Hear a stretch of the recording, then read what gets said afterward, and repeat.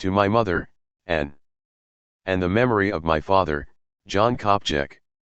Acknowledgements. One reason writing is so difficult is that one feels, while doing it, completely alone. Yet if this were true, writing and thinking would be impossible. The big other aside, I don't, after all, know his or her name. It is to a number of others that I have addressed myself in writing this book and who have made it, literally, possible. My debts were incurred in waves, 2 of them. The first was the period, beginning in the mid to late 1970s, when Screen and M/F were publishing their groundbreaking texts, when Screen Readers' Meetings, the filmmakers' co-op in London, the Milwaukee conferences were sites of intense debates that marked me for good. I often regret that I have not seen their like since, that the rigor and excitement, the aura of urgency, commitment, and community that surrounded them, seem largely to be absent from more contemporary exchanges. I owe a great deal to the people who staged and participated in these earlier debates, and especially to a few friends whom I associate still, for various reasons, with the values they represented and the important theoretical projects they began: Parveen Adams, Homi Bhabha, Elizabeth Cowie, Mary Ann Doan, and Sandy Flitterman Lewis. The second wave coincided with the period when I began to define my own work not according to the object of my study, nor even as broadly theoretical, but, specifically, as Lacanian. At this moment I began to incur debts to Slavoj Žižek, who has helped me to see that the distance between abstract theory and concrete analysis can be creatively bridged, and without loss to theory, to Juliette McCannell and Renata Salical, who have become allies in the project of bringing Lacan and feminists to the negotiating table, to Jacques-Alain Miller, who in his seminars and in conversation opened up for me a political reading of Lacan that many other interpreters had almost entirely obscured.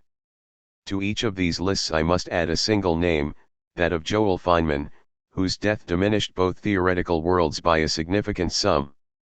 My efforts at writing were also sustained by 2 different professional contexts. The first was, of course, the journal October, where my co-editors, Douglas Crimp, Rosalind Krauss, and Annette Michelson, supplied me with ample space and encouragement to develop the arguments of the earlier chapters of this book. The second is the English and Comparative Literature departments at the University of Buffalo and my many colleagues there. I hesitate in this case to single names out for special mention for fear the list would grow too long. I do have to thank separately, however, the students in my seminars, who have, through their eagerness, intelligence, and interest, inspired me.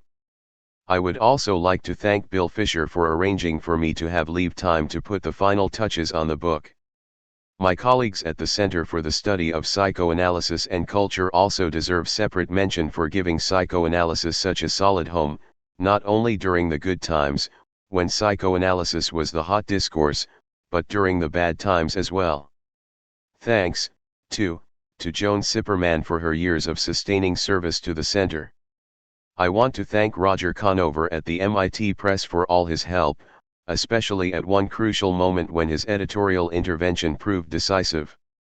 Genia Weinreb was a speedy, thorough, and very pleasant copy editor of the final text. I thank her for her care. Finally, I thank my husband, Michael Sorkin, for so much, including the fact that he would prefer that I not delay my book any longer while I try to figure out how to acknowledge him properly. Wise, because he knows that this, at least, is not possible. 1. Introduction: Structures don't march in the streets. In May 1968, an angry French student scrawled across the blackboard of one of the classrooms at the Sorbonne a sentence that immediately became a slogan for student discontent: structures don't march in the streets. A modern equivalent of the Wordsworthian up, my friends, and quit your books.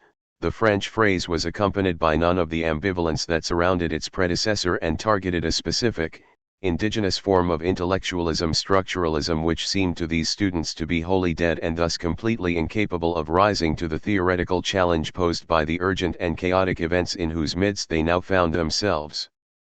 Structuralism was denounced for its universalizing program and for its adherence to empty, moribund forms, conceived at all times to be always already in place, sediment.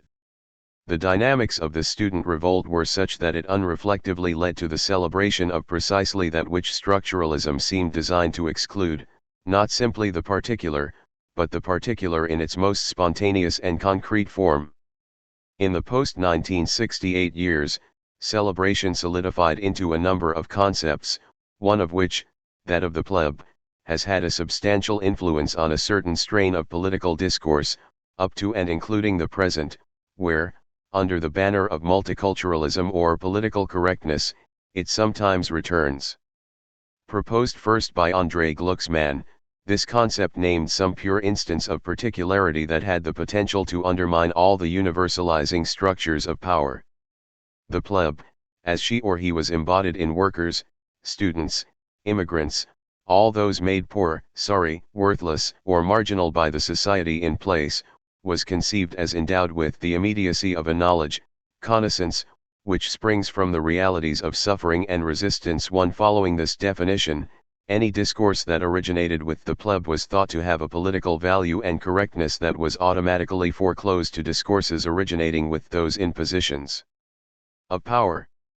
Glucksmann developed his concept of the pleb with liberal borrowings from Michel Foucault, and Foucault, in turn, incorporated Glucksmann's concept into his own thinking.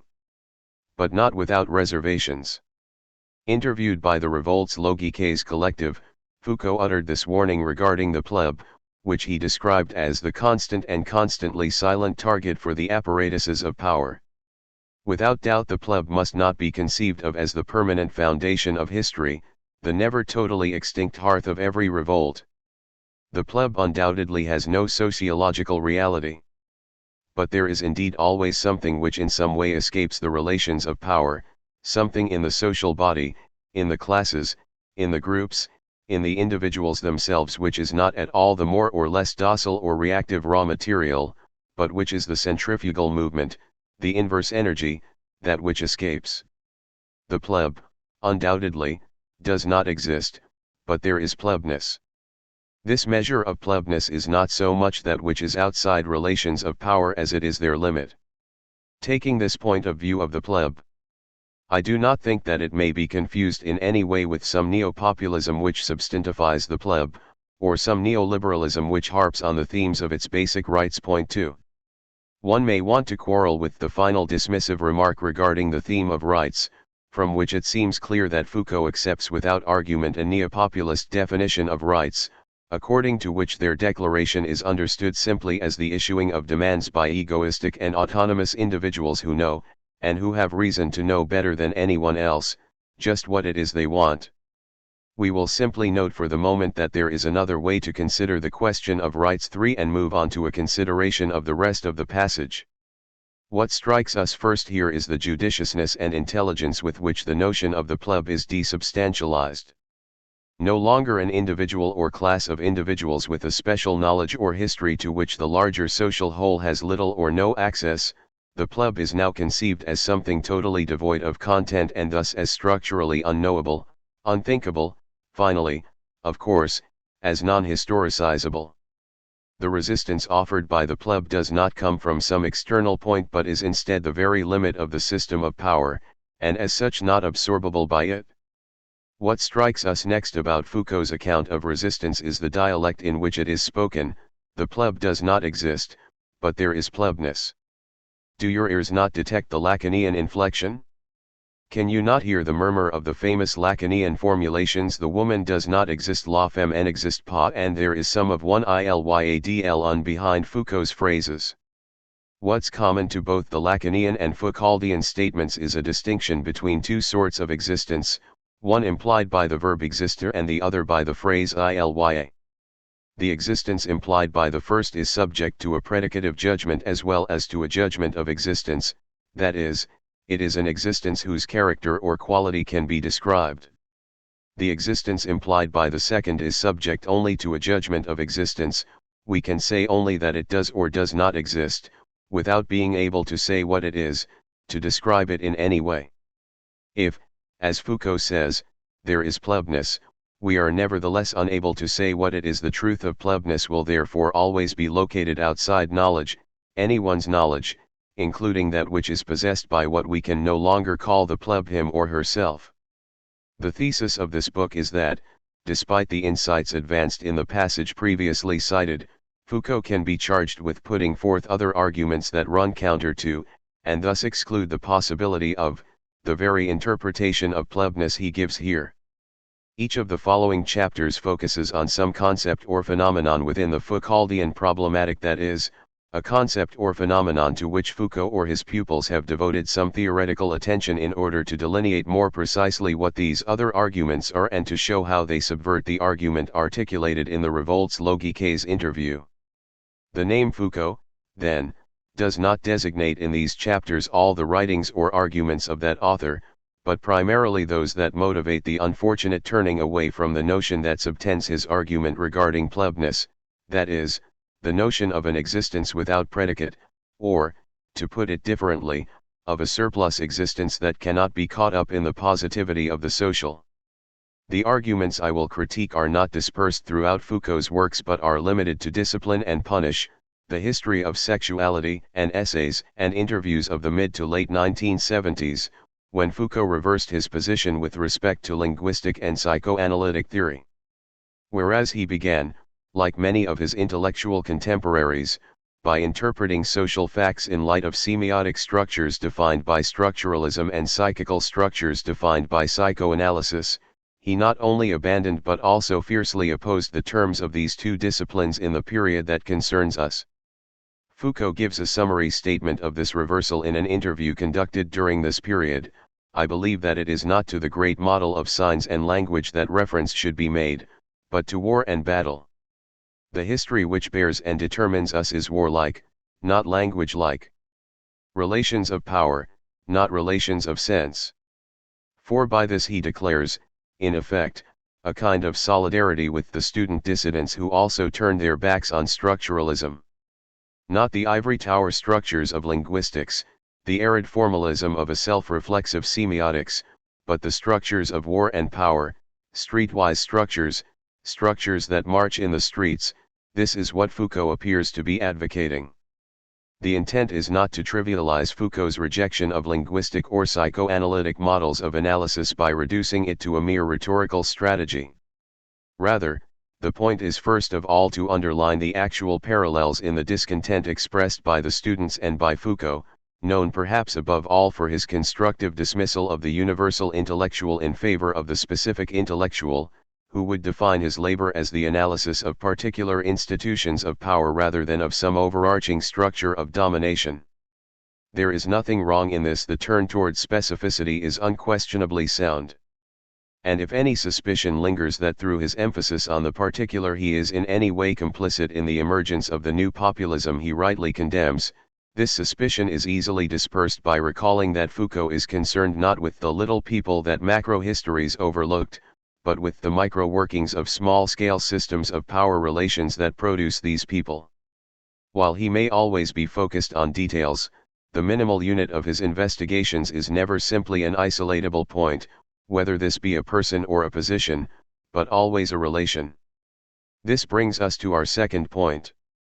While the Foucauldian focus on relations of power and knowledge is widely hailed as a necessary corrective to more naive political theories that saw these as discrete entities, we will contend that his reduction of society to these relations is problematic. In opposition to those sociological theories that sought to explain a given social phenomenon by referring to the system of power that intervened in it, directing and distorting the phenomenon from the outside, Foucault analyzed the internal regime of power that circulated through the phenomenon itself.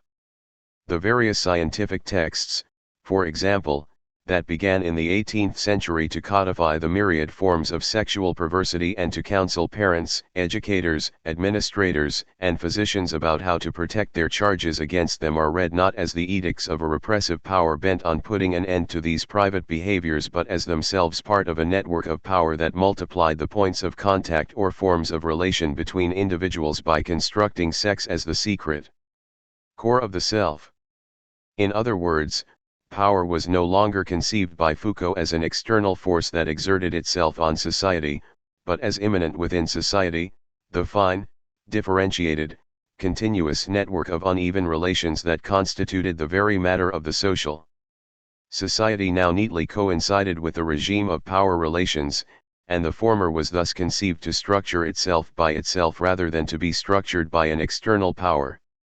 Now, it is this notion of immanence, this conception of a cause that is immanent within the field of its effects, with which this book quarrels and repeatedly condemns as historicist.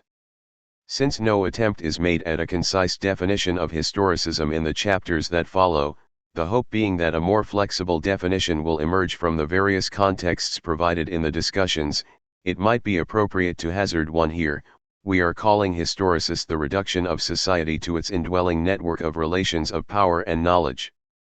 To the extent that Foucault defined his project as the establishment of a genealogy, rather than a structure, of historical events, that is, to the extent that he undertook to account for the constitution of domains of objects and knowledges, or the mode of the institution of the social, and could not rest content with a mere analysis of the relations therein, he seems, in intent at least, to escape this charge of historicism. For, like the political philosopher Claude Lefort, Foucault does appear to argue that society cannot in itself be conceived as a system of relations, no matter how complex we imagine that system to be. On the contrary, it is its overall schema, the particular mode of its institution that makes it possible to conceptualize, the articulation of its dimensions, and the relations established within it between classes, groups, and individuals, between practices, beliefs and representations. If we fail to grasp this primordial reference to the mode of the institution of the social, to generative principles or to an overall schema governing both the temporal and spatial configuration of society, we lapse into a positivist fiction. If, for example, we grant to relations of production or the class struggle the status of reality, we forget that social division can only be defined, insofar as it represents an internal division, insofar as its terms are determined by relations, but also insofar as those relations are themselves determined by their common inscription within the same space and testify to an awareness of their inscription therein. 5. The problem, then, is not with the way Foucault formulates his project but with the way he carries it out.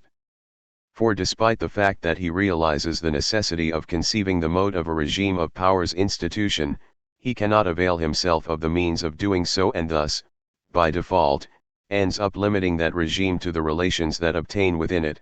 He becomes, despite himself, a bit of a historicist, as well as he himself notes, a bit of a nominalist. What is it that prevents Foucault from accomplishing his declared task? His disallowance of any reference to a principle or a subject that transcends the regime of power he analyzes. He correctly and strongly believes that the principle of a regime's institution cannot be conceived as a meta-principle, that is, as a logical observation that is simply added to all the other observations one may make about a particular regime in order to organize, embrace, or comprehend them. The principle of construction or staging cannot occupy a different, a superior, position with respect to the regime it stages. Not wishing to look for it in some exterior realm, Foucault eventually abandons, without actually acknowledging that he is doing so, his attempt to define the very principle he supposedly seeks. 6. Yet some notion of transcendence is plainly needed if one is to avoid the reduction of social space to the relations that fill it. A rethinking of this notion is foreclosed, however, by Foucault's substitution of a battle-based model of analysis for the language-based one he inherited from structuralism and which he emphatically rejects for what he takes to be its inherent idealism. In fact, the opposite is true. It is the rejection of the linguistic model, properly conceived, that leads to idealism. For the argument behind the adoption of this model, something cannot be claimed to exist unless it can first be stated, articulated in language, is no mere tautology. It is a materialist argument parallel to the rule of science which states that no object can be legitimately posited unless one can also specify the technical means of locating it.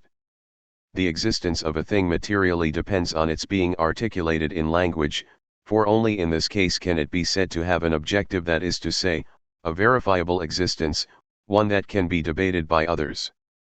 A corollary of Foucault's denigration of the supposed idealism of language-based analyses is his complaint that they flatten out the phenomena they purport to study, that they place all phenomena on the same plane. 7 This is certainly true in one sense. A linguistically informed analysis is obliged to forego the possibility of a meta-language, the field of phenomena to be analyzed, therefore, cannot be stratified. No phenomenon appearing there might be taken to account for, to interpret, all the others. None stands above the others as the final interpreton, itself beyond interpretation. Yet wouldn't Foucault himself sanction such a destratification, such a demurral before the assertion of a meta-principle? And isn't the linguistic argument against meta-language an argument, finally, against the notion of an immanent cause, a notion that has, since Hume, been demonstrably unsupportable? The upshot of all of this is that if Foucault is right, without meaning to be, about language's flattening out of phenomena in this first sense, he is wrong in a second sense. For one of the things he surely does mean is that the linguistic model completely unfolds the whole of the society it analyzes, puts the whole thing on the same plane. But if we were to follow out the reasoning begun earlier, we would arrive at the opposite conclusion.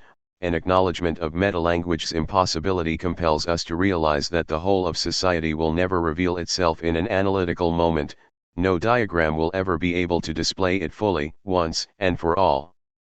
At the same time, this acknowledgement does not compel us to imagine a society that never quite forms, whereas the deconstructionists would have it events never quite take place, a society about which we can say nothing and do so in an endless succession of statements that forever fail to come around to the same relevant point. To say that there is no meta-language is to say, rather, that society never stops realizing itself, that it continues to be formed over time.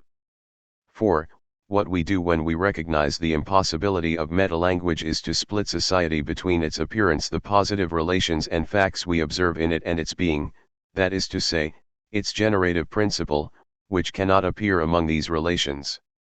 What we do, in essence, is install society's generative principle, provide for it a place beyond the realm of positive appearances.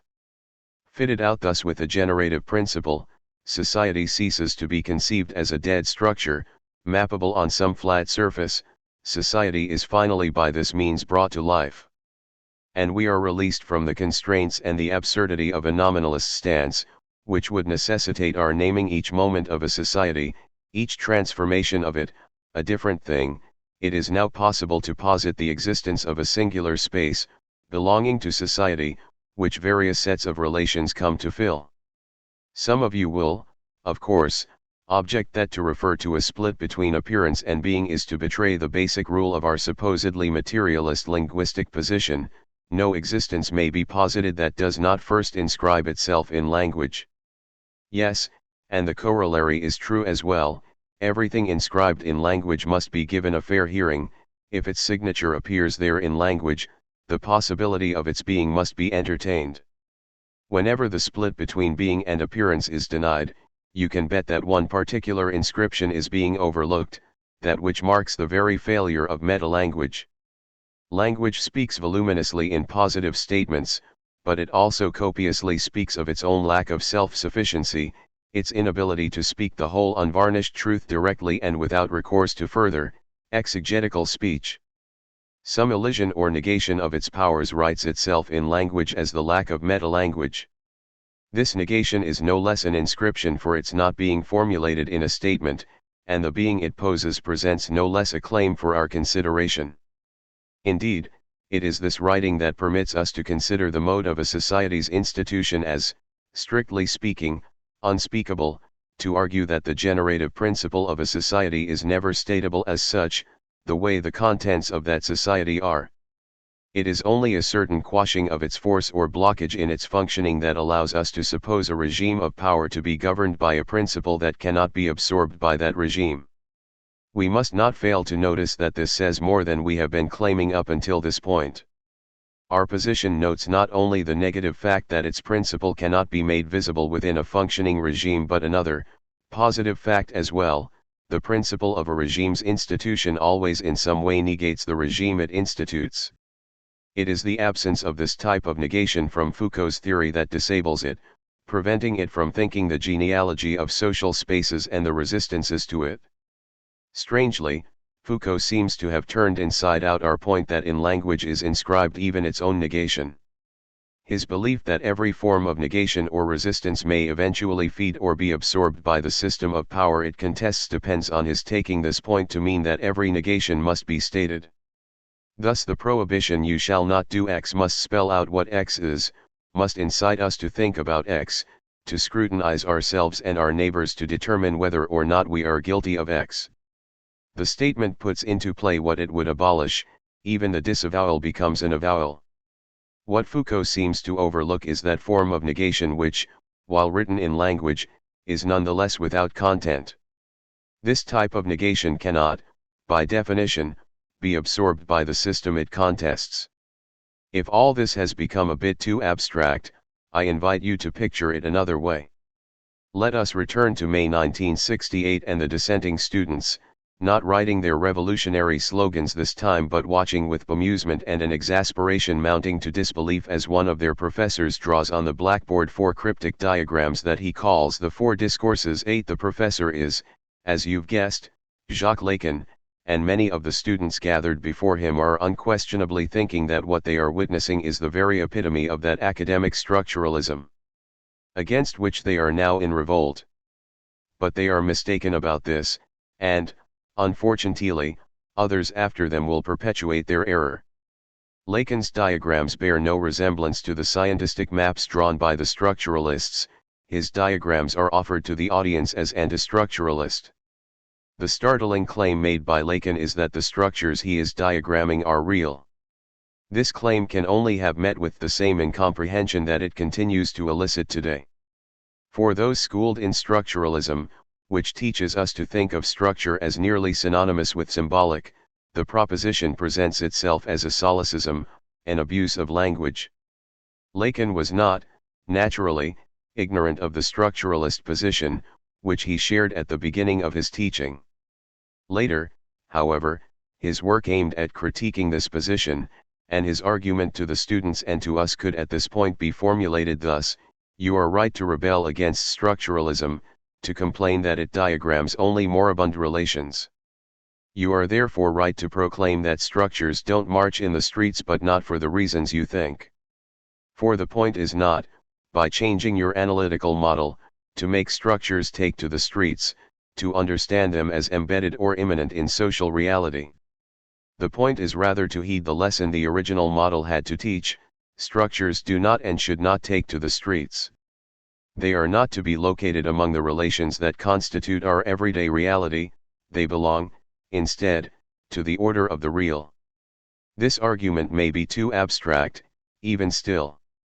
What, you may wonder, would an analysis that proceeds from this assumption look like?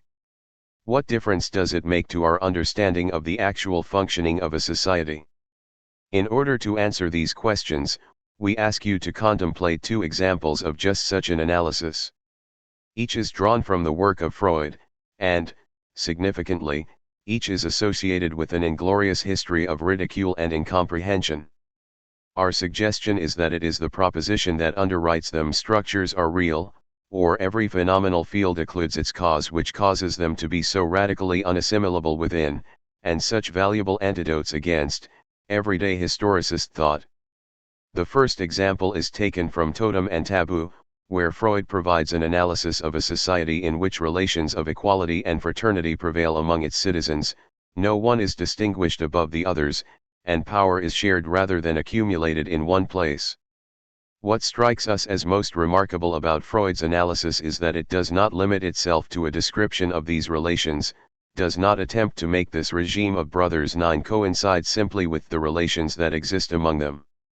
Instead, Freud insists on going beyond these relations to posit the existence of some preposterous being, a primal father who once possessed all the power the brothers now equally share and whose murder is supposed to have issued in the present regime. No wonder so many have taken this to be one of Freud's most crackpot ideas, the wild fantasy of an incompetent ethnologist.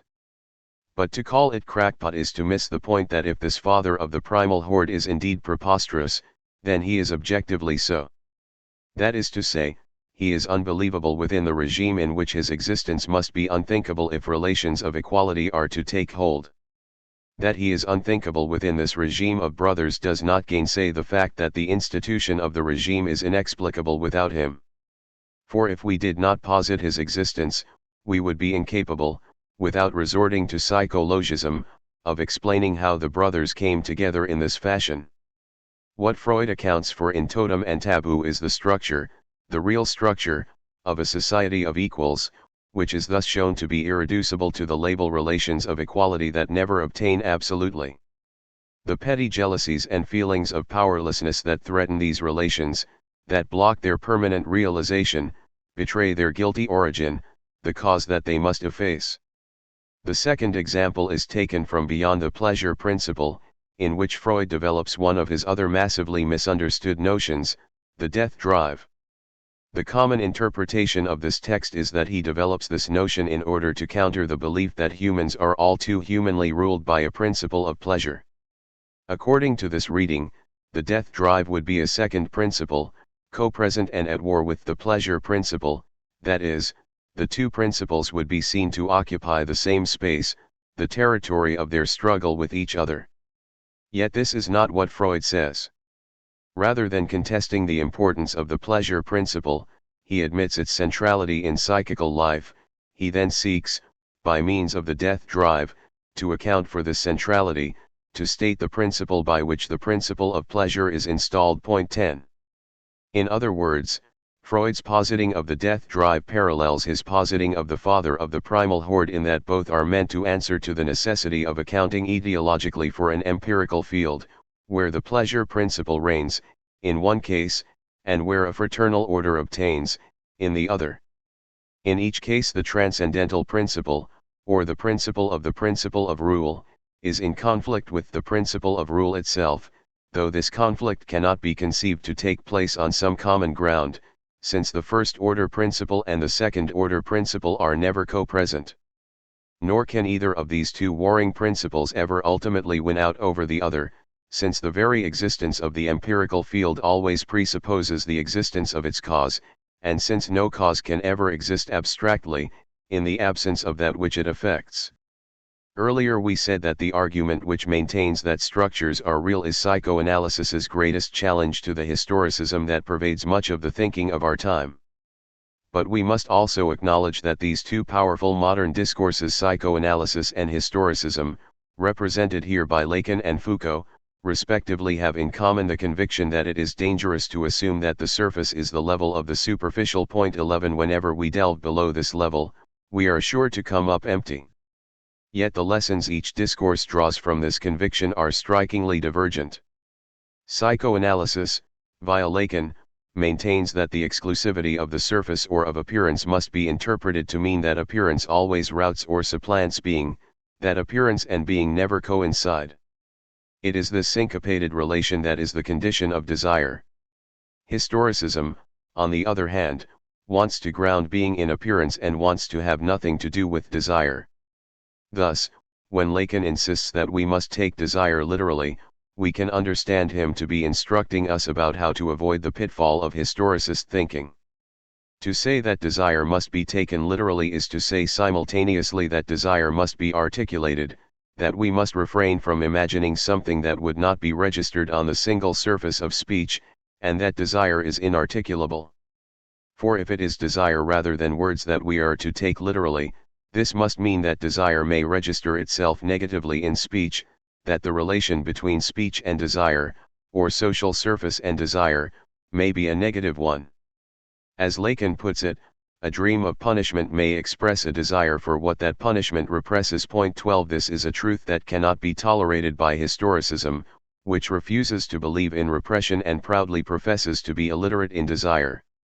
The emergence of a neopopulism cannot be blamed on Foucault, but the historicism he cultivated is guilty of effacing the pockets of empty, inarticulable desire that bear the burden of proof of society's externality to itself. Disregarding desire, one constructs a reality that is real-tight, that is no longer self-external. One paves the way for the conception of a self-enclosed society built on the repression of a named desire. This, in turn, prepares the path for the re-emergence of the Glucksmanian pleb, who has only publicly to declare this desire and to claim the rights that belong to it. If this book may be said to have one intention, it is this: to urge analysts of culture to become literate in desire, to learn how to read what is inarticulable in cultural statements. 2. The orthopsychic subject, film theory and the reception of Lacan. Through his appearance in television, Lacan parodies the image of himself of his teaching that we have, to a large extent, received and accepted. Standing alone behind his desk, hands now supporting him as he leans assertively forward, now thrown upward in some emphatic gesture, Lacan stares directly out at us, as he speaks in a voice that none would call smooth of quelquechos, nsce pa. This quelquechos is, of course, never made specific, never revealed, and so it comes to stand for a fact or a system of facts that is known, but not by us. This image recalls the one presented to Tabard by the principal in Vigo's Zero for Conduct. It is the product of the childish, paranoid notion that all our private thoughts and actions are spied on by and visible within a public world represented by parental figures. In appearing to us, then, by means of the mass media, one Lacan seems to confirm what we may call our televisual fear that we are perfectly, completely visible to a gaze that observes us from afar, telo meaning both distant and from telos complete. Point 2 that this proffered image is parodic, however, is almost surely to be missed, so strong are our misperceptions of Lacan. And, so, the significance of the words with which he opens his address and by which he immediately calls attention to his self-parody: I always speak the truth. Not the whole truth, because there's no way to say it all. Saying the whole truth is materially impossible, words fail. Yet it's through this very impossibility that the truth holds onto the real. 3. The significance of these words may also be missed, as they have been generally in our theories of representation, the most sophisticated example of which is film theory. Let me first, in a kind of establishing shot, summarize what I take to be the central misconception of film theory. Believing itself to be following Lacan, it conceives the screen as mirror, for in doing so, however, it operates in ignorance of, and at the expense of, Lacan's more radical insight, whereby the mirror is conceived as screen. The screen as mirror. This misconception is at the base of film theory's formulation of two concepts: the apparatus and the gaze, and of their interrelation. One of the clearest and most succinct descriptions of this interrelation, and I must state here that it is because of its clarity, because of the way it responsibly and explicitly articulates assumptions endemic to film theory, that I cite this description, not to impugn it or its authors particularly, is provided by the editors of Revision, a collection of essays by feminists on film. Although its focus is the special situation of the female spectator, the description outlines the general relations among the terms gaze, apparatus, and subject as they are stated by film theory. After quoting a passage from Foucault's Discipline and Punish, in which Bentham's architectural plan for the panopticon is laid out, the Revision editors make the following claim. The dissociation of the see/being seen dyad which the panoptic arrangement of the central tower and annular arrangement ensures, and the sense of permanent visibility, seem perfectly to describe the condition not only of the inmate in Bentham's prison but of the woman as well. For defined in terms of her visibility, she carries her own panopticon with her wherever she goes, her self-image a function of her being for another. The subjectivity assigned to femininity within patriarchal systems is inevitably bound up with the structure of the look and the localization of the eye as authority. Point 5. The panoptic gaze defines perfectly the situation of the woman under patriarchy, that is, it is the very image of the structure that obliges the woman to monitor herself with a patriarchal eye. This structure thereby guarantees that even her innermost desire will always be not a transgression but rather an implantation of the law, that even the process of theorizing her own untenable situation can only reflect back to her as in a mirror her subjugation to the gaze. The panoptic gaze defines, then, the perfect, that is, the total visibility of the woman under patriarchy, of any subject under any social order, that is to say, of any subject at all. For the very condition and substance of the subject's subjectivity is his or her subjectivation by the law of the society that produces that subject. One becomes visible not only to others but also to oneself only through, by seeing through, the categories constructed by a specific, historically defined society. These categories of visibility are categories of knowledge. The perfection of vision and knowledge can only be procured at the expense of invisibility and non-knowledge. According to the logic of the panoptic apparatus, these last do not and, in an important sense, cannot exist. One might summarize this logic there by revealing it to be more questionable than it is normally taken to be by stating it thus: since all knowledge, or visibility, is produced by society, that is, all that it is possible to know comes not from reality but from socially constructed categories of implementable thought, since all knowledge is produced, only knowledge, or visibility, is produced, or all that is produced is knowledge, visible. This is too glaring a non sequitur. The then clauses are too obviously not necessary consequences of the if clause for it ever to be statable as such. And yet this lack of logical consequence is precisely what must be at work and what must go unobserved in the founding of the seeing/being seen dyad that figures the comprehension of the subject by the laws that rule over its construction. Here one can already imagine the defensive protestations. I have overstated my argument. There is a measure of intermination available even to the panoptic argument. This intermination is provided for by the fact that the subject is constructed not by one monolithic discourse but by a multitude of different discourses. What cannot be determined in advance are the articulations that may result from the chance encounter sometimes on the side of the subject of these various discourses. A subject of a legal discourse may find itself in conflict with itself as a subject of a religious discourse. The negotiation of this conflict may produce a solution that was anticipated by neither of the contributing discourses. Some film theorists have underlined this part of Foucault's work in an attempt to locate possible sources of resistance to institutional forms of power, to clear a space for a feminist cinema. For example, point 6. I would argue, however, that this simple atomization and multiplication of subject positions and this party's extra party's description of conflict does not lead to a radical undermining of knowledge or power. Not only is it the case that at each stage what is produced is conceived in Foucauldian theory to be a determinate thing or position, but, in addition, knowledge and power are conceived as the overall effect of the relations among the various conflicting positions and discourses. Differences do not threaten panoptic power, they feed it. This is quite different from the Lacanian argument, which states that that which is produced by a signifying system can never be determinate. Conflict in this case does not result from the clash between two different positions but from the fact that no position defines a resolute identity. Non-knowledge or invisibility is not registered as the wavering and negotiations between two certainties, two meanings or positions, but as the undermining of every certainty, the incompleteness of every meaning and position. Point 7. Incapable of articulating this more radical understanding of non-knowledge, the panoptic argument is ultimately resistant to resistance, unable to conceive of a discourse that would refuse rather than refuel power.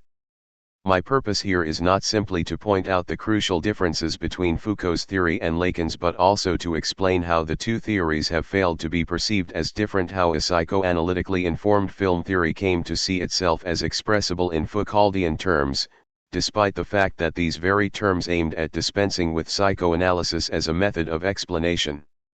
In Foucault's work, the techniques of disciplinary power, of the construction of the subject, are conceived as capable of materially penetrating the body in depth without depending even on the mediation of the subject's own representations. If power takes hold on the body, this isn't through its having first to be interiorized in people's consciousness.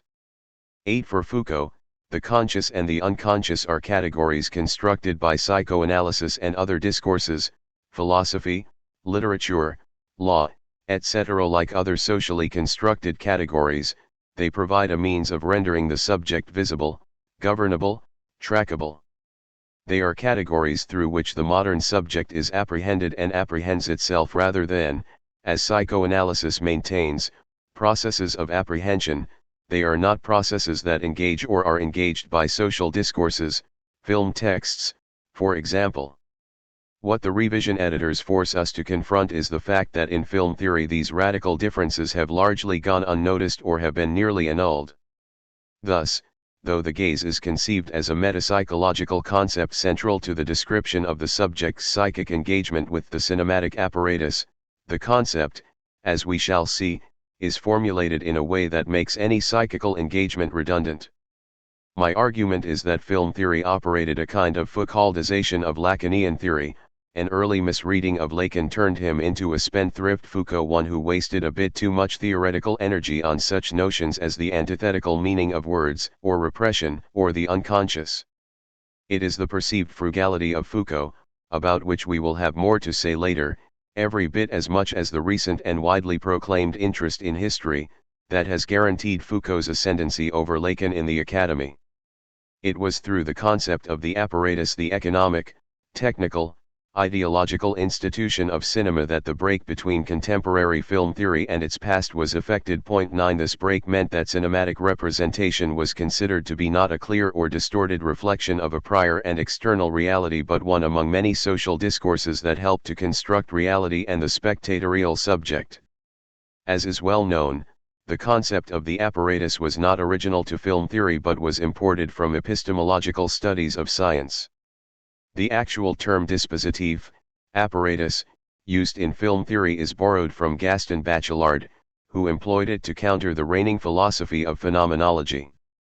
Bachelard proposed instead the study of phenomenotechnology, believing that phenomena are not given to us directly by an independent reality but are, rather, constructed, cf. the Greek techne, produced by a regular method of making rather than found in nature, by a range of practices and techniques that define the field of historical truth.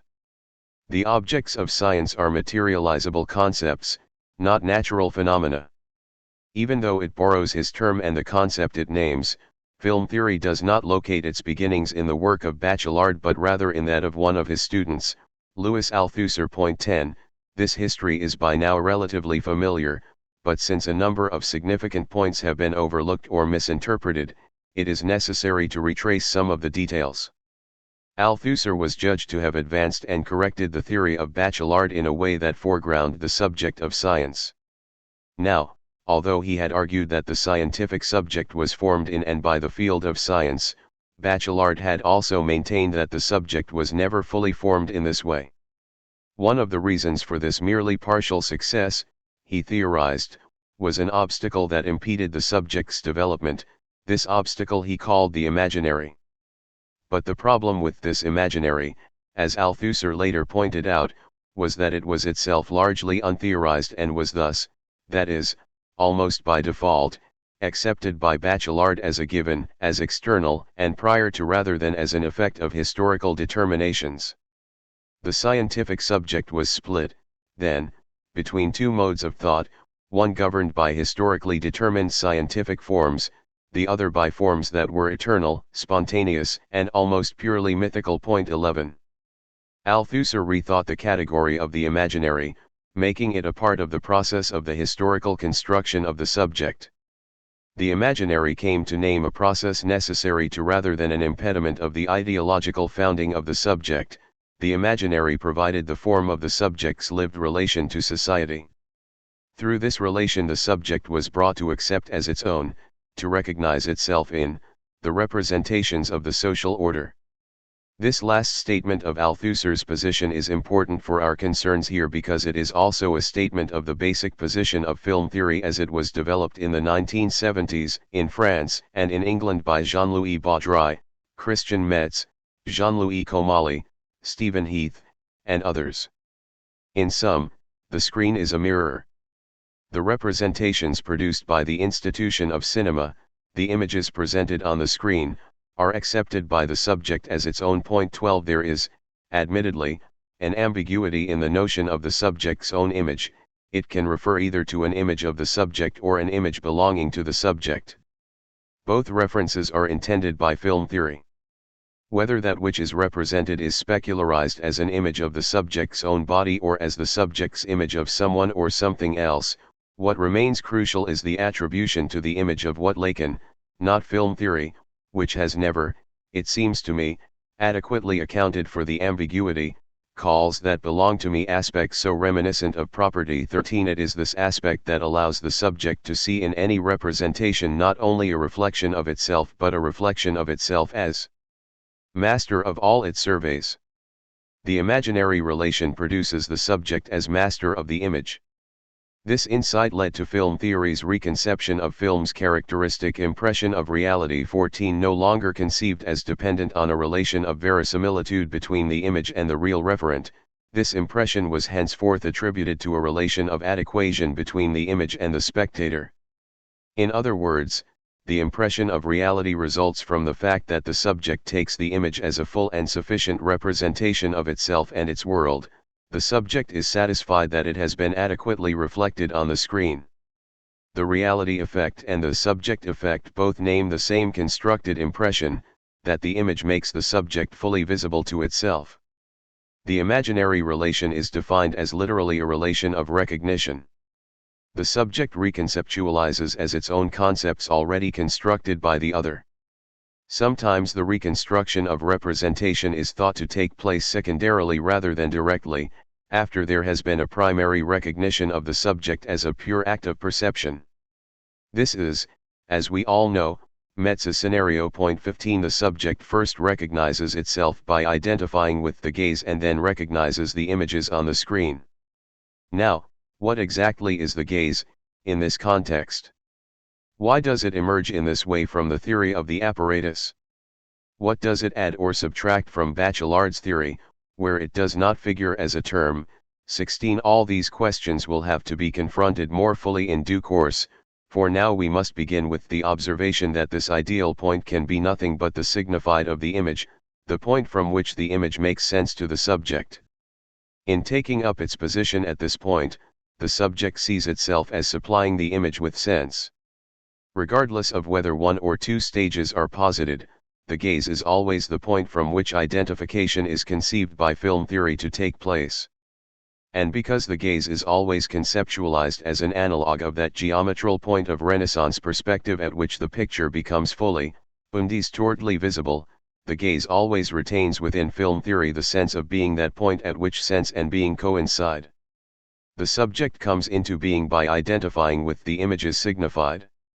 Sense founds the subject that is the ultimate point of the film theoretical and Foucauldian concepts of the gaze. The imaginary relation is not, however, merely a relation of knowledge, of sense, and recognition, it is also a relation of love guaranteed by knowledge. The image seems not only perfectly to represent the subject, it seems also to be an image of the subject's perfection. An unexceptional definition of narcissism appears to support this relation.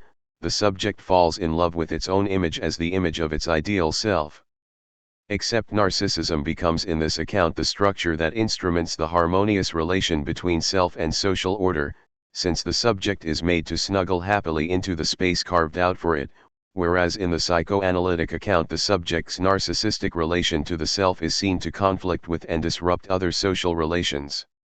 I am attempting to pinpoint here no minor point of disagreement between psychoanalysis and the panoptic argument. The opposition between the unbinding force of narcissism and the binding force of social relations is one of the defining tenets of psychoanalysis. It is nevertheless true that Freud himself often ran into difficulty trying to maintain the distinction and that many, from Jung on, have found it easier to merge the two forces into a libidinal monism. 17 But easier is not better. To disregard the distinction is not only to destroy psychoanalysis but also to court determinism. Why is the representation of the relation of the subject to the social necessarily an imaginary one? This question, posed by Paul Hirst, should have launched a serious critique of film theory. 18 That it did not is attributable, in part, to the fact that the question was perceived to be fundamentally a question about the content of the concept of the imaginary.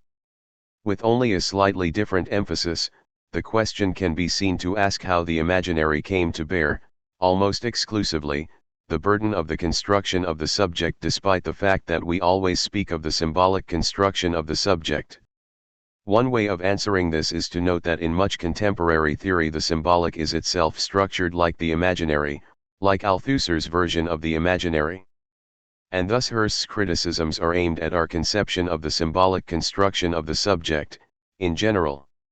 That this is so is made explicit once again by the frugality of Foucault, who exposes to us not only the content but also the emptiness of some of our concepts.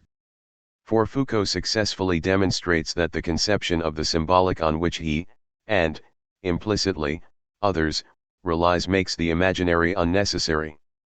In a move similar to the one that refigured ideology as a positive force of the production, rather than the falsification of reality, he rethinks symbolic law as the purely positive production, rather than repression, of reality and its desires. Although Foucault offers this conception of the law as a critique of psychoanalysis, psychoanalysis has itself never argued any differently. What is the difference, then, between Foucault's version and psychoanalysis's version of the law/desire relation? Simply this: while Foucault conceives desire not only as an effect but also, as I have pointedly remarked, as a realization of the law, psychoanalysis teaches us that the conflation of effect and realization is an error. To say that the law is only positive, that it does not forbid desire but rather incites it, causes it to flourish by requiring us to contemplate it, confess it, watch for its various manifestations, is to end up saying simply that the law causes us to have a desire for incest, let us say. This position recreates the error of the psychiatrist in one of Mel Brooks's routines. In a fit of revulsion, the psychiatrist throws a patient out of his office after she reports having a dream in which, he relates in disgust, she was kissing her father. Kissing her father in the dream. The feeling of disgust is the humorous result of the psychiatrist's failure to distinguish the enunciative position of the dreaming patient from the stated position of the dreamed one. The elision of the difference between these two positions, enunciation and statement, causes desire to be conceived as realization in two ways. First, desire is conceived as an actual state resulting from a possibility allowed by law. Second, if desire is something one simply and positively has, nothing can prevent its realization except a purely external force. The destiny of desire is realization, unless it is prohibited by something outside it. Psychoanalysis denies the preposterous proposition that society is founded on desire, the desire for incest, let us say once again. Surely, it argues, it is the repression of this desire that founds society. The law does not construct a subject who simply and unequivocally has a desire, but one who rejects its desire, wants not to desire it. The subject is thus conceived as split from its desire, and desire itself is conceived as something precisely unrealized. It does not actualize what the law makes possible. Nor is desire committed to realization, barring any external hindrance. For the internal dialectic that makes the being of the subject dependent on the negation of its desire turns desire into a self-hindering process. Foucault's definition of the law as positive and non-repressive implies both that the law is, 1. Unconditional, that it must be obeyed, since only that which it allows can come into existence. Being is, by definition, obedience, and that it is, 2. Unconditioned, since nothing, that is, no desire, precedes the law. There is no cause of the law, and we must not therefore seek behind the law for its reasons. Law does not exist in order to repress desire. Now, not only have these claims for the law been made before, they have also previously and prominently been contested. Point 19. For these are precisely the claims of moral conscience that Freud examines in Totem and Taboo. There Freud reduces these claims to what he takes to be their absurd consequences.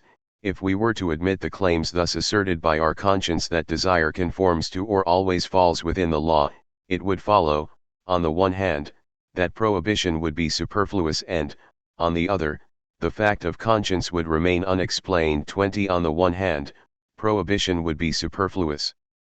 Foucault agrees, once the law is conceived as primarily positive, as producing the phenomena it scrutinizes, the concept of a negative, repressive law can be viewed as an excess of psychoanalysis. On the other hand, the fact of conscience would remain unexplained. That is, there is no longer any reason for conscience to exist. It should, like prohibition, be superfluous.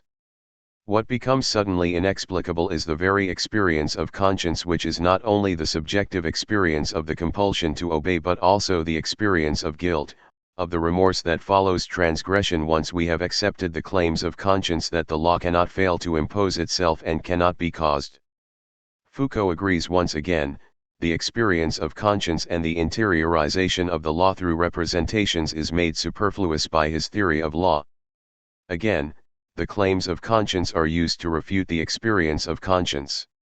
This paradox located by Freud will, of course, not appear as such to those who do not ascribe the claims to conscience. And yet something of the paradox is manifest in Foucault's description of panoptic power and film theory's description of the relation between the apparatus and the gaze. In both cases, the model of self-surveillance implicitly recalls the psychoanalytic model of moral conscience, even as the resemblance is being disavowed. The image of self-surveillance, of self-correction, is both required to construct the subject and made redundant by the fact that the subject thus constructed is, by definition, absolutely upright, completely correct. The inevitability and completeness of its success renders the orthopedic gesture of surveillance unnecessary. The subject is and can only be inculpable. The relation between apparatus and gaze creates only the mirage of psychoanalysis. There is, in fact, no psychoanalytic subject in sight. Orthopsychism. How, then, to derive a properly psychoanalytic, that is, a split subject, from the premise that this subject is the effect rather than the cause of the social order? Before turning, finally, to Lacan's solution, it will be necessary to pause to review one extraordinary chapter from Bachelard chapter 4 of L'Irrationalisme appliqué, titled La Surveillance Intellectuelle de Soi 21, where we will find some arguments that have been overlooked in more recent theorizations of the apparatus. Point 22. Although Bachelard pioneered the theory of the institutional construction of the field of science, he also, as we have already said, persistently argued that the protocols of science never fully saturated, nor provided the content of, this field. The obstacle of the imaginary is only one of the reasons given for this. Besides this purely negative resistance to the scientific, there is also a positive condition of the scientific itself that prevented such a reduction from taking place. Both these reasons together guarantee that the concepts of science are never mere realizations of possibilities historically allowed, and scientific thought is never simply habit, the regulated retracing of possible paths already laid out in advance. To say that the scientific subject is constructed by the institution of science, Bachelard would reason, is to say that it is always thereby obliged to survey itself, its own thinking, not subjectively, not through a process of introspection to which the subject has privileged access, but objectively, from the position of the scientific institution. So far this orthopsychic relation may seem no different from the panoptic relation we have been so intent on dislodging. But there is a difference. The orthopsychic relation, unlike the panoptic one, assumes that it is just the subjective survey that allows thought to become, not wholly visible, but, secret. It allows thought to remain hidden, even under the most intense scrutiny. Let us make clear that Bachelard is not attempting to argue that there is an original, private self that happens to find in objectivity a means, among others, of concealing itself. He is arguing, rather, that the very possibility of concealment is raised only by the subject's subjective relation to itself. For it is the very act of surveillance which makes clear the fact that the subject is external to itself, exists in a relation of extimacy, Lacan's word, with itself, that causes the subject to appear to itself as culpable, as guilty of hiding something. The objective relation to the self, Bachelard informs us, necessarily raises the insidious question that Nietzsche formulated thus: to everything which a man allows to become visible, one is able to demand, what does he wish to hide? It does not matter that this man is oneself. The ineradicable suspicion of dissimulation raised by the objective relation guarantees that thought will never become totally coincident with the forms of the institution. Thought will be split, rather, between belief in what the institution makes manifest and suspicion about what it is keeping secret. All objective representations, its very own thought, will be taken by the subject not as true representations of itself or the world but as fictions. No impression of reality will adhere to them. The subject will appear, even to itself, to be no more than a hypothesis of being. Belief in the reality of representations will be suspended, projected beyond the representations themselves. And the impression of reality will henceforth consist in the mass of objections to constituted reason, Bachelard says here, and elsewhere, in the conviction that what is real but hidden has more content than what is given and obvious. 23. The suspicion of dissimulation offers the subject a kind of reprieve from the dictates of law. For these dictates are perceived as hypotheses that must be tested rather than imperatives that must be automatically and unconditionally obeyed. The subject is not only judged by and subjected to social laws, it also judges them by subjecting them to intellectual scrutiny. In other words, the subject directs a question, "Que veux? What do you want from me?" to every social, as well as scientific, law. Self-surveillance, then, conduces to self-correction. One thought or representation always advances another as the former's judge. Bachelard's chapter ends up celebrating a kind of euphoria of free thought. As a result of its orthopsychic relation to itself, that is, before an image that it doubts, the scientific subject is jubilant. Not because its image, its world, its thought reflects its own perfection, but because the subject is thus allowed to imagine that they are all perfectible. It is this sense of the perfectibility of things that liberates thought from the totally determining constraints of the social order. Thought is conceived to police, and not merely be policed by, the social/scientific order, and the paranoia of the Cassandra complex, Bachelard's designation for the childish belief that everything is already known in advance, by one's parents, say, is thereby dispelled. Curiously, the charge of guilt that is lodged, we were told, by the structure of surveillance has been dropped somewhere along the way. It is now claimed, on the contrary, that surveillance enables thought to be morally sincere. As it turns out, then, it is the very experience of moral conscience, the very feeling of guilt, that absolves thought of the very charge of guilt. How has this absolution been secured? By the separation of the act of thinking from the thoughts that it thinks. So that though the thoughts may be guilty, the act of thinking remains innocent. And the subject remains whole, its intentions clear. This is the only way we can understand the apparent contradictions of this chapter. Throughout his work Bachelard maintains that duplicity is maladroit in its address, that is, that they err who assume they cannot be duped, that no one is spared from deception. As a result, no thought can ever be perfectly penetrable. Yet, in chapter 4 he simultaneously maintains that the subject can and must penetrate its own act of thinking. This scenario of surveillance, of the joy of surveillance, is consciously delineated in relation to Freud's notion of moral conscience. But Bachelard opposes his notion to the pessimism of that of Freud, who, of course, saw moral conscience as cruel and punishing.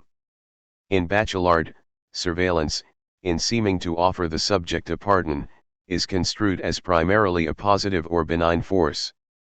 Bachelard, then, too, like Foucault and film theory, recalls and yet disavows the psychoanalytic model of moral conscience, however differently.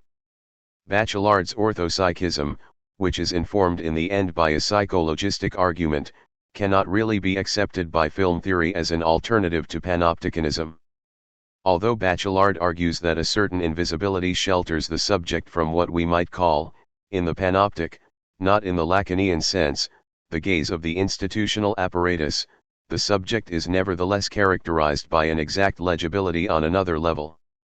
The Bachelardian subject may not locate in its image a full and upright being that it jubilantly, but wrongly, takes itself to be, but this subject does locate in the process of scrutinizing this image the joyous prospect of writing itself.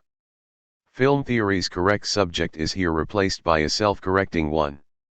Yet this detour through orthopsychism has not led only to a dead end. What we have forcibly been led to consider is the question of deception, of the suspicion of deception that must necessarily be raised if we are to understand the cinematic apparatus as a signifying apparatus, which places the subject in an external relationship to itself. Once the permanent possibility of deception is admitted, rather than disregarded, as it is by the theory of the panoptic apparatus, the concept of the gaze undergoes a radical change. For, where in the panoptic apparatus the gaze marks the subject's visibility, in Lacan's theory it marks the subject's culpability. The gaze stands watch over the inculpation, the faulting and splitting of the subject by the apparatus. The mirror as screen. Film theory introduced the subject into its study, and thereby incorporated Lacanian psychoanalysis, primarily by means of the mirror stage as formative of the function of the eye. It is to this essay that theorists made reference as they formulated their arguments about the subject's narcissistic relation to the film and about that relationship's dependence on the gaze.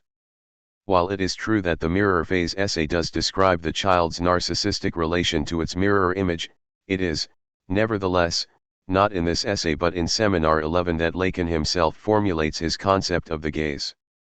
Here, particularly in those sessions collected under the heading of the gaze as object petit, Lacan reformulates his earlier mirror phase essay and paints a picture very different from the one painted by film theory. Lacan tells his tale of the relation of the subject to its world in the form of a humorously recondite story about a sardine can.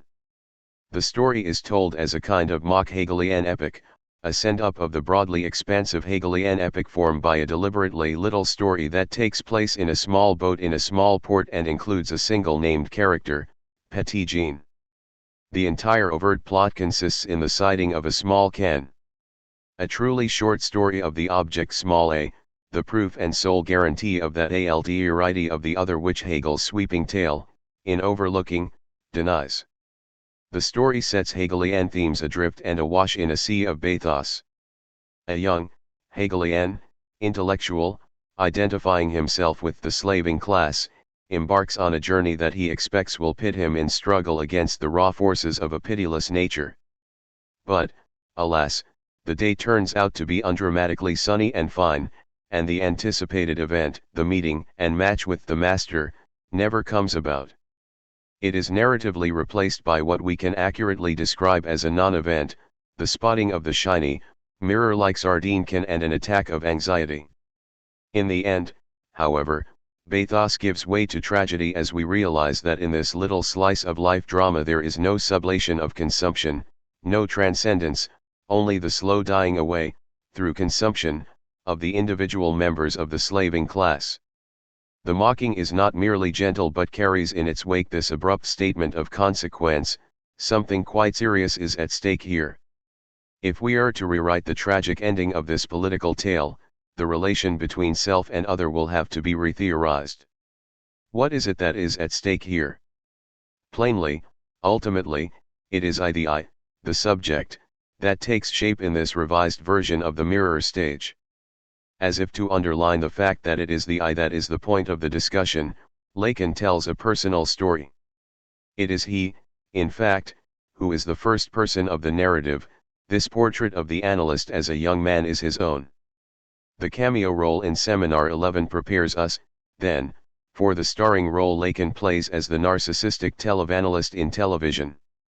What is at stake in both cases, Lacan says in television about his performance both there and in his seminars, in general, is a gaze to which, in neither case, do I address myself, but in the name of which I speak. 24. What is he saying here about the relation between the I and the gaze?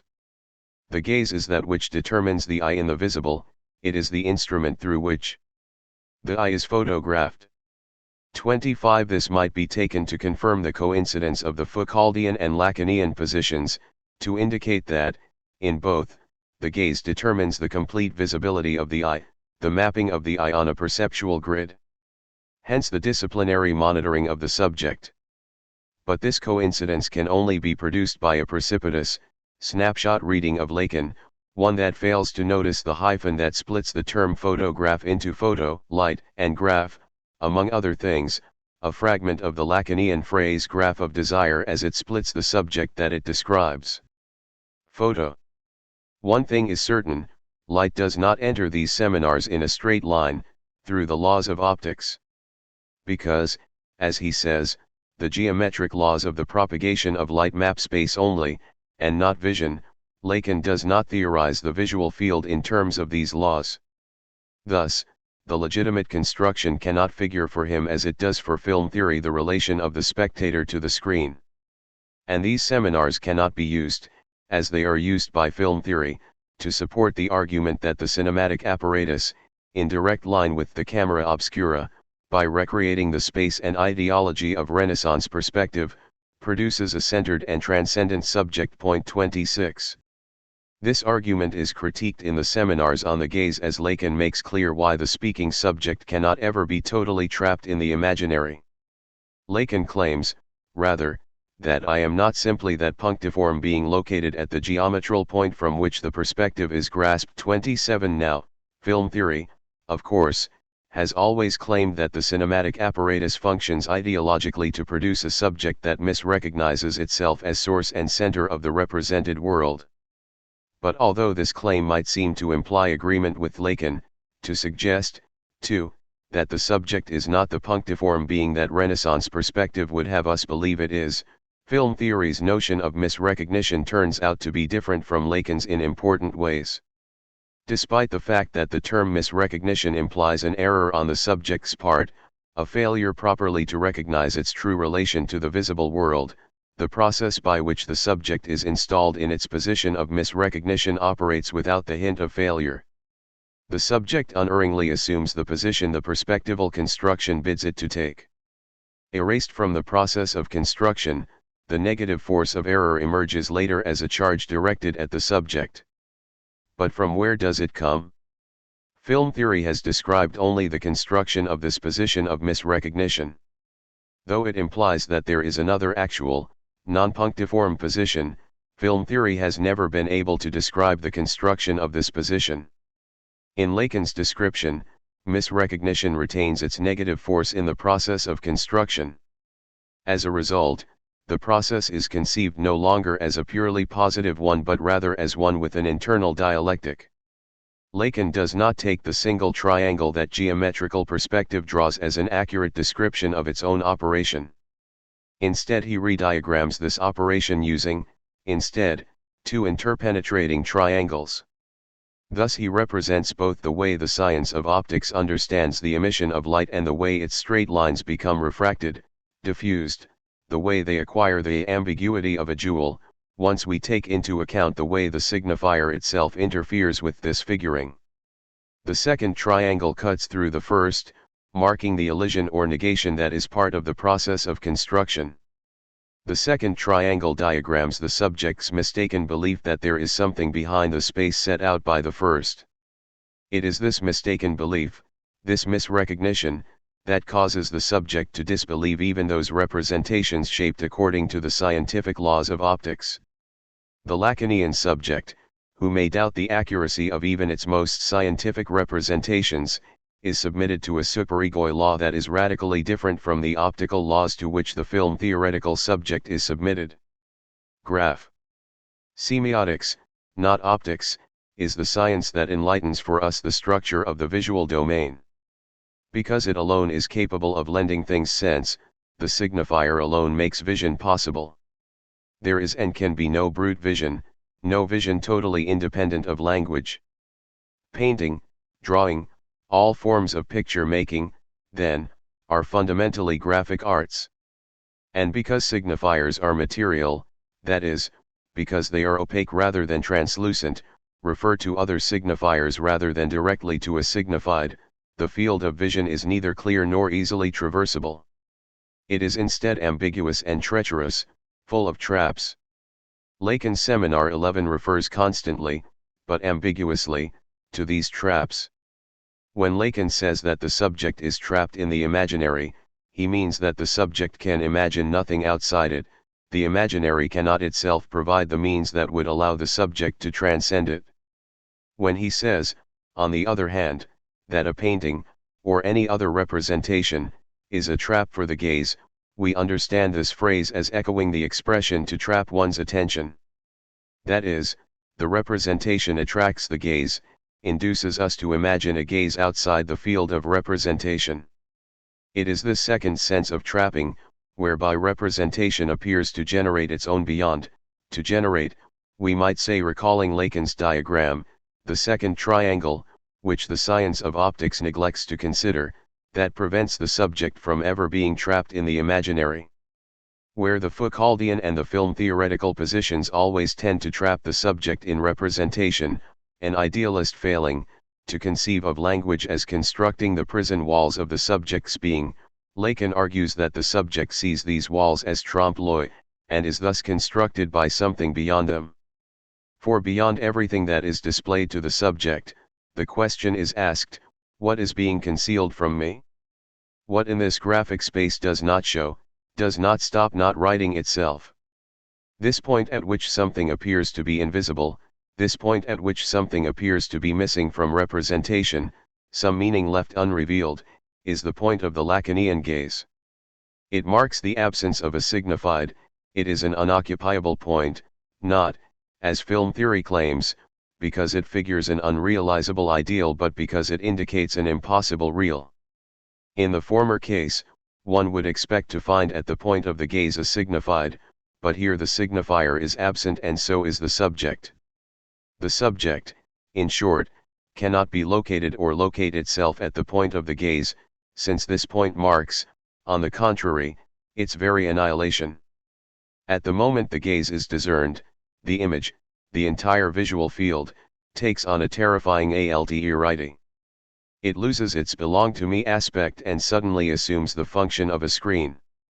Lacan is certainly not offering an agnostic description of the way the real object is cut off from the subject's view by language, of the way the real object escapes capture in the network of signifiers. He does not assume an idealist stance, arguing the way Plato does that the object is split between its real being and its semblance. Lacan argues, rather, that beyond the signifying network, beyond the visual field, there is, in fact, nothing at all. 28 The veil of representation actually conceals nothing, there is nothing behind representation.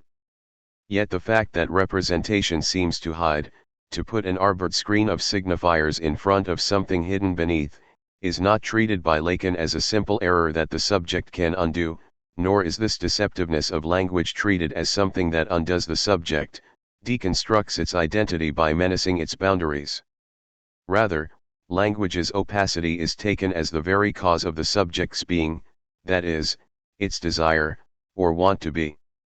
The fact that it is materially impossible to say the whole truth, that truth always backs away from language, that words always fall short of their goal, founds the subject.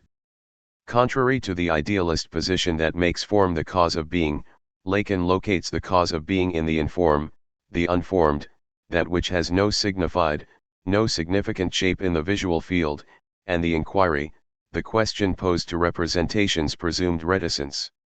The subject is the effect of the impossibility of seeing what is lacking in the representation, what the subject, therefore, wants to see. The gaze, the object cause of desire, is the object cause of the subject of desire in the field of the visible. In other words, it is what the subject does not see and not simply what it sees that founds it.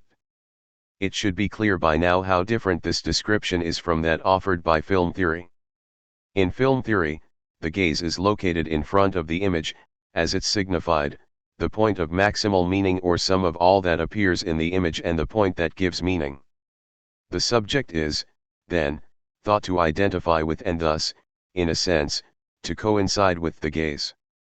In Lacan, on the other hand, the gaze is located behind the image, as that which fails to appear in it and thus as that which makes all its meanings suspect. And the subject, instead of coinciding with or identifying with the gaze, is rather cut off from it. Lacan does not ask you to think of the gaze as belonging to an other who cares about what or where you are, who pries, keeps tabs on your whereabouts, and takes note of all your steps and missteps, as the panoptic gaze is said to do. When you encounter the gaze of the other, you meet not a seeing eye but a blind one. The gaze is not clear or penetrating, not filled with knowledge or recognition, it is clouded over and turned back on itself, absorbed in its own enjoyment. The horrible truth, revealed to Lacan by Petit Jean, is that the gaze does not see you. So, If you are looking for confirmation of the truth of your being or the clarity of your vision, you are on your own. The gaze of the other is not confirming, it will not validate you. Now, the subject instituted by the Lacanian gaze does not come into being as the realization of a possibility opened up by the law of the other. It is rather an impossibility that is crucial to the constitution of the subject, the impossibility, precisely, of any ultimate confirmation from the other. The subject emerges, as a result, as a desiring being, that is to say, an effect of the law, but certainly not a realization of it, since desire as such can never be conceived as a realization. Desire fills no possibility but seeks after an impossibility. This makes desire always, constitutionally, contentless. Narcissism, too, takes on a different meaning in Lacan, one more in accord with Freud's own. Since something always appears to be missing from any representation, narcissism cannot consist in finding satisfaction in one's own visual image. It must, rather, consist in the belief that one's own being exceeds the imperfections of its image. Narcissism, then, seeks the self beyond the self-image, with which the subject constantly finds fault and in which it constantly fails to recognize itself. What one loves in one's image is something more than the image, in you more than you. Point 29. Thus is narcissism the source of the malevolence with which the subject regards its image, the aggressivity it unleashes on all its own representations. Point 30. And thus does the subject come into being as a transgression of, rather than in conformity to, the law. It is not the law, but the fault in the law, the desire that the law cannot ultimately conceal, that is assumed by the subject as its own. The subject, in taking up the burden of the law's guilt, goes beyond the law. Much of this definition of narcissism I take to be compacted in Lacan's otherwise totally enigmatic sentences: the effect of mimicry is camouflage in the strictly technical sense. It is not a question of harmonizing with the background, but against a modeled background, of becoming modeled exactly like the technique of camouflage practiced in human warfare. 31. The effect of representation, mimicry, in an older, idealist vocabulary, is not a subject who will harmonize with, or adapt to, its environment. The subject's narcissistic relation to the representation that constructs him does not place him in happy accord with the reality that the apparatus constructs for him. The effect of representation is, instead, the suspicion that some reality is being camouflaged, that we are being deceived as to the exact nature of something in itself that lies behind representation. In response to such a representation, against such a background of deception, the subject's own being breaks up between its unconscious being and its conscious semblance. At war both with its world and with itself, the subject becomes guilty of the very deceit it suspects. This can hardly, however, be called mimicry, in the old sense, since nothing is being mimed.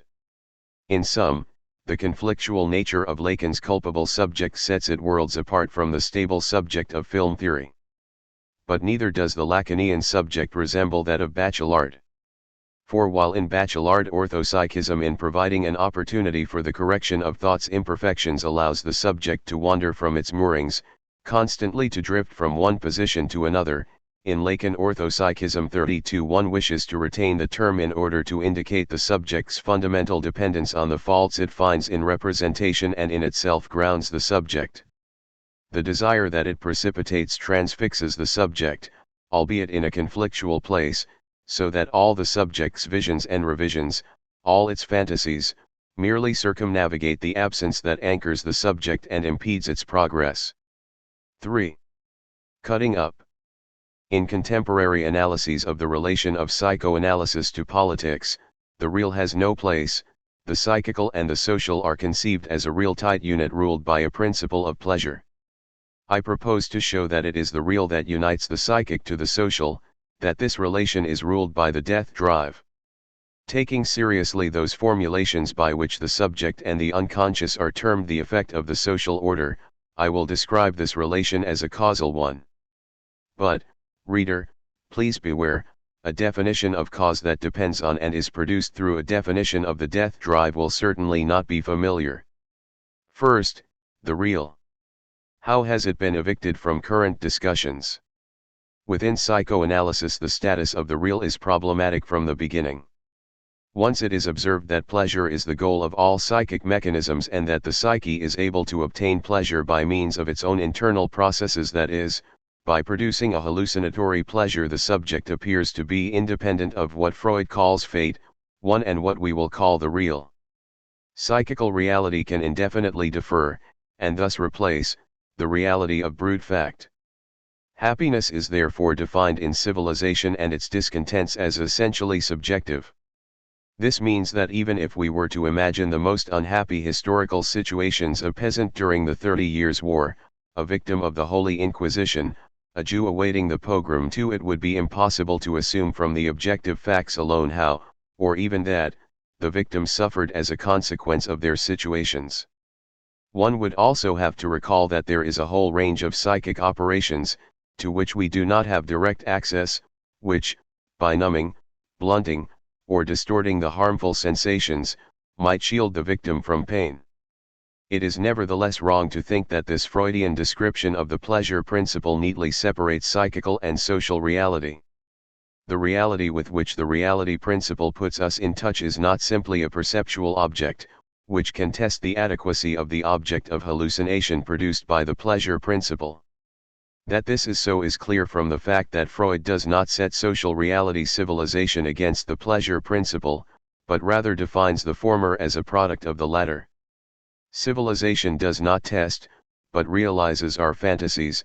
It does not put us in touch with fate, the real, but protects us from it. The social subject is thus pictured as a kind of prosthetic god, whose phantasmatic, artificial limbs substitute for the inferior, natural ones fate bestows. Civilization endows the subject with a phantasmatic body and fairytale-like powers.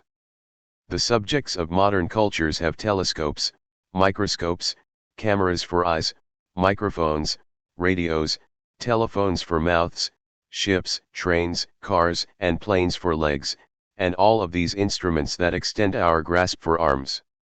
For Freud, this definition of civilization does not, of course, end the question of the real is not thereby banished from civilized existence, which brings discontent as well as pleasure.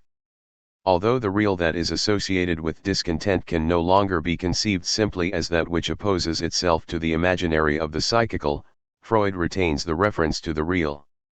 For much of contemporary theory, however, the question is closed.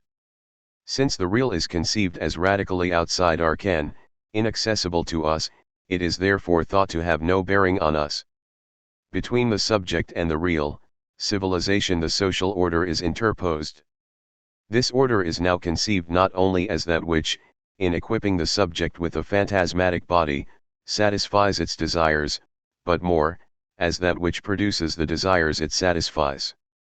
Happiness is thus defined no longer as subjective, but as objective.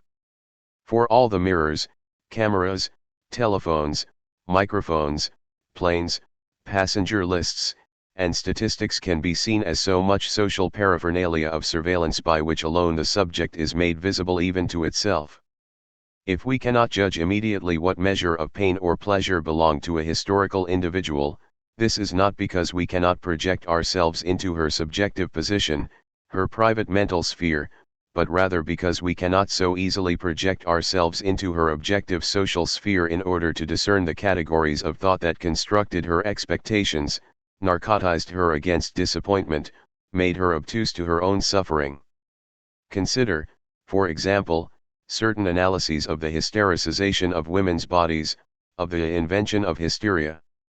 According to these, an investigation of turn-of-the-century medical practices, codes of photography, discourses of the church and of psychoanalysis, and so on will tell us not how hysteria was looked at then but, more accurately, how it was constructed as a historical entity. From the point of view of the hysteric, however, how does this argument work? By assuming implicitly or explicitly that it is her desire that these practices construct. Her complicity and even her pleasure are secured as she looks at and constructs herself through the categories provided by these discourses. Consider also the example of contemporary film theory. The concept of the gaze elaborated there is founded on assumptions similar to those just named. The gaze is conceived as a point constructed by the textual system of the film from which the subject is obliged to look. It is the condition of the possibility of the viewer's vision. The gaze acts as a kind of keyhole, the only opening into the visual pleasure the film affords. One sees and desires to see what it is given to see and desire, one assumes with pleasure even if masochistic for her own subjective position. In these examples, the social system of representation is conceived as lawful, regulatory, and on this account the cause of the subject, which the former subsumes as one of its effects. The subject is assumed to be already virtually there in the social and to come into being by actually wanting what social laws want it to want. The construction of the subject depends, then, on the subject's taking social representations as images of its own ideal being, on the subject's deriving a narcissistic pleasure from these representations. This notion of pleasure, however vaguely invoked, is what makes the argument for construction stick. It cements or glues the realm of the psychic to that of the social. Hume described cause as the cement of the universe. The metaphor helps to determine a certain conception of cause. The point of insertion of the subject into society thus becomes a point of resemblance, convergence, attachment. This is the understanding by which the subject is thought to recognize itself in representations that I intend to counter. I will begin by opposing to it two images meant to indicate the complexities that are currently raised. The first, taken from Civilization and its Discontents, follows the description of the fairytale-like prostheses that define the contours of the modern bodily ego. Man, Freud writes, first appeared on Earth as a feeble animal organism, and no matter how far the society into which he is born has succeeded in making this Earth serviceable to him, each individual of the species must once more make its entry, inch of nature, as a helpless suckling. 5. It is the parenthetical phrase, inch of nature, that interests us particularly. This fraction is literally fractious, an oxymoron. For the very segmentation and measurement of nature denatures it. An inch of nature is itself unnatural, found not in nature but in the rods and rules by which culture calculates. It is perhaps this very unruliness of the image that resists the interpretation which claims that it provides the measure of the little man, who would thus be defined absolutely by the yardstick of the society into which he enters. The resistant image refuses to offer itself as the equivalent of the man, that little piece of nature that is man. Rather, the inch of nature, we will argue, is that which is not incorporated into society, that which is sacrificed upon entry into the social. The second image is opposed specifically to film theory's concept of the gaze, which asks us to assume the perfect functioning of apparatuses of surveillance. The image, taken from Samuel Beckett's What, describes the functioning of a 5-man examining committee. They then began to look at one another and much time passed before they succeeded in doing so. Not that they looked at each other long, no, they had more sense than that. But when 5 men look at one another, though in theory only 20 looks are necessary, every man looking 4 times, yet in practice this number is seldom sufficient. 6. And then it seems that several more pages describing the twistings, turnings, and other maneuverings of the 5 men is still not sufficient to establish that exchange of looks by which the committee would succeed in looking at itself. For some look always goes unreciprocated, spoiling indefinitely the perfect exchange. Beckett's description is presented here as no mere anecdote, it is offered quite seriously as the means of rethinking the significance of the recalcitrant inch of nature. The Death Drive, Freud and Bergson. No one ever accused Freud of being a cut-up 7 except Fliess, as you will remember, who pointed out a resemblance between the interpretation of dreams and a book of jokes. Freud took Fliess's observation one step further by writing jokes and their relation to the unconscious, in which he noted some more specific resemblances between his theory and that presented in Henry Bergson's Laughter, published in the same year as the interpretation of dreams. Freud cites Bergson's essay several times, indicating always that he finds it both charming and canny. To support his own economic view of pleasure, he quotes the following sentence from Bergson: "What is living should never, according to our expectation, be repeated exactly the same." When we find such a repetition, we always suspect some mechanism lying behind the living thing. 8. The constantly changing nature of life, Freud argues, demands a perpetual expenditure of energy by our understanding. Repetition, then, the rediscovery of something already familiar, is pleasurable because it economizes energy. Laughter is the discharge of the excess of energy called up by our expectations of the new and made superfluous by the recognition of the same. In addition to this specific reference, we find more general references and broader gestures of approval of Bergson's plausible train of thought from automatism to automata, as Freud, like Bergson, considers the relation of jokes to the games of children. Bergson's basic argument is that laughter is elicited by a perception of the mechanical encrusted on the living, of the mechanization of life. 9. Where life is defined essentially by its organic elasticity, as a ceaselessly changing, irreversible process of pure time and perpetual novelty, the mechanical is defined by its machine-like intractability, manifest in 3 different operations: repetition, inversion, and the reciprocal interference of series. These operations are illustrated by children's toys, automata, such as Jacks in the Box, puppets, a game of 9 pins in which the ball rolls forward, upsetting the pins, and backward, restoring the pins to their upright position. Laughter is thought to serve a social function, not, as in Freud, by providing a potentially healing respite from the expenditure of energy, but rather by issuing a rebuke to every inelasticity of character, thought, and action. Laughter thus acts to restore us to social life and its constant demands for our alert attention and complete presence of mind. The essay on laughter is supported by Bergson's larger metaphysical project, the assimilation of Darwin's theory of evolution to a non-mechanistic theory of mind. 10. The creative energy of the human mind, he maintains, is irreducible to the material conditions that triggered the mechanisms of selection. As part of this project, Bergson unfavorably contrasts the intellect, which relies on abstract concepts formed by language, with intuition, a kind of auscultation, a sympathetic listening to the throbbing of life's soul. Intuition grasps the supple flow of life directly, while the intellect, distanced by its reliance on rigid and discontinuous spatial concepts, is doomed to let mobile reality slip forever through its categories. The polemical force of this theory is aimed at the Eleatic philosophers, most notably Zeno. By Bergson's account, Zeno's paradox could be described as comic. This paradox is produced out of the inchmeal contemplation of an arrow in fight. The trajectory of the arrow is broken down into an infinite number of points in space and the result is offered as proof of motion's impossibility. Since the arrow's flight is composed of these points, the arrow that occupies one of them at any given moment must always be at rest.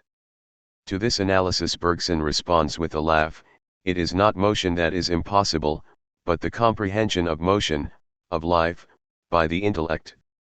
The simple lifting of one's arm becomes grotesquely comic when contemplated by the intellect, which can only cut up movement, like a film, into hundreds of discrete moments. It is only the perception of motion from the inside, by intuition, that allows us to observe the former's completeness. In a way, Bergson's theory of laughter seems tailor-made to account for the humorous, Tayloresque description of the 5-man examining committee. It is the division of the completed look into a number of discrete glances that renders its accomplishment impossible. The similarities between Bergson and Freud turn out, however, to be superficial when we look more closely at the whole of Freud's work, especially its later development. We turn, then, to Beyond the Pleasure Principle, in which Freud returns to the subject of the relations among pleasure, repetition, and the games of children. At this point there can be no mistaking the differences between the two theorists of laughter. In his 1920 essay, Freud, still viewing children's games in the terms he did earlier, now sees adumbrated there the workings of the death drive, a principle beyond pleasure. The surprising turn of the argument hinges precisely on the term organic elasticity, the term used by Bergson to name the defining characteristic of the animate, of life. Freud, on the contrary, finds in this organic elasticity a pressure to return to an earlier, inanimate state. This is what he says: A drive is an urge inherent in organic life to restore an earlier state of things. It is a kind of organic elasticity, or, to put it another way, the expression of the inertia inherent in organic life. 11. Allow me to state the obvious: there is simply no way to understand organic elasticity and inertia as synonymous as long as we hold to the Bergsonian model. Nor would we be able to understand why Freud, far from contrasting repetition with life, interprets repetition as the invariable characteristic of the drives that fuel life. The being of the drives, he claims, is the compulsion to repeat. The aim of life is not evolution but regression, or, in its most seemingly contradictory form, the aim of life is death. The seeming contradictions of beyond the pleasure principle can only be unraveled if we take it not as the biologistic myth it is often accused of being, but as, in fact, an argument against such myths, including the one formulated by Bergson. 12. Freud's text is incomprehensible if one confounds instinct with drive, or in a distinction made by Lacan, who finds it latent in Freud's work, if one confounds the first and the second death. 13. The first is the real death of the biological body, after which there is usually another, the second, exemplified by the various rituals of mourning that take place in the symbolic. It is with this second death that we are concerned when we speak of the Freudian concept of the death drive.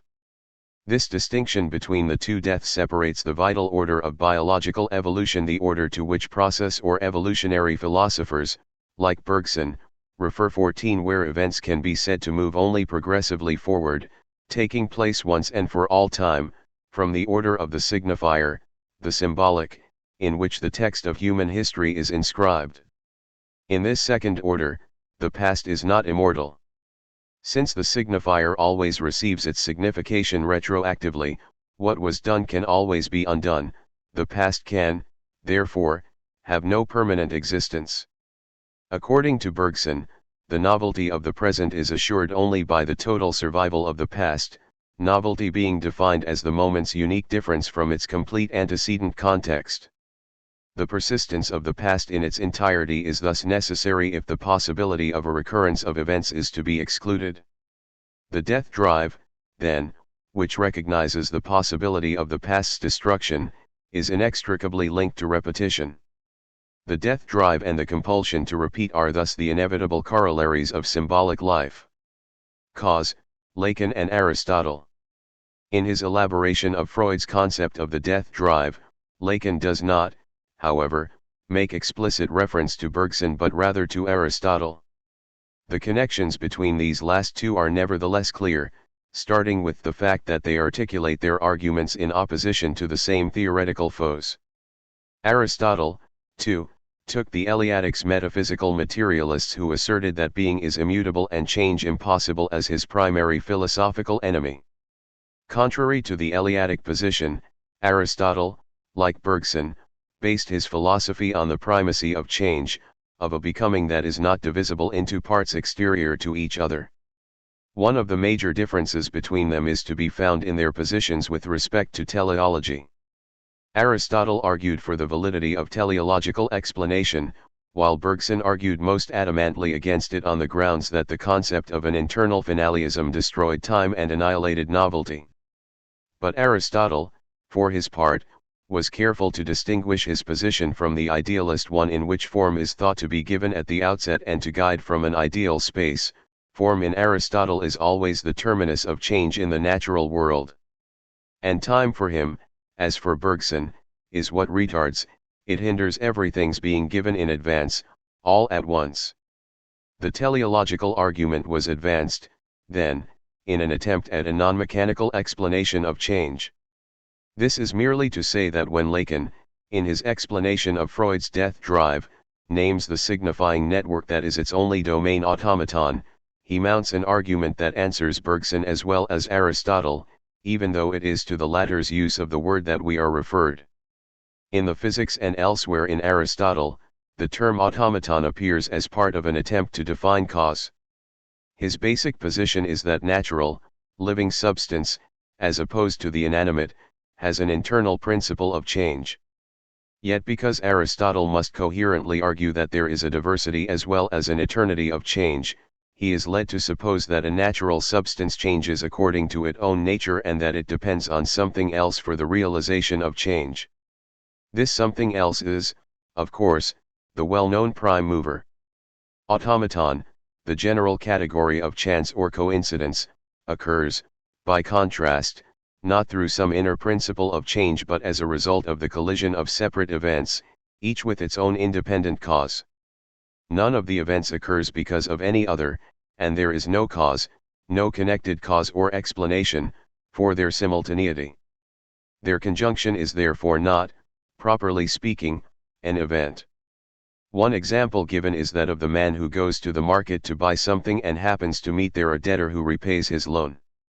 Aristotle argues that since the first man did not go to the market for the sake of recovering his money but rather for some other reason, the meeting with the debtor demonstrates a certain failure of final cause as explanatory principle, that which results occurs not for some purpose but in vain. 15. It is this notion of failure that Lacan will systematically explore, linking it to Aristotle's general assertion that accidental causes are indeterminate.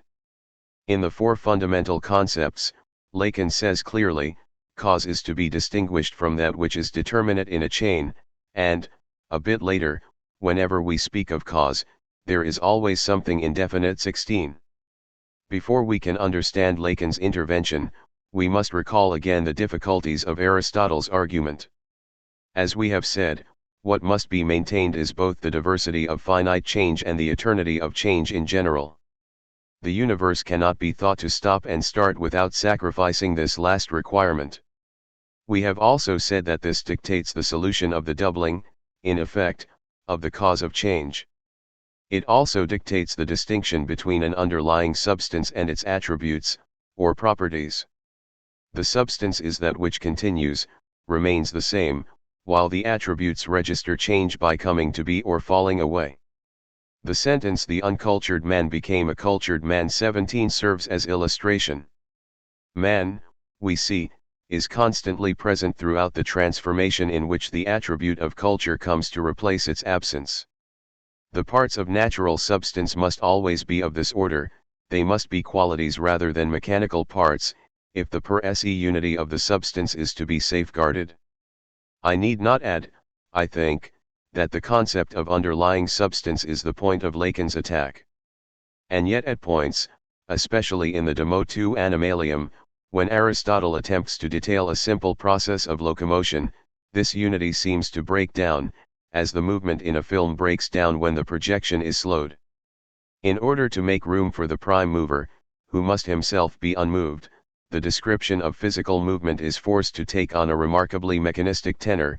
The origin of movement, qua origin, always remains at rest when the lower part of a limb is moved, for example, the elbow joint, when the forearm is moved, and the shoulder, when the whole arm, the knee when the tibia is moved, and the hip when the whole leg. 18 Things grow still worse when Aristotle places an instrument, specifically a stick, in the hand whose movement he contemplates.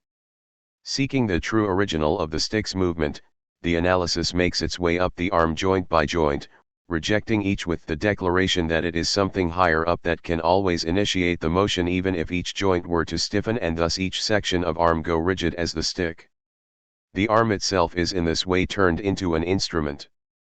It is to this passage, or some similar one, in which Aristotle determines the necessity of the prime mover on the basis of the corporeal experience of raising one's arm, the same experience that Bergson claims can only be grasped by intuition, that Lacan refers in his seminar on anxiety when he summarizes the classical philosophical position on the question of cause. 19 Seeing myself as self-moving, as automate, I focus my attention on some appendage, my arm, say, which I can move at will. But once I have isolated my arm by considering it the intermediary between my wish and my act, it becomes necessary to modify the fact that, if it is an instrument, it is not free. It is necessary to ensure myself against the fact not of my arm's amputation immediately but of my losing control of it, of its coming under the power of another, or of my simply forgetting it as if it were some common umbrella in the metro. Paradoxically, I reassure myself that I maintain control over myself through one form of determinism or another. I hold to the belief that even in the absence of my conscious attention, my arm will move automatically, according to a whole system of involuntary reflexes or to an ultimate guiding presence. In other words, the whole sum of the body functions, the entire corporeal presence, is assumed in order to maintain man's freedom of thought and will. But ironically, the sum depends for its existence on our supposing the intervention of some supernatural power, some power beyond us, Aristotle's prime mover, Bergson's spirit. In opposition to this, Lacan argues that we think not as a consequence of our engagement with the totality of our bodily presence but rather as a consequence of the fact that a structure carves up man's body. Witness the hysteric. 20. Now, this plain hortatory may, I fear, prove misleading. For one thinks first of all of the vivid, visible symptoms of hysteria, the hystericization by which the body and its movements become an erotic spectacle, the passionate attitudes, the arcs of circle, the pregnancies. And by now, with the help of the theory of psychoanalysis, one recognizes hysterogenic zones as symptoms inscribed by language. The body is written, it is constructed by language and not preggiven. All the work on the technologies of the body have repeated this often enough. Lacan would not deny this. In fact, it is largely his theory that enables this position to be taken. Yet I would suggest that when Lacan tells us that language carves up the body, witness the hysteric, he is speaking of a more unkind cut than that which merely carves out, or defines, a body image through which the subject will assume its being. The cut to which Lacan refers instead carves up, divides, the body image and thus drives the subject to seek its being beyond that which its image presents to it. It causes the subject always to find in its image something lacking. Lacan is asking us to witness the paralyses and anesthesias of the hysteric, those blind spots in consciousness, those spaces of inattention that mark the point where something is missing in the hysteric's image of herself. The fact that she is constructed by society's language means to the hysteric that part of her body will not be visible, or present to her. The inert limbs and the facial paralyses of the hysterics are testimonies of a cut too often ignored by those who would turn Lacan's theory into a linguistic or cultural determinism. Those who speak of the invention of hysteria as the pure imposition on the subject of an identity formed by the social neglect to consider that hysteria is conceived by psychoanalysis as a challenge to the subject's social identity. Hysteria is the first analyzed instance of the subject's essential division, its questioning and refusal of social dictates. We are now in a position to reconsider the matter of the failure of identity. Earlier, we cited the example of Beckett's five-man examining committee, which fails infinitely in the exchange of looks that would establish its identity. Immediately we turn to Bergson's theory of laughter, which would account for the impossibility of the look's completion by its limitless segmentation. Indeed, the almost complete degeneration of movement in Beckett's fiction in general seems to result from its division into endless inventories of its exact spatial possibilities. The humor seems to result from the overly analytic attempt to grasp movement. Yet, at the outset of the Beckettian hero's trajectory, a desire is expressed that can be seen to impel the whole narrative machine. This desire gives us an entirely different understanding of the fiction's relation to failure. This desire is expressed by Murphy, who yearns, it is revealed, to participate in the bliss he imagines to be the hysteric's own, and it would not surprise me if the great classic paralyses were to offer unspeakable satisfactions. To be literally incapable of motion at last, that must be something. And mute into the bargain. And just enough brain intact to allow you to exult. 21. It is this identification with the hysteric, more specifically with her paralyses, that yields the succession of heroes who slough off more and more of their bodies, their possessions, their positive existence, and approach asymptotically their own oblivion, without ever being able to reach it. Something always remains, uneffaceable. Let us now reconsider Zeno's paradox in its proper, psychoanalytic perspective. The immutable being in which Zeno believes is not, as Bergson maintains, the consequence of the illusion that our being is only equal to the practical or abstract definitions that languages imposes on it. It is the consequence, rather, of the illusion that part of our being resides beyond language's limits. For Lacan it is the being beyond, not the being within language, that is perceived as immutable, as the inert pound of flesh, the inch of nature, which the blank in memory or sight signals as missing from our own self-image. The subject constructed by language finds itself detached from a part of itself. And it is this primary detachment that renders fruitless all the subject's efforts for a reunion with its complete being. The arc of its strivings appears to the subject as Zeno's arrow, an endlessly interrupted flight that can only asymptotically approach its goal. It is the cutting off of the subject from a part of itself, this part being the object cause of its desire, that accounts for the cutting up of the subject's movements and the reductio ad absurdum, that is, the reduction to infinite series of its replaceable objects. While Bergson argues that the Eleatic tradition errs by making the future, all time, present at once, and thus abolishing time, change, and succession, Lacanian psychoanalysis shows that, on the contrary, it is the non-presence of the subject to its whole self that determines the formulation of the Eleatic paradoxes. Bergson and Lacan are in agreement, however, on one point at least: they both oppose the logico-implicative notion of language. But while Bergson understands language according to this notion and thus attacks language for its tenselessness, for being able to derive consequence only as something already contained in a premise, Lacan takes the logico-implicative as a mistaken notion of language. His task becomes, then, the clarification of the way consequence is, in fact, derived from language. He will thus define the subject not as an effect contained within language but as a surplus product of it, the excess that language appears to cut off. Lacan will say, in short, that it is this missing part, this additional nothing, that causes the subject is created ex nihilo. 22. This position could not be more directly opposed to that of Bergson, for whom, recall, duration, durée, the name Bergson gives to his progressive temporality, is thought to grow out of all that precedes it. The process he describes is one of intussusception, in which the present is conceived not as something added to the past but as something incorporated into it. The present, and all that comes into being, depends absolutely on the existence of everything that comes before it.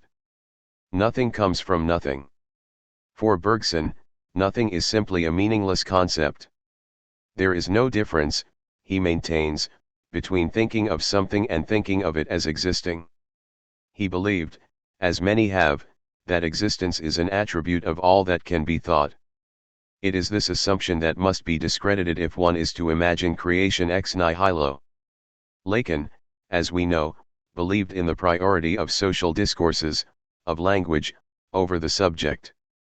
In referring to the signifying chain as automaton, he declares this belief in the fact that language produces effects, in the absence of intention, that no intentions intervene to animate and fill up speech. As Derrida has written, the classical condemnation of the machine is a denial of this fact. Now, to say that language exceeds the intentions of the subject is to say that signifiers are opaque to intentions. But this opacity prohibits not only their being used for the communication of intentions, it also prohibits their reflection of an exterior reality.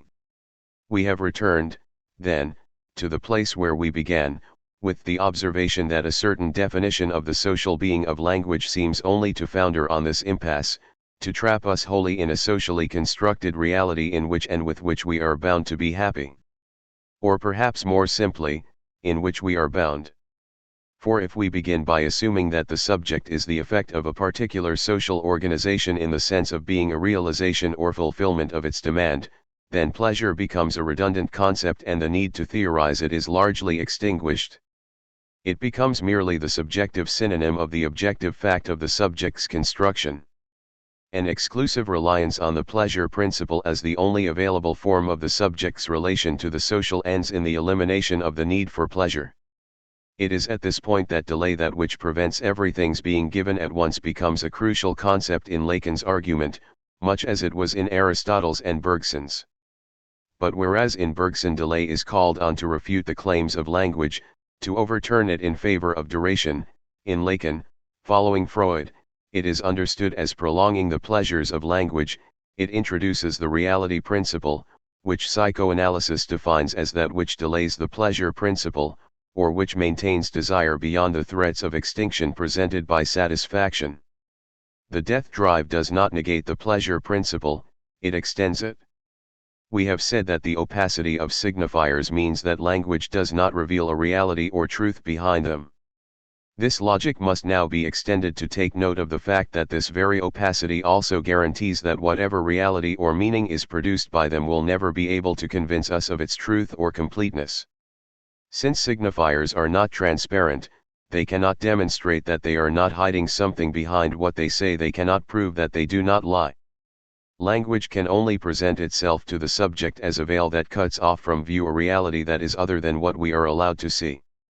To say that the mechanisms of language acquire a certain organic elasticity, recall the point on which Freud turned the Bergsonian argument against itself, is to say that in stretching beyond, or delaying, determinate meaning, language produces always something more, something indeterminate, some question of meaning's reliability. It is this question that suspends the automatic attribution of existence to everything that is thought and instead raises the possibility of conceiving non-existence, nothing. Signification gives rise inevitably to doubt, to the possibility of its own negation. It enables us to think the annihilation, the full-scale destruction of our entire signified reality. When, therefore, Lacan says that the subject is created ex nihilo, he acknowledges the fact that any statement prepares the possibility of its own negation, the fact that the pleasure principle, the subject's independence from fate, leads inexorably beyond itself, outstrips itself by producing doubt, which in turn produces the belief that there is a reality lying behind language. The subject can only question whether what it has been given to enjoy is truly what there is, or whether there isn't something missing in what has been offered. Desire is produced not as a striving for something but only as a striving for something else or something more. It stems from the feeling of our having been duped by language, cheated of something, not from our having been presented with a determinate object or goal for which we can aim.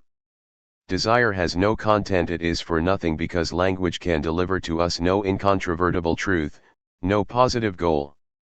The Lacanian aphorism "desire is the desire of the other" is often taken to mean that the subject fashions itself in the image of the other's desire.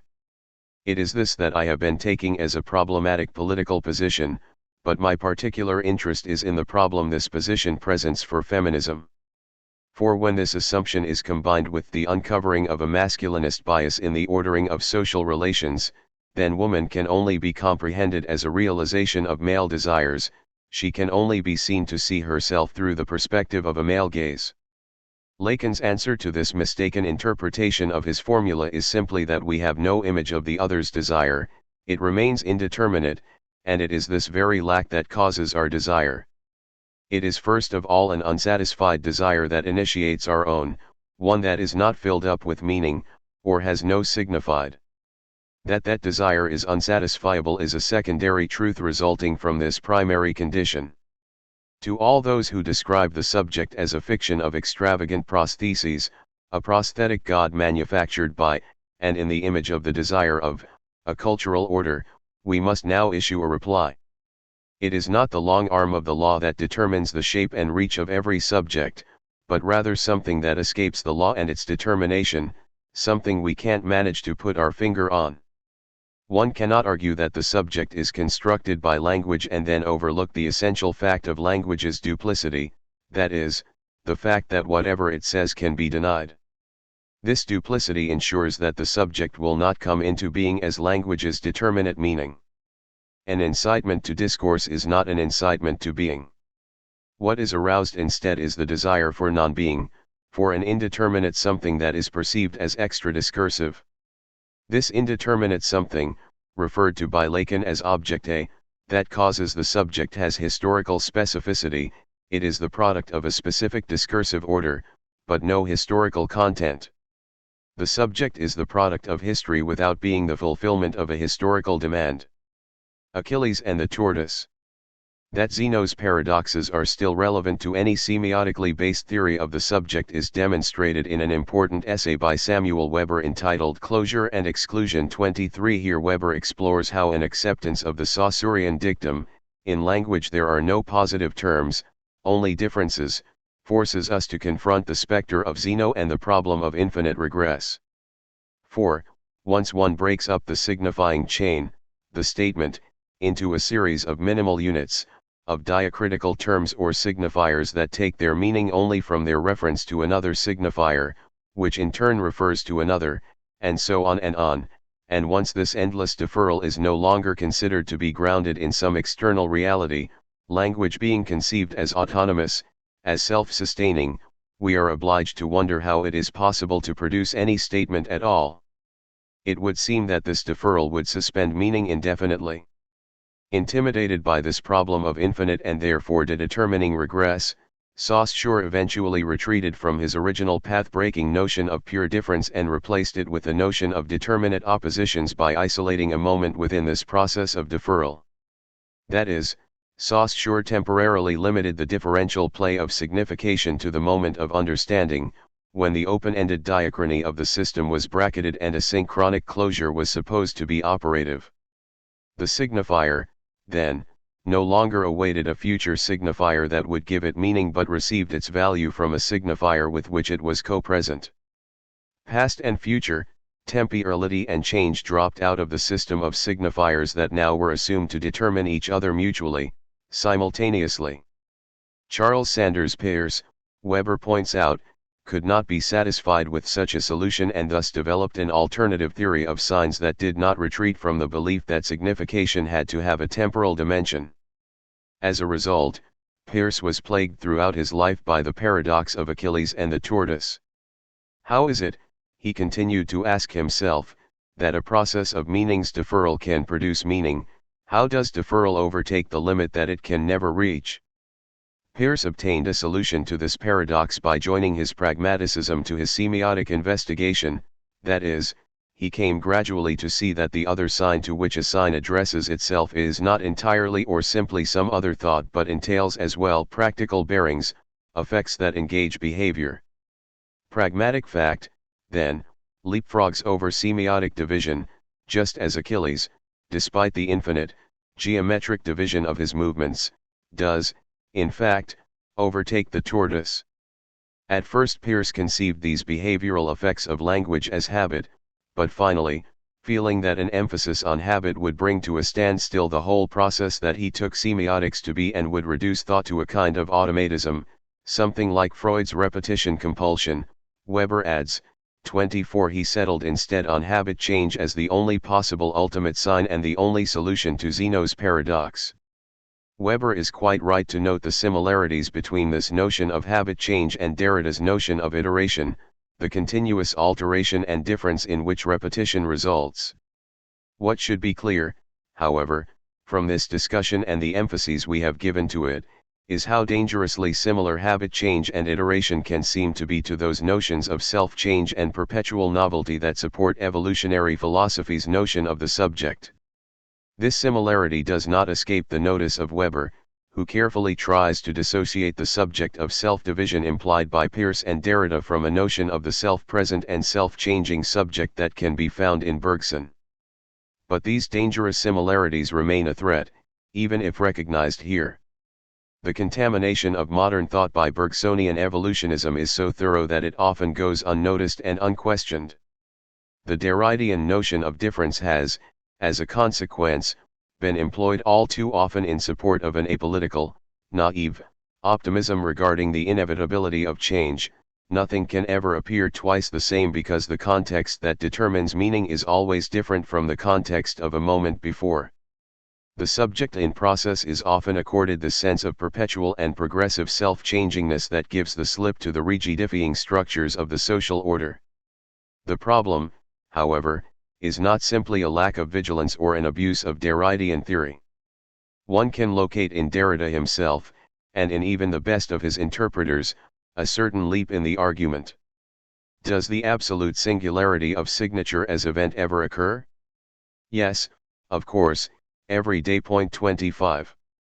Having established as certain structural instability in the most powerful attempts to provide models of structuration, it was probably inevitable that Derrida should then begin to explore the other side of the coin. In fact, that undecidability notwithstanding, decisions are in fact taken, power in fact exercised, traces in fact instituted. Point 26. The fact or effect, the signature effect, the institution effect, the subject effect, is posited, then, in the face of and against, the other side of the coin, the deferral installed by semiotic difference, but and this is strikingly the case, the mechanism by which these effects take effect is never foreground and always remains obscure. A symptomatic silence installs itself time and again. Take, for example, Derrida's critique of J. L. Austin's theory of speech acts.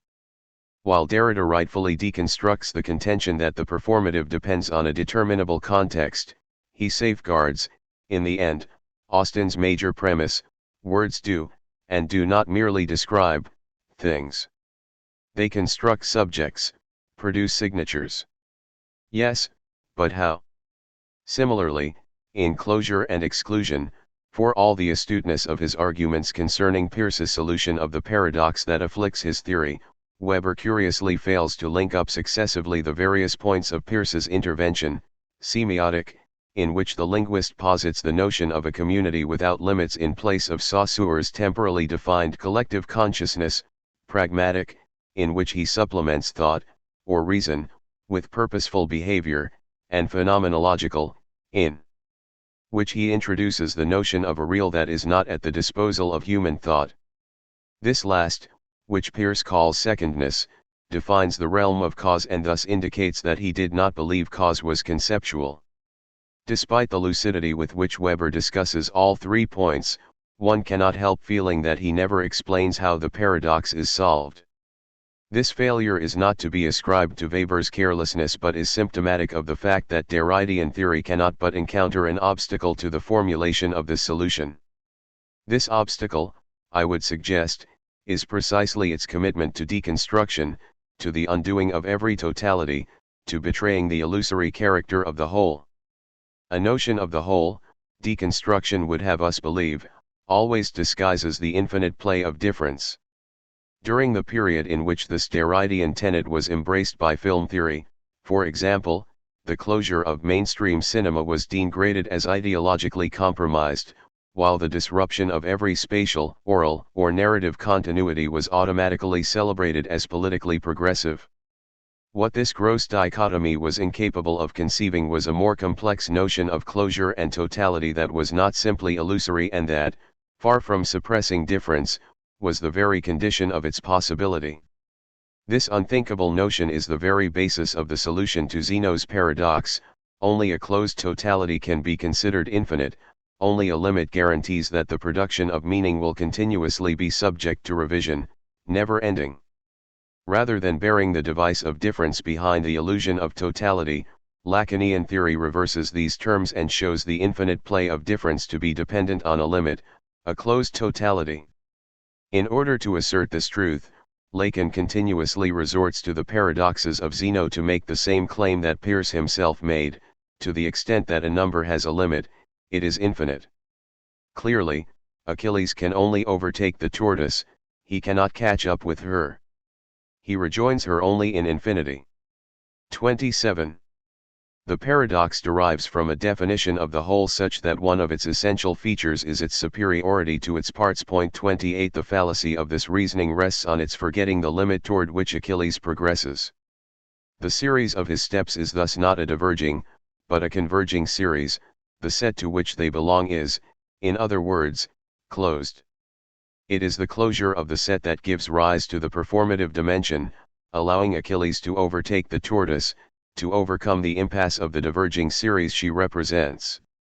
The performative cannot come into existence without this internal limit. Subsequent chapters will explore the way Lacan develops and makes use of this paradoxical logic of the whole within his psychoanalytic theory. The theories of suture, of groups, of sexual difference, all emerge from this logic. For the moment, however, we want only to note one difference between Lacan and Derrida on this point. Lacan allows us to see that the Derridean deconstruction of the subject errs by conflating the infinity of the subject's desire with the subject itself. The psychoanalytical subject is not infinite, it is finite, limited, and it is this limit that causes the infinity, or unsatisfiability, of its desire. One thing comes to be substituted for another in an endless chain only because the subject is cut off from that essential thing that would complete it. Cause and the law.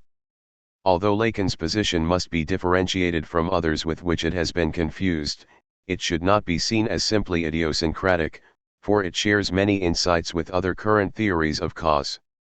The dominant philosophical position, held for some time, was that cause is implied by an invariable sequence or the constant conjunction of events ruled by a covering law.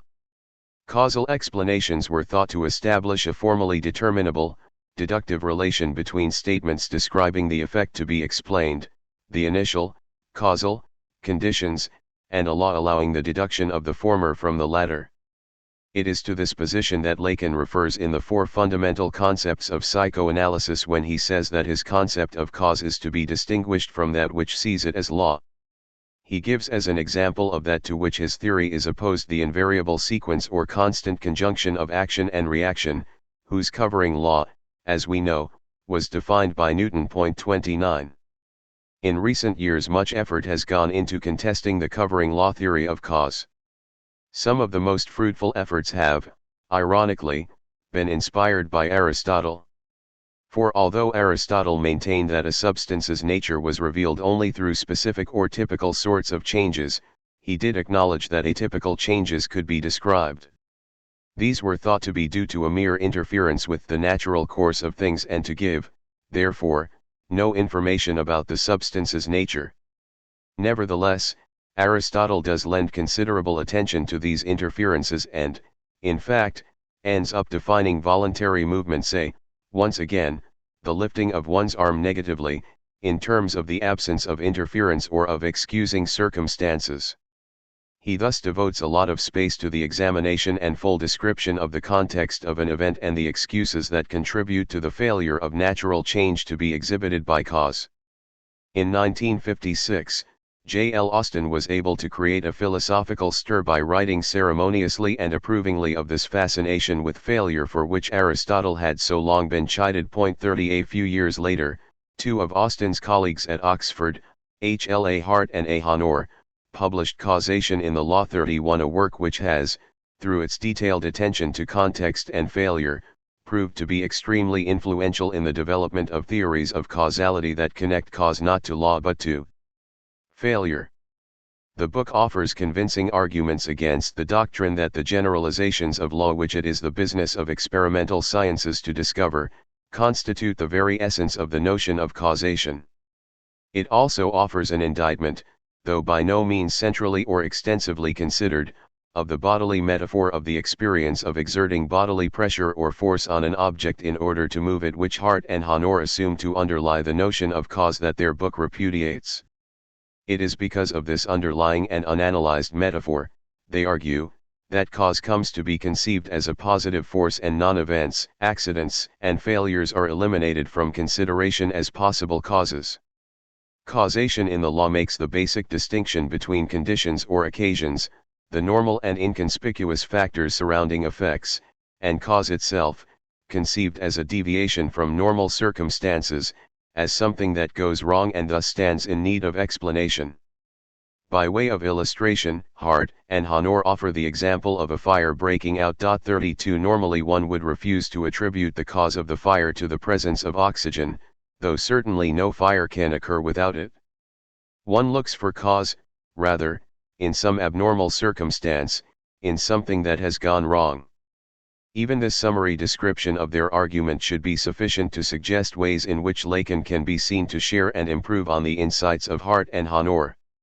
1. Lacan also focuses on the bodily metaphor that underlies a particular conception of cause, but he makes this metaphor more central to his theory and demonstrates why it is invalid.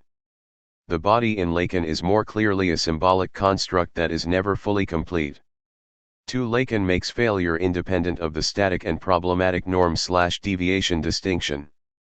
3. By making the questions that require us to seek after cause arise not from the subject but from the materiality of language, Lacan eliminates the psychologism that plagues all, including Hart and Honore's, conflations of cause and explanation.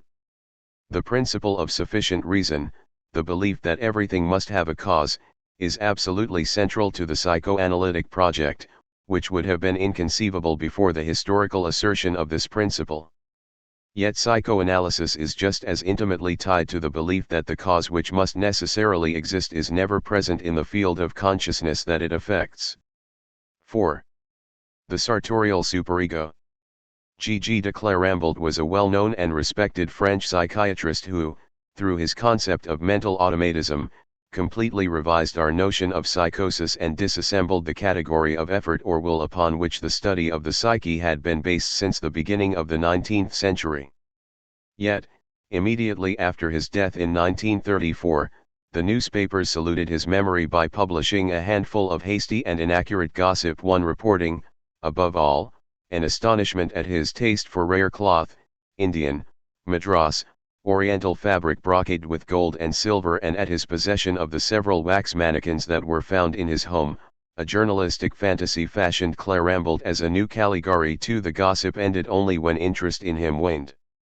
Interest in Clérambault, whom Jacques Lacan once hailed as his only master, has recently reawakened, but not without raking up at the same time all the old smirky astonishment, the old fantasy of the public figure with a very private perversion.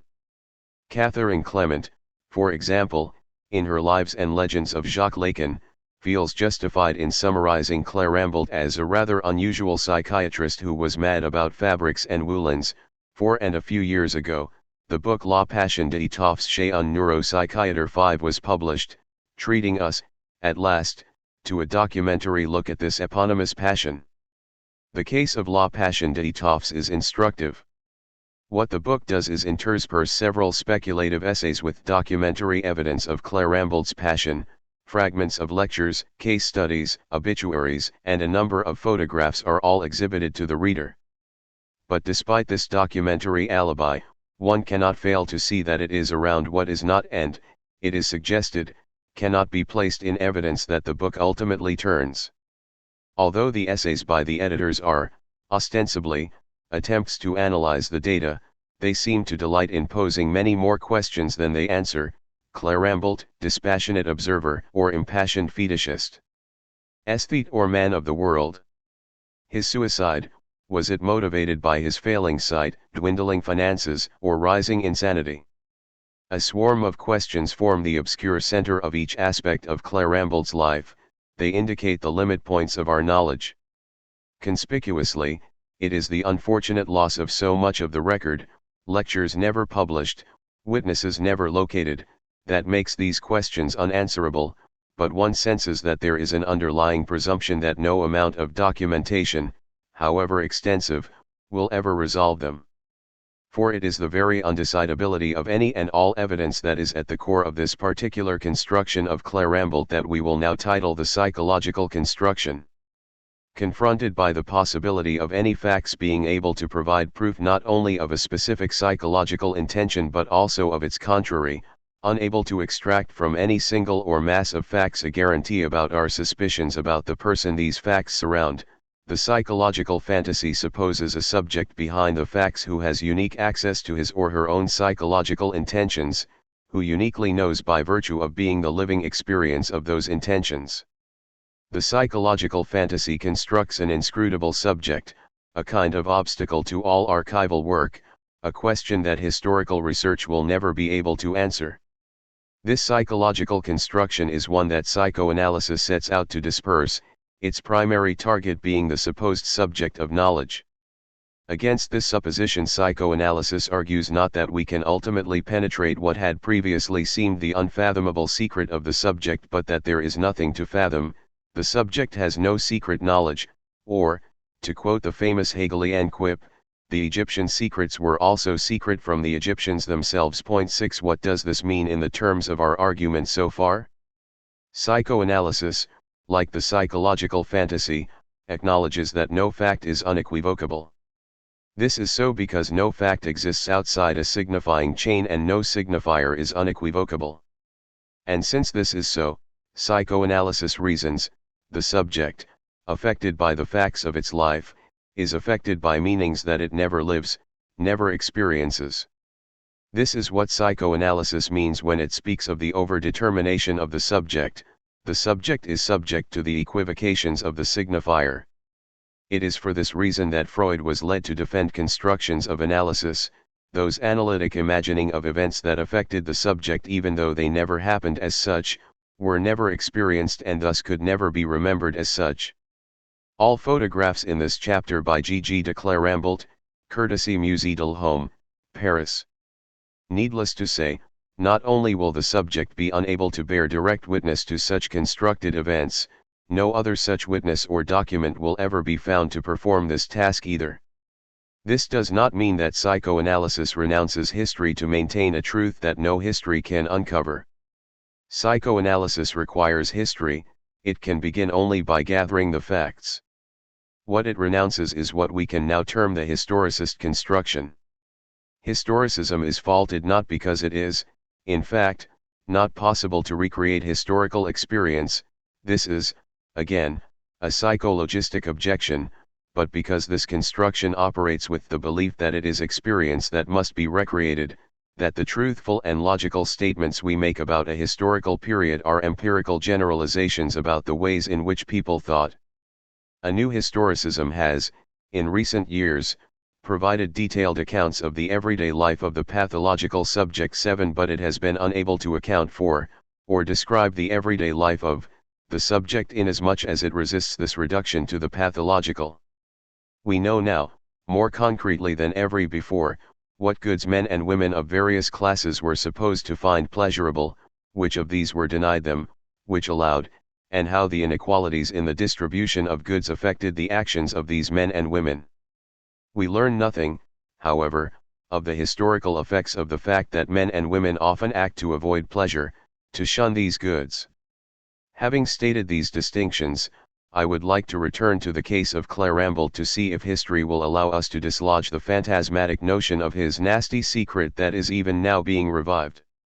At the literal center of this fantasy, i.e., reproduced in the middle of La Passion d'étoffes, is a series of photographs that Clerambert took between 1914 and 1918 while he was in Morocco recuperating from a war wound. During these years in Morocco, Clerambert learned Arabic and began a study of Arab dress. These photographs are obviously a part of that study. The photographs, in other words, were taken at the very height of the golden age of French colonialism. Our post-colonialist knowledge of this fact and of this historical period is relied on to form the backdrop of the current revival of the Clerambert scandal. La Passion d'étoffes offers constant invocations of familiar Orientalist myths, but it neither clarifies Clerambert's relation to them nor deconstructs them. Thus, the image of exotic sexuality these myths create becomes something Clerambert vaguely participated in. The historical period is so sketchily recalled and so under-examined that it cannot be conceived to wield any real determining force. If we, on the other hand, would like to delineate the relation between the photographs and French colonialism, its production of myths, we might best begin by comparing Clerambert's to other photographs that have been exhibited as emblematic of this production. In the colonial harem, for example, postcards of Algerian women are narratively ordered as a kind of strip-tease, though the running commentary argues, of course, that the stripping is performed by the colonialist gaze acting out a will to knowledge and power that had been temporarily obstructed by the women's veils. 8 In the light of this very familiar scenario of the colonialist project, Clerambert's photographs might seem to exemplify a sort of failure of the will to unwrap, an unaccountable defaulting of desire or halting at the initial stages of the complete sexual scenario. Although there is a clear difference between Clerambert's and these other photographs, the terms of this difference, I will argue, are not these. Nor should the mere recognition of this difference, of this discrepancy between our expectations and the photographs themselves, be used to sustain the psychologistic argument, that the very opacity of the images indicates the opacity of the man who took them, his idiosyncratic passion for cloth, colonies and colonnades. In opposition to this, I will claim that this passion was not a purely idiosyncratic phenomenon but one conditioned by historical circumstances, and I will begin, then, my historical investigation by focusing on the year 1923. This was the year that Clérambault began a series of courses which would go on regularly until 1926 at the École des Beaux-Arts. As a renowned psychiatrist and spellbinding teacher, Clérambault thrived in the atelier mode of the École. His were the most popular courses offered. 9 The subject of these courses was drapery. Clérambault would arrive at the lecture hall carrying a valise from which he would pull out wax dolls and a variety of cloths with which he would, during the course of the lecture, drape the dolls. He would often also use live models whom he would drape with the same materials and whom he would ask to execute certain movements of the arms or body in order to demonstrate his points. The next question, of course, arises automatically: what were these points? It is here that the record is most wanting, for the Beaux-Arts lectures were never published. But 2 addresses made to the Société d'Ethnographique were published, and they provide important clues to the historical dimension of his fascination with fabric. In one of these addresses, Clérambault demonstrated that a characteristic North African manner of fastening cloth, a ligature, was, in fact, also used by classical Greeks and Romans and was reproduced in their sculpture. 10 Before his discovery, this fastening of the tunic was incorrectly interpreted as a fibula. In addition, Clérambault was able conclusively to demonstrate, by pointing to a marginal thickness in some of the bas-reliefs at the Louvre, that scalloped hems existed in Greek drapery. This finding directly contradicted the pronouncements of the most prominent scholar of antique costumes, who had been formally denying that Greeks used hems. 11 In the resume of the second article, we are given a clearer sense of the larger outlines of Clérambault's ambitious ethnographic project. 12 The nature and originality of this project is indicated by one of his contemporary defenders. Clérambault, he insisted, was the first to consider the flowing folds of clothes as the signature of a race, a tribe. He conducted his research on Assyrian tunics, Greek chlamys, Roman togas, Arab cloth. He studied their curve and their sense, he made them speak. 13 Although this project may seem from our vantage point dismissibly bizarre, an absolute novelty, it was, as we shall see, consonant with the range of concerns of the École des Beaux-Arts.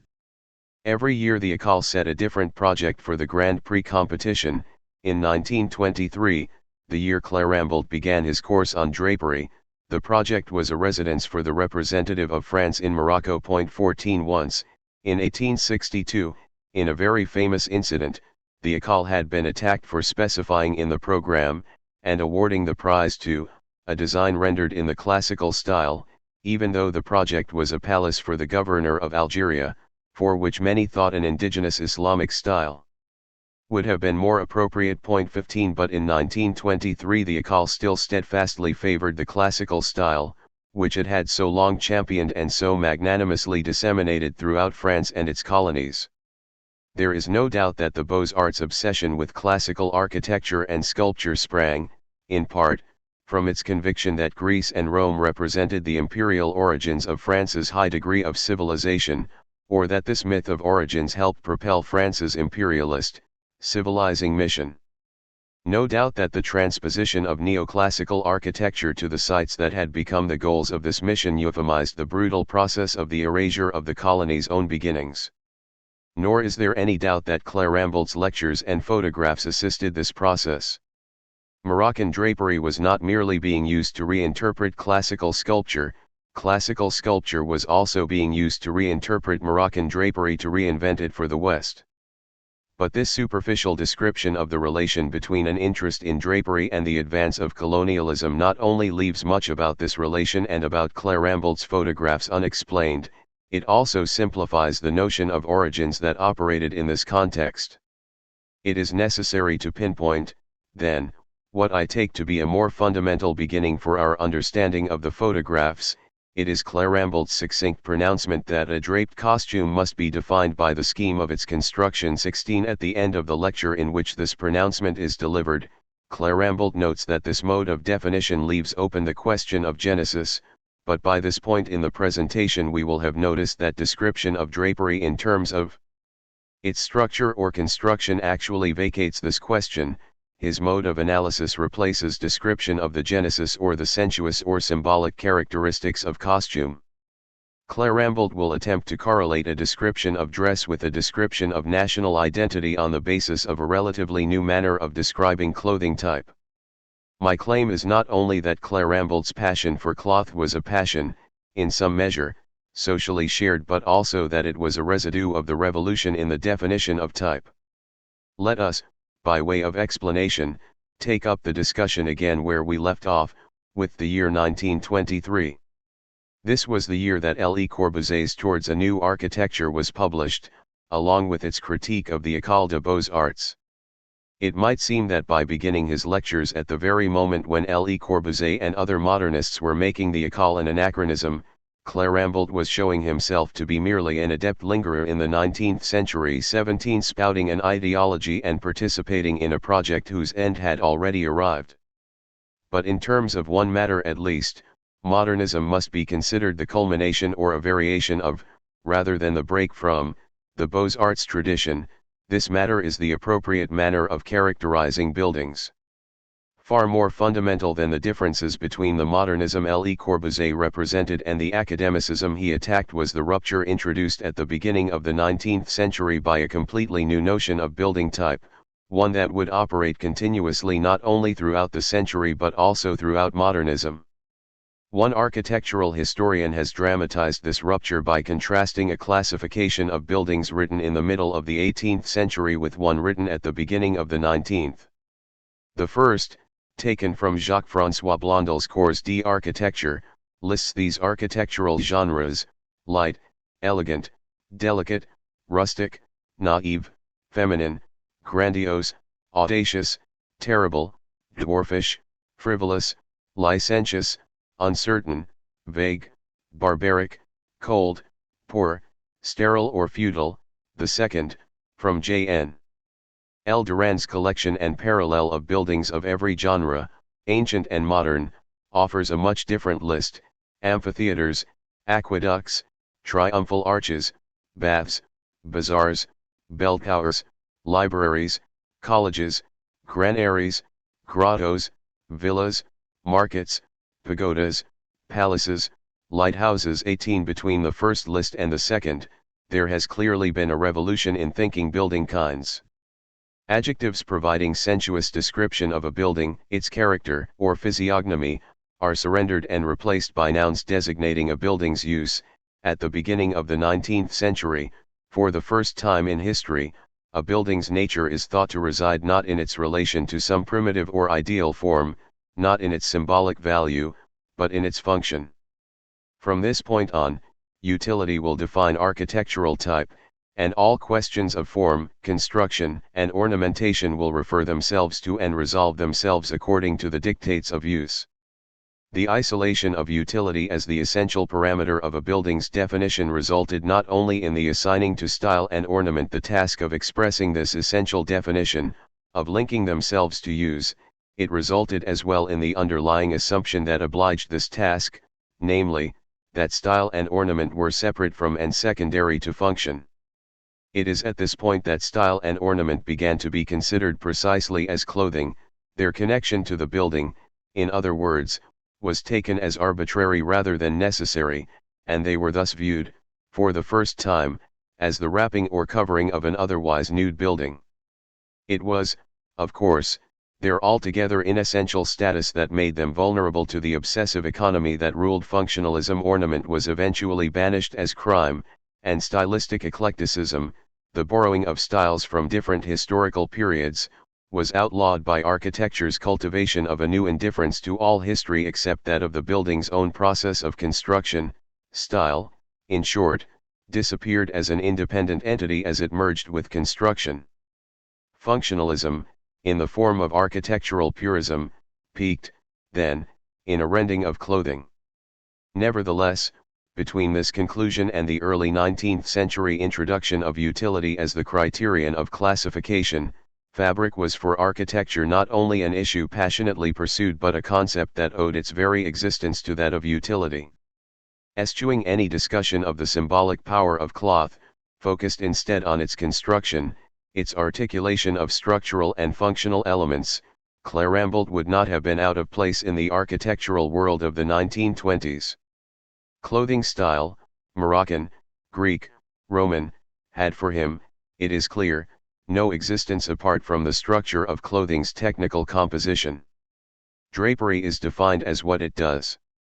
Clairambelt divided and subdivided the scheme of the drapery's construction into basic elements whose combination determined the costume's appropriate classification. 3 orders of elements are noted: 1. The principal point of support, the head, neck, shoulders, etc., 2. The movement of the cloth from this point, and 3.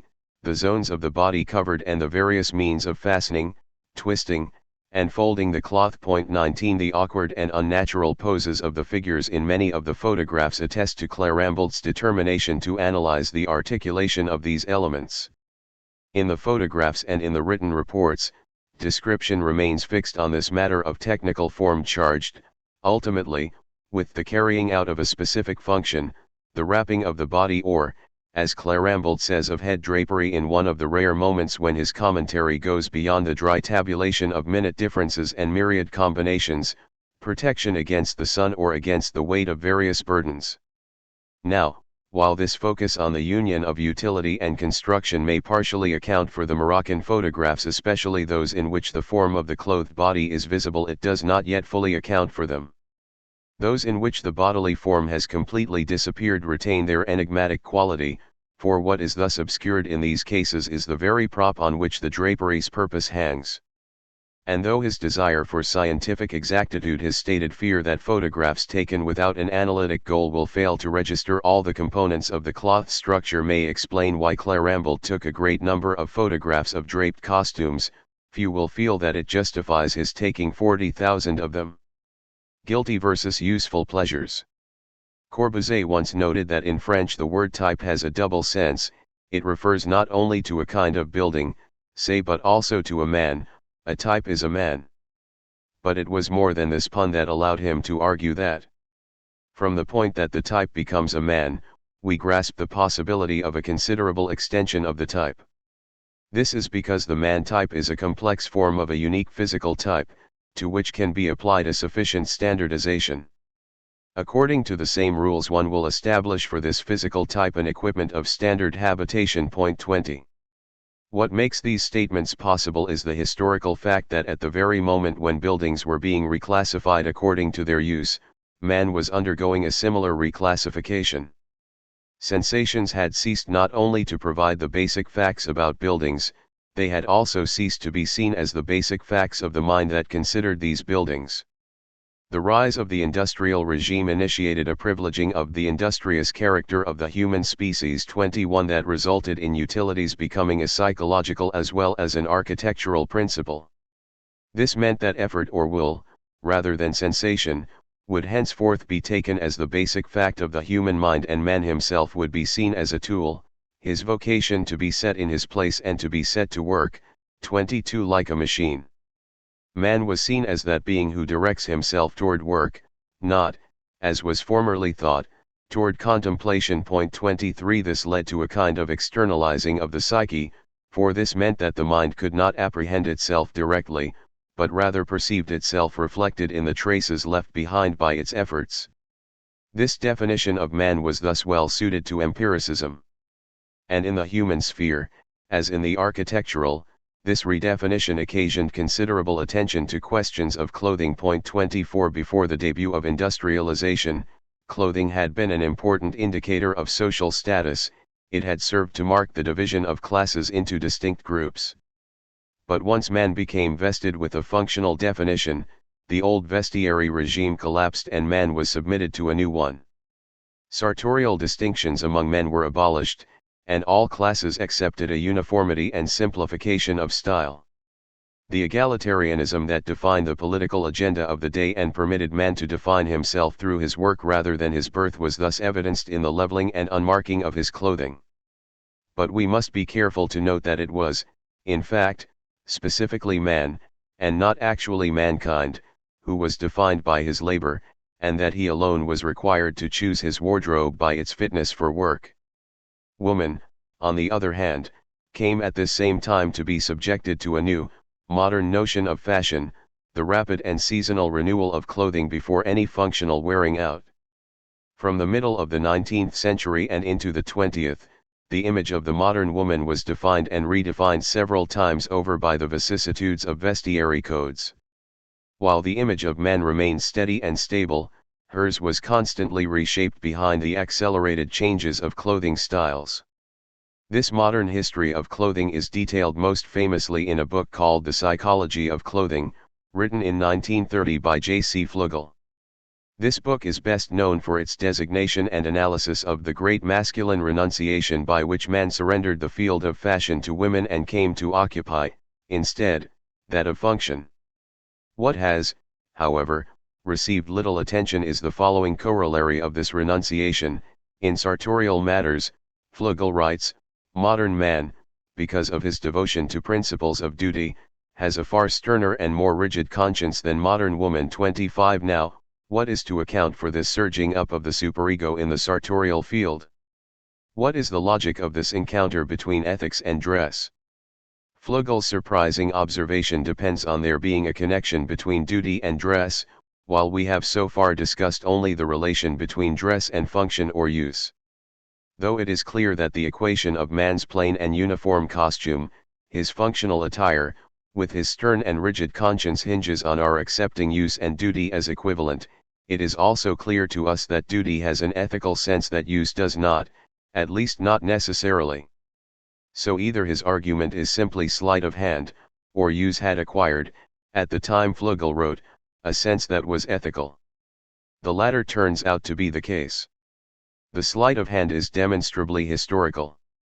We now know how Freud must have felt when in Civilization and its Discontents he complained that the discussion of the superego spoiled the framework of his paper, for all of a sudden it seems that our previous discussion has implicated us in an ethical dimension that has so far gone unacknowledged.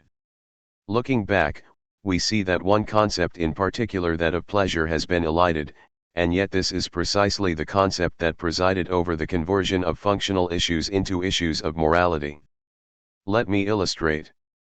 Having made the historical claim that an ethics of clothes must proceed by evaluating their function, Flugel spells out in bold what their ultimate function must be, to secure the maximum of satisfaction in accordance with the reality principle 26. In this case, it turns out that the reality principle is that principle that allows us to abandon a false, narcissistic pleasure in favor of the true pleasure that only a love of others can bring. It turns out, in other words, that Flugel's reality principle is a principle of maximum pleasure. We began, you remember, by citing the work of Durand. In architecture it is he who is credited with inaugurating the redefinition of type in terms of use. Turning to his famous Précis de Lacan's d'architecture, we stumble almost immediately over a statement that will now be impossible to disregard. In all times and in all places, the entirety of man's thoughts and actions have had their origin in two principles, the love of well-being and the aversion to every sort of pain. 27. Well, then, does man's construction of architecture, like everything else, have its origins in the principles of pleasure and pain, or does it originate, as we said earlier, in the principle of use? Durand answers economically that it originates in both, and he thereby erects modern architecture on the same equation that Jeremy Bentham used to formulate his utilitarianism. Durand may not have wavered, as Bentham did, on the question of whether to call his founding precept the principle of utility or the principle of pleasure, but he was far from dismissive about the necessity of pleasure in architecture. Contrary to all the criticism that we have heard about the failure of functionalism, or modernism, to consider the importance of pleasure, it would be more accurate to say that pleasure was from the beginning taken as fundamental as long as it could be used. To state it in this way, however, is to give too much away too soon. Durand did not start out from the proposition that pleasure is usable, he began his précis instead with the assumption that use is pleasurable. His argument is essentially this: because we seek pleasure, we therefore seek to surround ourselves with useful things, since they alone can and do necessarily provide us with pleasure, or, at least, with the only pleasure worth considering. For, in fact, there is more than one pleasure in Durand's text, though only one is accepted as legitimate, the other is discounted as a false pleasure. Like Bentham, Durand attempts to justify his principle of utility by imagining its subversion. Putting us in mind of the Venus de Medicis and the Farnese Hercules, he conjures up a person who thinks the head of one is more graceful than that of the other, and who thus places the head of Venus on the body of Hercules and vice versa. 28 The result, he says, would be ridiculous. It is easy to see that the strategy here is to make the alternative to utility seem as self-evidently stupid as possible, to reduce it to an absurdity. It is also easy to see that this argument for functionalism relies on our having already accepted the necessity and appropriateness of familiar, finished forms. In fact, we can say that our belief in functionalism follows from our belief in total form, that it is only by imagining a determinate goal or form then utility can even be thought. Bentham's defense of utility proceeds in a similar way. The alternatives to utility are presented as purely destructive or as purely capricious. Finally, however, Bentham argues that all alternative principles are one. All, he says, using a term that coalesces the two sorts of objections, are despotic. One of the virtues of Lacan's Seminar on Ethics is that it allows us to see Bentham's charge as an instance of the kettle calling the despot black. Like Durand, Bentham begins descriptively, with the observation that man finds use pleasurable. Man seeks those things that are most useful in maximizing his own pleasure and minimizing his own pain.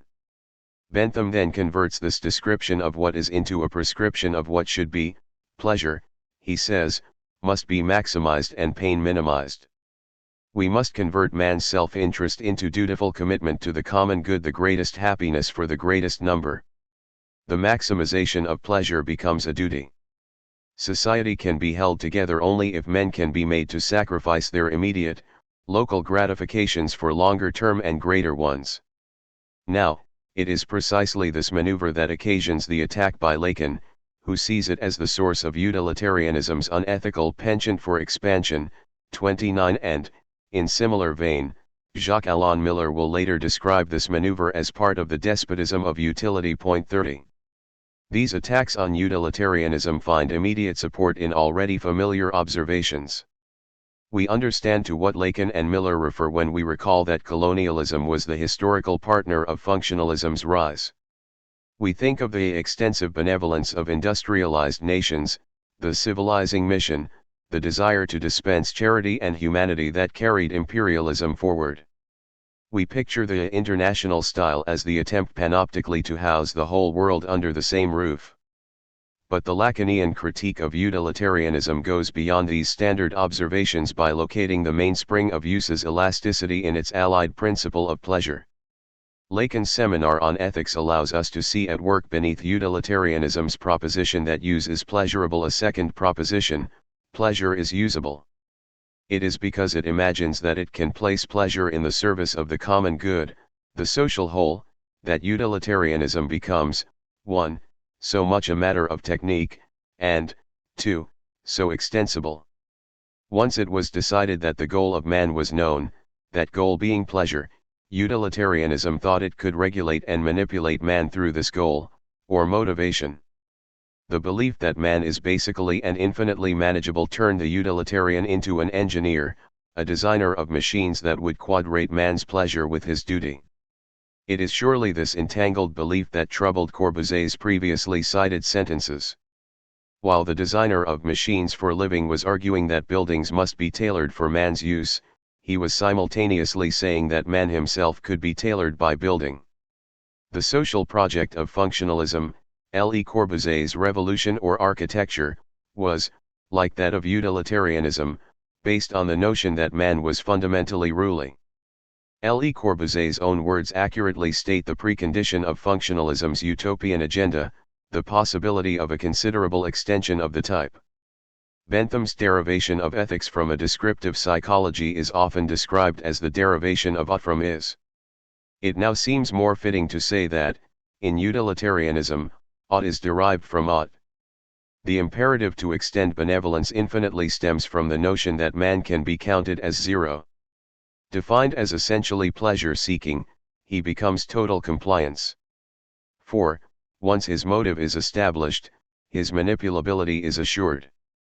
the ambitious imperialism of functionalism does not expect to encounter resistance. Since it arrives bearing what man wants, happiness, it expects its subjects to submit to its embrace.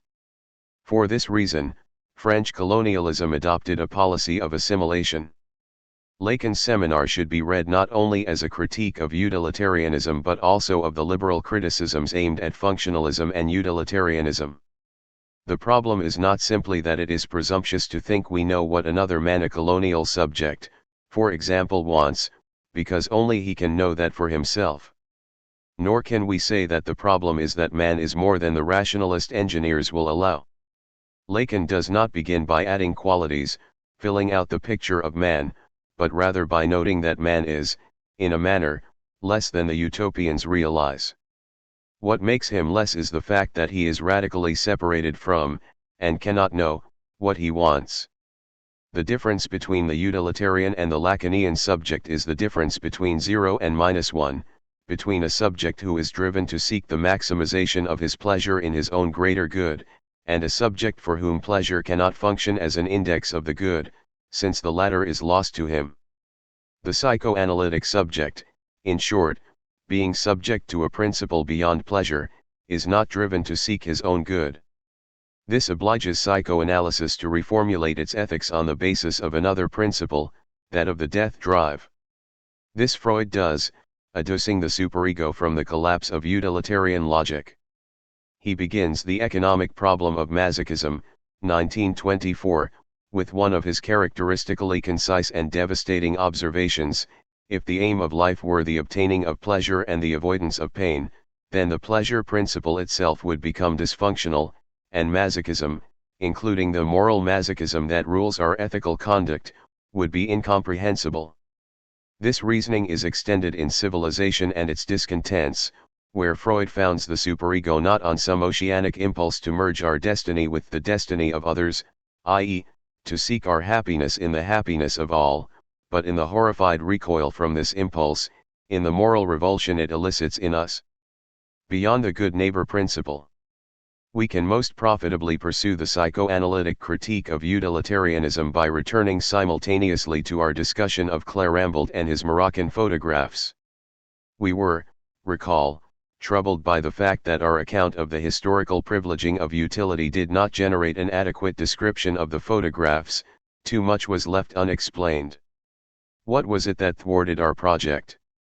In 1924, immediately after beginning his Beaux-Arts course in drapery, Clérambault published his first and, basically, definitive description of what he called mental automatism. 31 He was, almost from the beginning, uncomfortable with the term, which he treated as a kind of found object. For a while he simply abbreviated it to A.M., but eventually he substituted a term of his own invention, syndrome of passivity, which he in turn abbreviated to S. Yet, if Clérambault did first think through his theory under the borrowed term, this is because it designated the key concept of French psychiatry at the time he wrote, and his thought, however much it would diverge from that of his contemporaries, was initiated by the problem this concept signaled. In the 19th century, as we have said, mind was defined as will, in the sense of effort, or work. This definition reversed the supposed relation between the body and the mind. Where formerly man had been understood as an intelligence served by organs, he was now understood as a living organization served by an intelligence. 32 The mind was primarily something that served, it became an instrument with a function. But once it had, through this definition, brought the mind more in line with a machine, psychiatry was very quickly beleaguered by doubts and questions about where to draw the boundaries between mind and machine. It is this still troubled situation that placed psychic automatism at the top of the docket of French psychiatric theory in the early part of the 20th century. The fact that discussions of the ambiguity of the word automatic, which can mean either operating by itself, on its own volition, spontaneously, as in acts of creation or invention, or an implacable unfolding, mechanical, without consciousness or will, were almost de rigueur in theoretical essays of the time, is only one of the most handy signs that psychiatry was having a great deal of difficulty negotiating a definition that did not threaten to lose the mind altogether to its own definition. 33 Although the attempts to resolve this difficulty preoccupied much of psychiatric theory and produced a number of different positions, the predominant direction of resolution lay in conceiving the mind as hierarchically structured and thus as ranging from lower levels of tension and synthesizing power to higher levels, from lesser to greater levels of will. Pathological automatism resulted when, because of a weakening of tension or a failure of will, the mind regressed to a lower, more lax level of operation. At the lower levels, the mind produced habitual, mechanical responses; at the higher levels, creative, willful ones. This hierarchy provided the means by which psychiatry thought its own self-defined object, the pathology of freedom. 34 Freedom was considered an essential and positive characteristic of the forward-moving will, which became shackled only when the psyche fell ill and regressed to a lower level of energy. Yet even with this solution, the boundary between willful and mechanical functioning could not be easily or consistently drawn, which is not to say that it was more easily drawn elsewhere. With the advent of the Industrial Revolution in his definition, it was no longer possible to be sure that man was other than machine, and thus the concept of counterfeitable man, of man as that which could be simulated by a machine, was soon derived from his primary definition. 35 In fact, in 1950, Alan Turing would demonstrate that if one proceeded axiomatically from this definition, one could devise a game which would prove that the differences between man and machine were undetectable. 36. The simple point is that from the moment man was submitted to redefinition according to use, he was also submitted to the trauma of the fact that this definition would not definitively, unambiguously enclose him. In part, he escaped definition. There opened up, then, in the heart of the symbolic universe of utilitarianism a gap, a hole through which man, at least partially, slipped. If a volatile ambivalence characterized our relation to technology during the first half of this century, this is due not simply, as the familiar account has it, to the fact that technology was associated both with progress and, through war, industrial and railway accidents, and so forth, with destruction. The traumatic collision of the concepts of man and machine robbed man of a little bit of his existence, and technology, I would suggest, came to be symbolized as the embodiment of the very impossibility of man's complete identity. Technology incarnated the limit of man not merely because of its role in actual events but in a more primary way because it interfered with man's comprehension of himself. 37.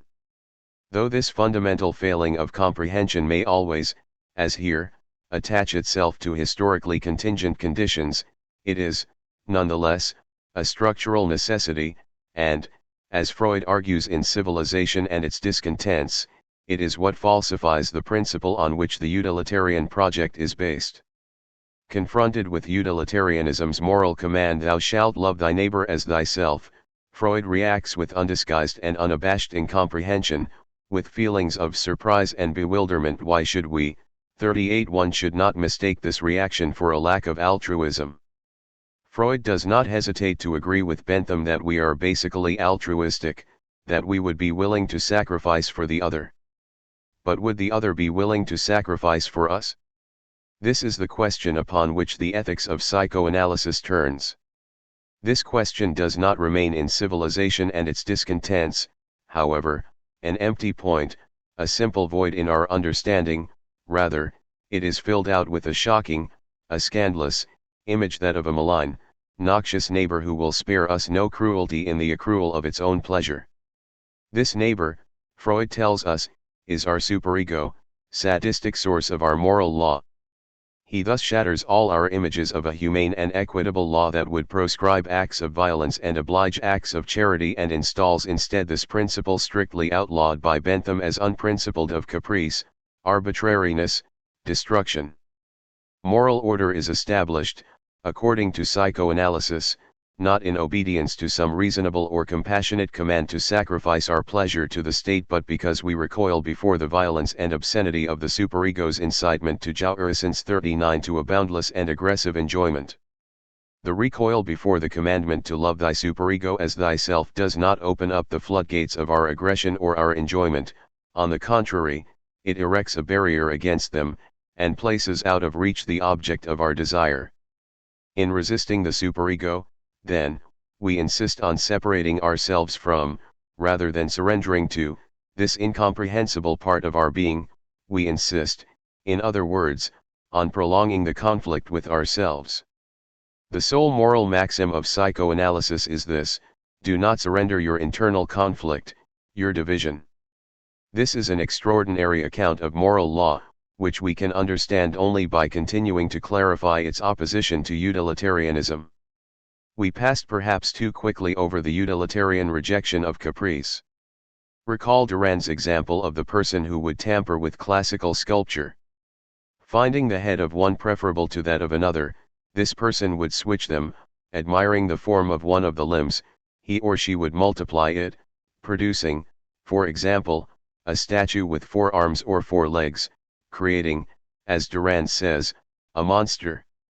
What is it that is being rejected here, and on the basis of what assumptions? Clearly the horror evoked is that of an erratic instability, one that depends not only on an image of arbitrary change, the possibility that some form already familiar to us could suddenly and whimsically be altered, but also on the disequilibrium of the altered form itself, its upsetting of classical proportions and its unfair, inexact and improper, distribution of limbs. This is a horror of disharmony produced by what? An untrammeled will. The underlying assumption is that individual will, left to its own devices, would result in the disordering of society. Ethics then becomes a matter of the reconciliation of the equality of men, the freedom of their individual wills with the equilibrium of society.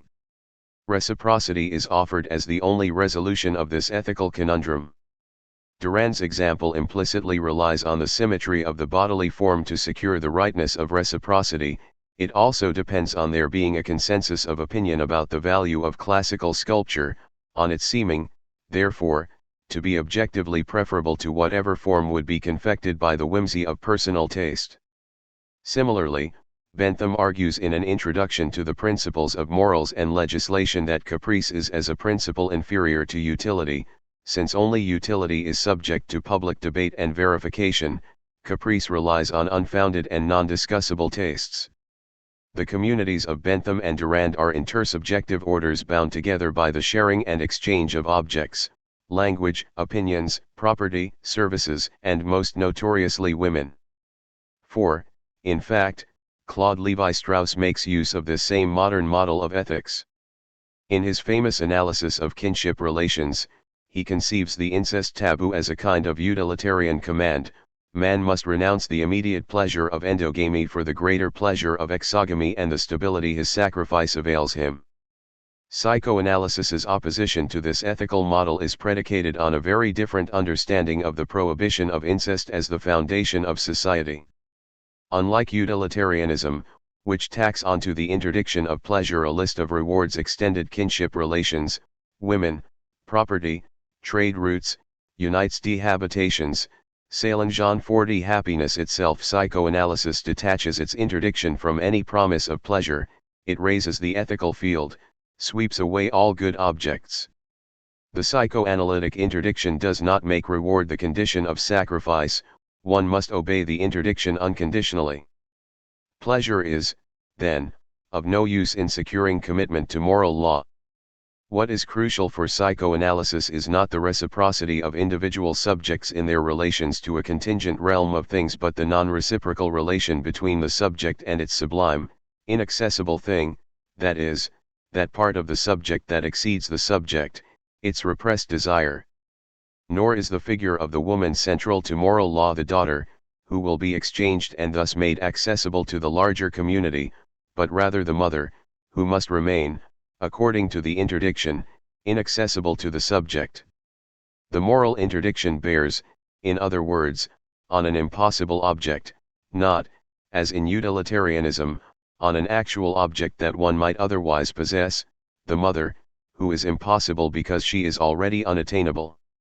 It is because the good object is already lost, desire has already been repressed, that the law forbids access to it. This means that repressed desire is the cause, not the consequence, of moral law. The subject does not surrender its desire in order to gain the rewards society offers as incentives. Instead, the subject maintains its desire rather than succumb to these pathological motives for giving it up. Far from offering any benefit, the sadistic law of psychoanalysis offers the subject only further suffering, a prolongation of its separation from the object of its desire. What happens in this account to the notion of psychical will?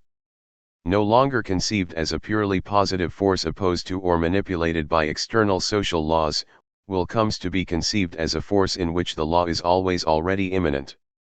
It is not the facile opposition between individual will and social world that rules moral order, but rather the opposition internal to will, by which it turns against its own fulfillment.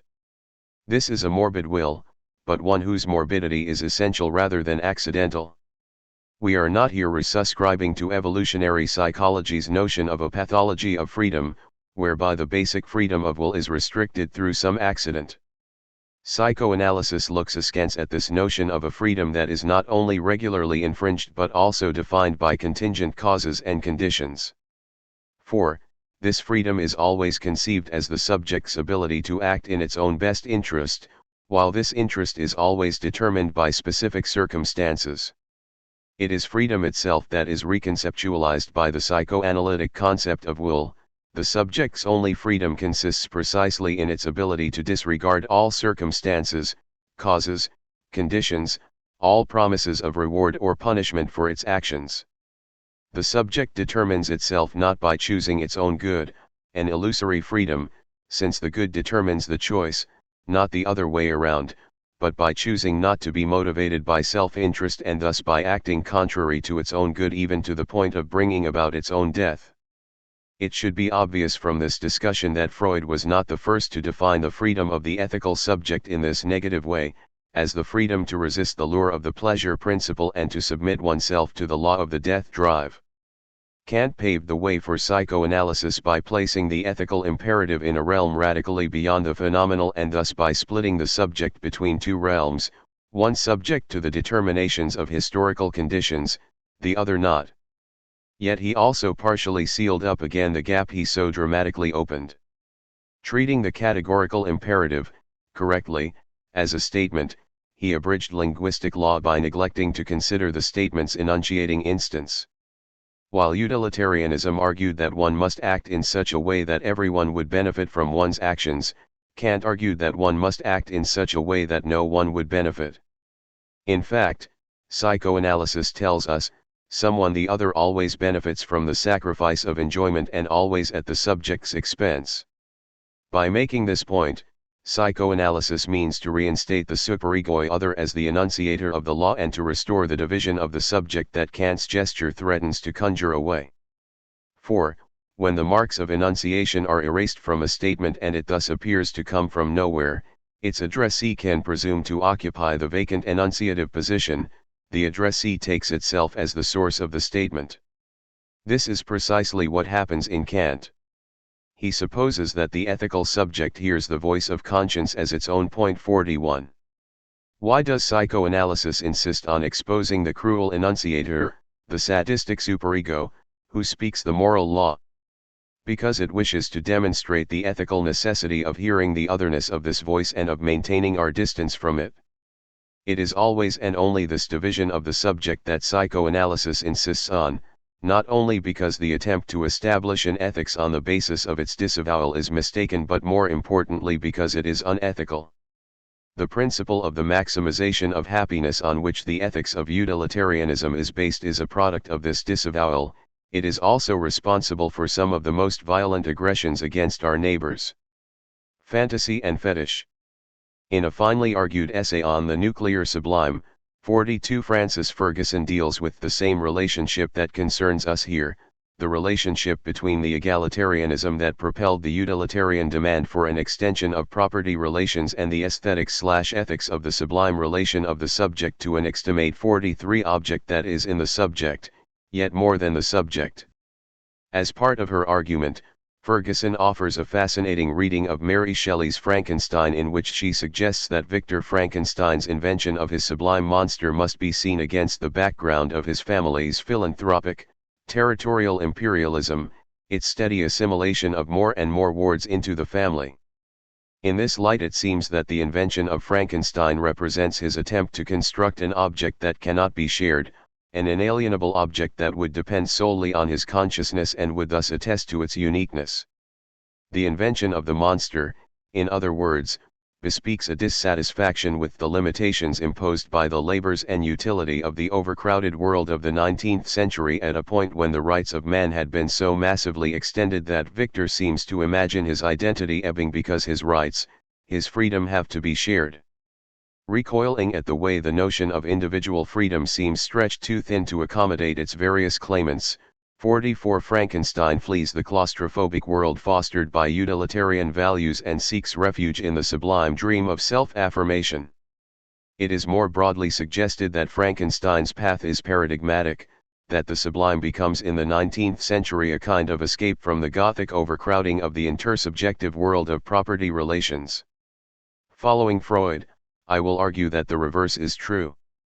What the 19th and 20th century world of labors and utility recoils from primarily is not the nearness of its neighbor but the principle that moral law must be founded on a recoil from the neighbor. It is, in other words, precisely its attempt to flee the sublime law inflicted by the superego, to elude the cruel rigors of the immanent law of morbid will, that defines the social world of utilitarianism. The utopian dream of a society in which relations of exchange would be harmonious and universal was dreamed up in the 19th century as an evasion of the recognition of the failed and forbidden relation of the individual subject to its terrifying, superegoi other its neighbor. Rather than recoiling from the obscene/sublime part of itself, utilitarianism refused to recognize it, setting itself up on the erasure of its self-contesting aversion. What is in question here is not the observation that we have experienced, since the beginning of the 19th century, a steady increase in our sense of intersubjective claustrophobia. What is in question is the description of the genesis of this social hell. For, if a proliferation of the rights of individuals has made the world seem stiflingly overpopulous, this is due to the way these rights have defined the individual and not to a sheer increase in the number of other subjectivities. It might be helpful at this point to recall that, in the 1930s, Walter Benjamin attributed the modern perception of a contraction of space to the decay of the aura. Defining the aura as the unique manifestation of a distance, however near an object might be, 45 Benjamin initially seems to celebrate this decay. Since the loss of distance can be considered the loss of the priority and authority the thing has over others, this loss becomes a sign of the dawn of a new era in which the universal equality of things is being sought. To celebrate the decline of the aura is to embrace the new ethical order based not, as formerly, on a master/acolyte model but on the equality and sovereignty of individuals.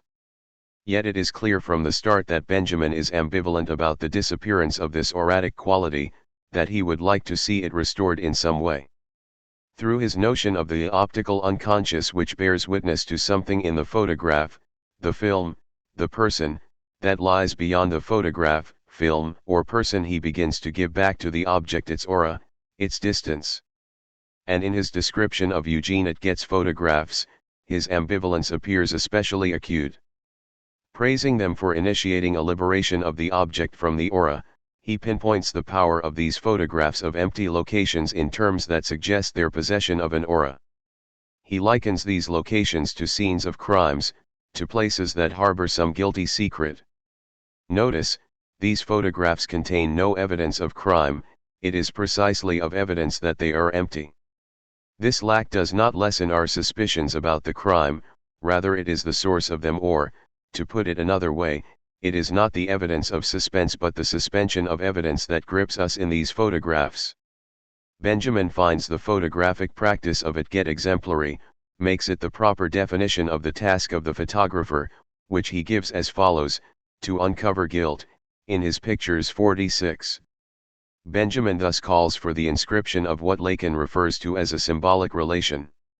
For what is Benjamin describing if not the very phenomenon Lacan invokes thus: with a machine, whatever doesn't come on time simply falls by the wayside and makes no claims on anything. This is not true for man, the Skanzian is alive, and whatever doesn't come on time remains in suspense. 47 Through language, the human subject maintains a symbolic relation to the world, which is to say that the subject comes to believe in a real that exceeds all its traces. If a friend does not show up at the appointed hour, we wait for her and wonder where she is. Our waiting does not depend on prior evidence of her existence. It is not empirical evidence but rather the symbolic that lends her stability and thus leads us to expect her when there is no sign of her presence. When Parrhasius painted a veil on the wall, thus causing Zeuxis to wonder what was behind it, he demonstrated the fact that we require no evidence of a thing in order to anticipate its existence. Through the symbolic relation, we are able to take a certain distance from the evidence immediately presented to us, supposing the real to have recessed from it as well. It is precisely this symbolic relation, this aura, or distance, that was in decline in the 19th century. Why? Because of the utilitarian definition of the subject, which declared that the subject was indeed equal to its traces, that it could be fully grasped in its use or function. Not only did work democratize society, it also exposed simulation. 48. Now, the condition of this utilitarian definition is not simply, as the usual complaint would have it, its elimination of the subject's inferiority, but more exactly its elimination of the subject's interior lack, or fault. Utilitarianism is not incompatible with the notion of interior will, as we have seen. It is, however, incompatible with the notion of a will that would impede itself, block its own realization. What utilitarianism flees from, above all, is the fact of repressed desire, or, for that matter, the crime whose scenes it get photographed, for they do not exist, even though we see clearly their effects, in the subject's feeling of guilt and in the photographs. Because desire and the crime are posited retroactively as causes of these effects and never did exist in any realized form, this cause-effect relationship is not an indexical, that is, not an existential one. Such a relation confounds utilitarianism, which depends on seeing in every effect evidence of some actually existing cause. The functional definition of the subject, therefore, is also a definition of the subject as a pure, positive drive toward realization and self-affirmation. When Ferguson describes, then, the flight toward the sublime as a flight toward self-affirmation, she makes the sublime consubstantial with this utilitarian definition, the cause of claustrophobia, and not, as she argues, the means of escape from it. For claustrophobia, or the decay of the aura, results not only from the fact that a definition according to use reduces our distance from the real by seeing the object as present in its traces, but also from the fact that the guilt thus internally denied the subject comes to saturate its surroundings. Because the guilt has not been uncovered in the photographs of empty environments, the environment itself becomes guilty. That which exists outside the subject threatens, by virtue of the fact that it is outside, to oppose the subject's drive toward fulfillment. From the 19th century phobia of crowds 49 to our current obsession with the dangers of passive smoking, a symptom aptly highlighted by Ferguson, it is clear that the historic deterioration of the symbolic relation has forced our environment, the space, people, things around us, to carry the burden the modern subject will not internally bear. We feel the pressure of other people because they are part of this environment, not simply because they are other people. The rise, since the 19th century, of historicism, biologism, sociologism are all indications of this modern suspicion, paranoia, even about a context that has been handed the power to corrupt us. Paradoxically, then, the utilitarian fantasy of the maximization of pleasure, of the universalization of the principle of the sovereign and equal rights of individuals, seems to be sustained by the structural suspicion that somewhere in the other the principle has defaulted. Included, and necessarily so, in the fantasy of a perfect reciprocity of social relations is the negation of the principle that produces the fantasy. For someone the other must structurally be supposed to oppose this principle, by the very assertion of its own will. The system of utilitarianism only constitutes itself as such, only thinks its totality by including within itself an element that gives positive form to the impossibility it otherwise excludes. This element is the positive will of the other. It is, in psychoanalytic terms, utilitarianism symptom. 50. Nowhere is this symptom more visible than in the well-documented fantasy of an erotic and despotic colonial cloth. For, on the margins of the utilitarian renunciation of useless enjoyment and all but functional clothes, on the borders of the whole cloth of the greatest happiness, there emerged a phantasmatic figure veiled, draped in cloth whose existence, posed as threat, impinged on our consciousnesses. There are countless witnesses to this fantasy, countless accounts of the special fascination colonial cloth held for Western eyes and of the singular and sustained effort of imperialism to remove the veils that covered its colonial neighbor. 51. Several self-contradictory reasons, ranging from the humane to the strategic, are given for this effort. Yet no rational explanation will account for this fantasy, which can only be understood as the positive bodying forth of the lack utilitarianism denied. What was capital in this fantasy was the surplus pleasure, the useless jouissance that the voluminous cloth was supposed to veil and the colonial subject, thus hidden, was supposed to enjoy. Every effort to strip away the veil was clearly an aggression against the bloated presence of this enjoyment that would not release itself into the universal pool. Isn't this phantasmatic figure of the veiled colonial subject a kind of objectified, sartorial form of the superego? Hasn't the obscene, superegoi neighbor, abandoned by utilitarianism, returned in the form of those who lived in literal proximity to its project, its colonial neighbors? All that remains is for us to consider the relation of this figure to the photographs taken by Clairambelt. Does this historical fantasy of colonial cloth underlie his photographs? Do we see in them not, as some of them seem to suggest, a cloth defined by its utility but rather by the way it curtains off an inaccessible pleasure? There is some reason to believe that this is so, for we discover in Clairambelt's work the rudiments of just such a fantasy.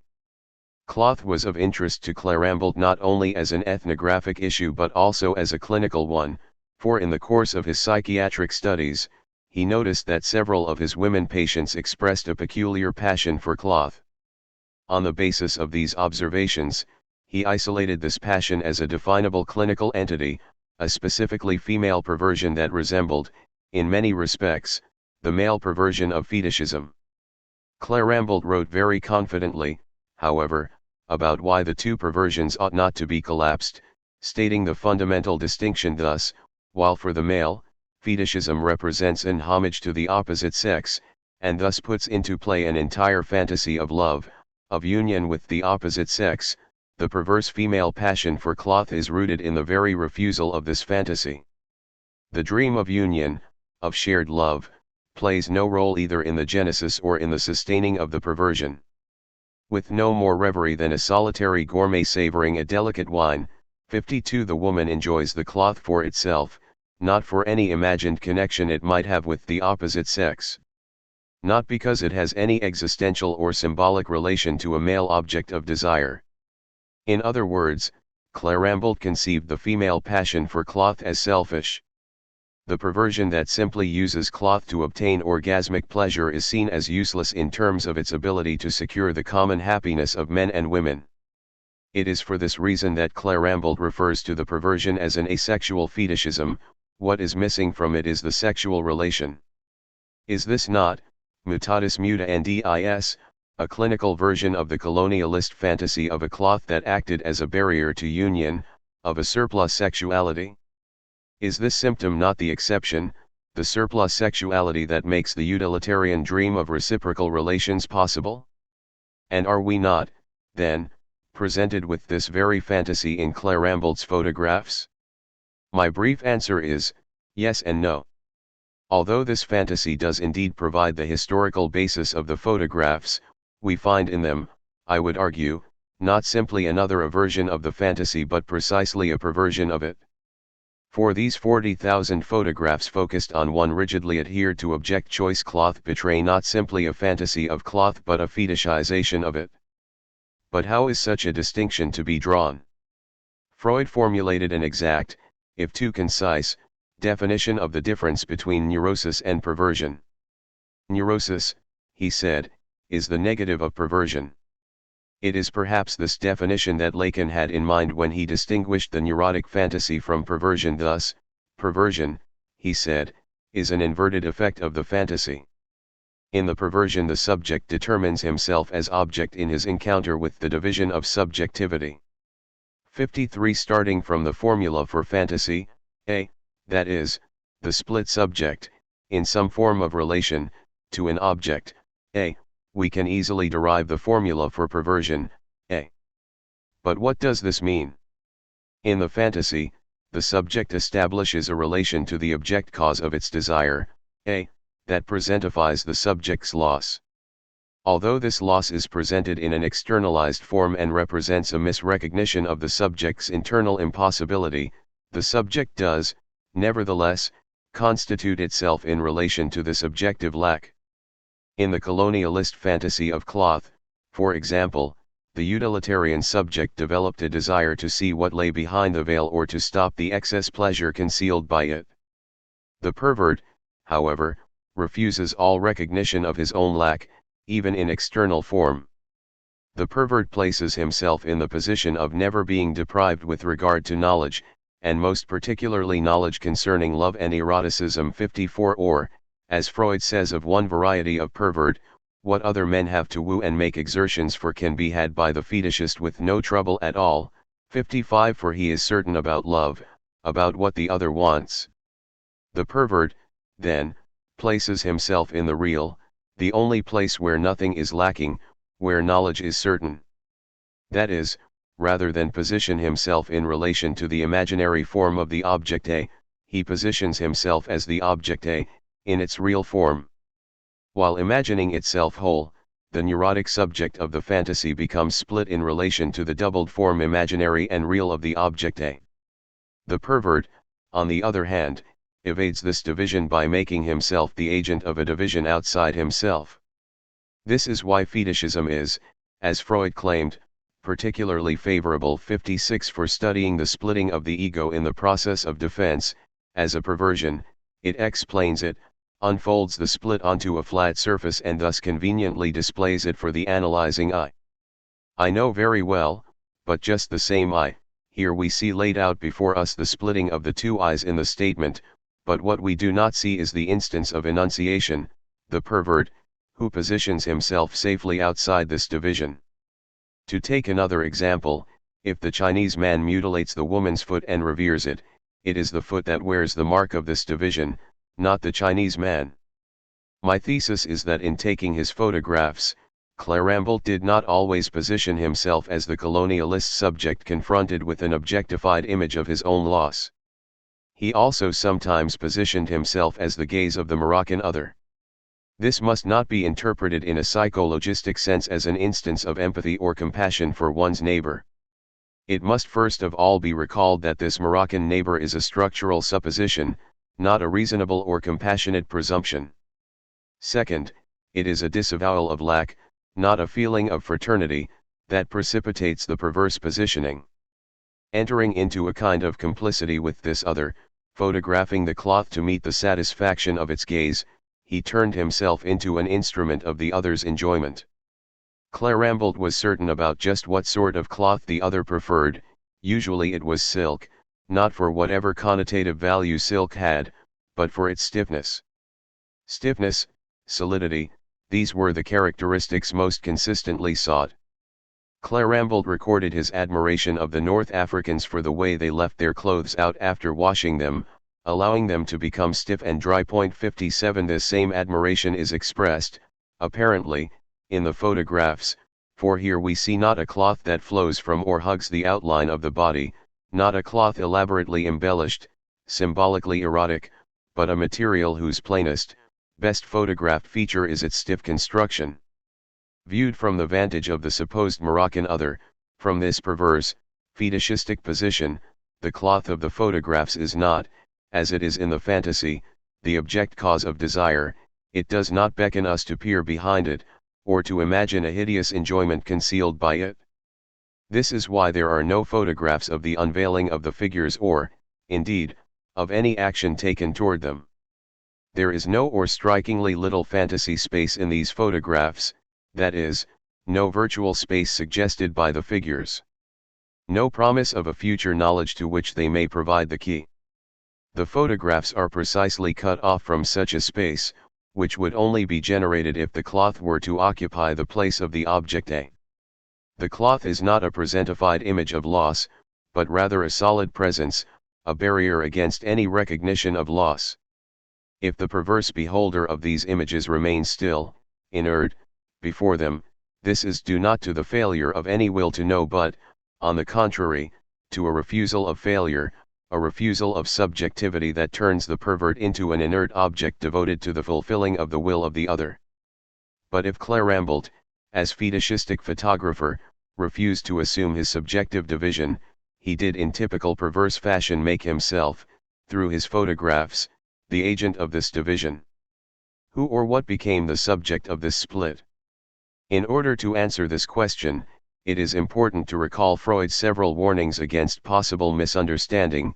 The construction of the fetish does not itself reveal, except in certain very subtle cases 58, the subject's simultaneous affirmation and denial of loss. The split usually occurs between the disavowal that produces the fetish object and the avowal that allows the subject to do without it. In Clairambelt's photographs we see just such a division between images of fetishized cloth and images in which the non-fetishized cloth illustrates the characteristics of its utilitarian construction. What these photographs explain, I am now claiming, what they display for us, is the utilitarian fantasy itself. The fantasy, we have said, is ultimately supported by the supposition that there is an other who enjoys a certain and useless pleasure. We might say, then, that this useless pleasure becomes useful in securing and sustaining the utilitarian effort. In other words, the pleasure of the other is very subtly affirmed and denied when, in the utilitarian fantasy, it is retroactively posited as cause of the subject's desire. This simultaneous affirmation and denial is what splits the subject of the fantasy. In the fetishistic photographs of Clairambelt, however, the enjoyment of the other is only affirmed, it is not turned to Clairambelt's, the beholder's, advantage. For these photographs are, like all fetish objects, marked with the seal of uselessness 59. The whole point of the construction of the fetish is to satisfy the other, not oneself. The fetish, then, must be rigorously of no use to the pervert, who makes no claims on any rights to enjoyment and who busies himself with them only for the sake of the other. What becomes split over the broad range of these photographs, therefore, is not Clairambelt but the utilitarian fantasy.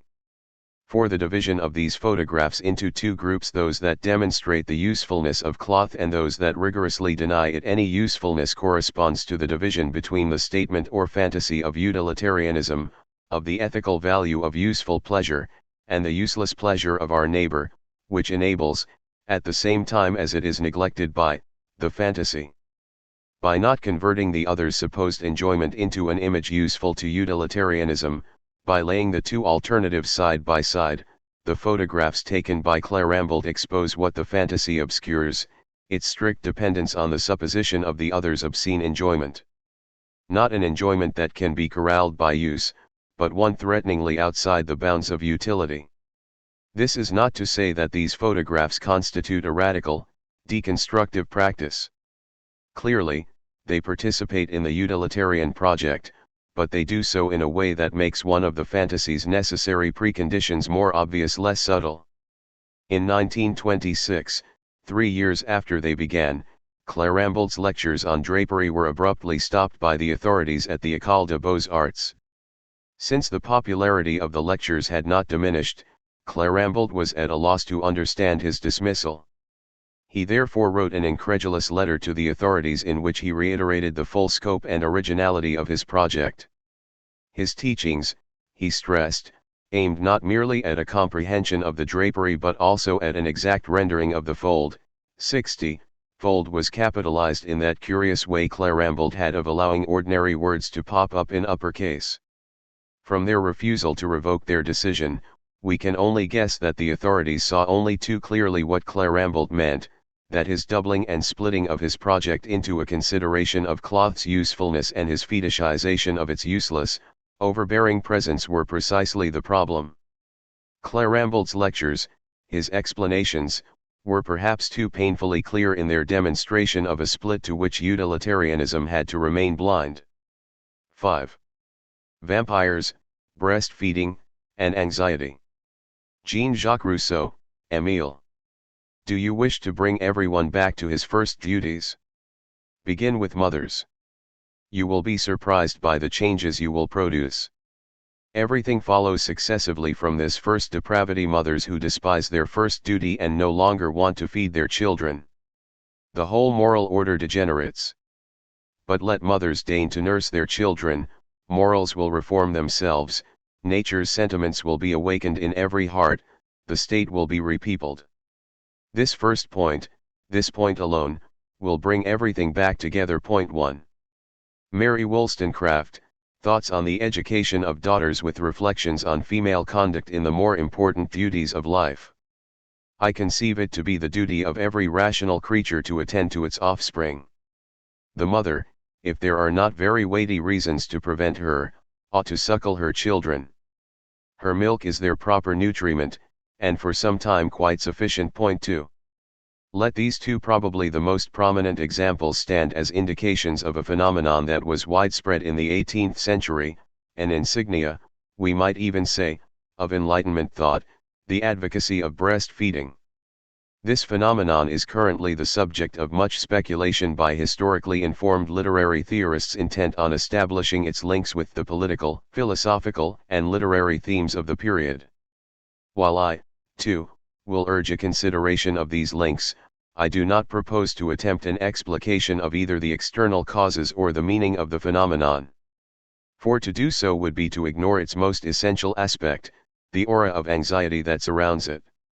It is this aspect that allows us to observe the unexplored historical coincidence and close correspondence between this phenomenon and a form of literature that emerged in the 18th century. I am speaking, of course, of vampire fiction, in all its Gothic forms.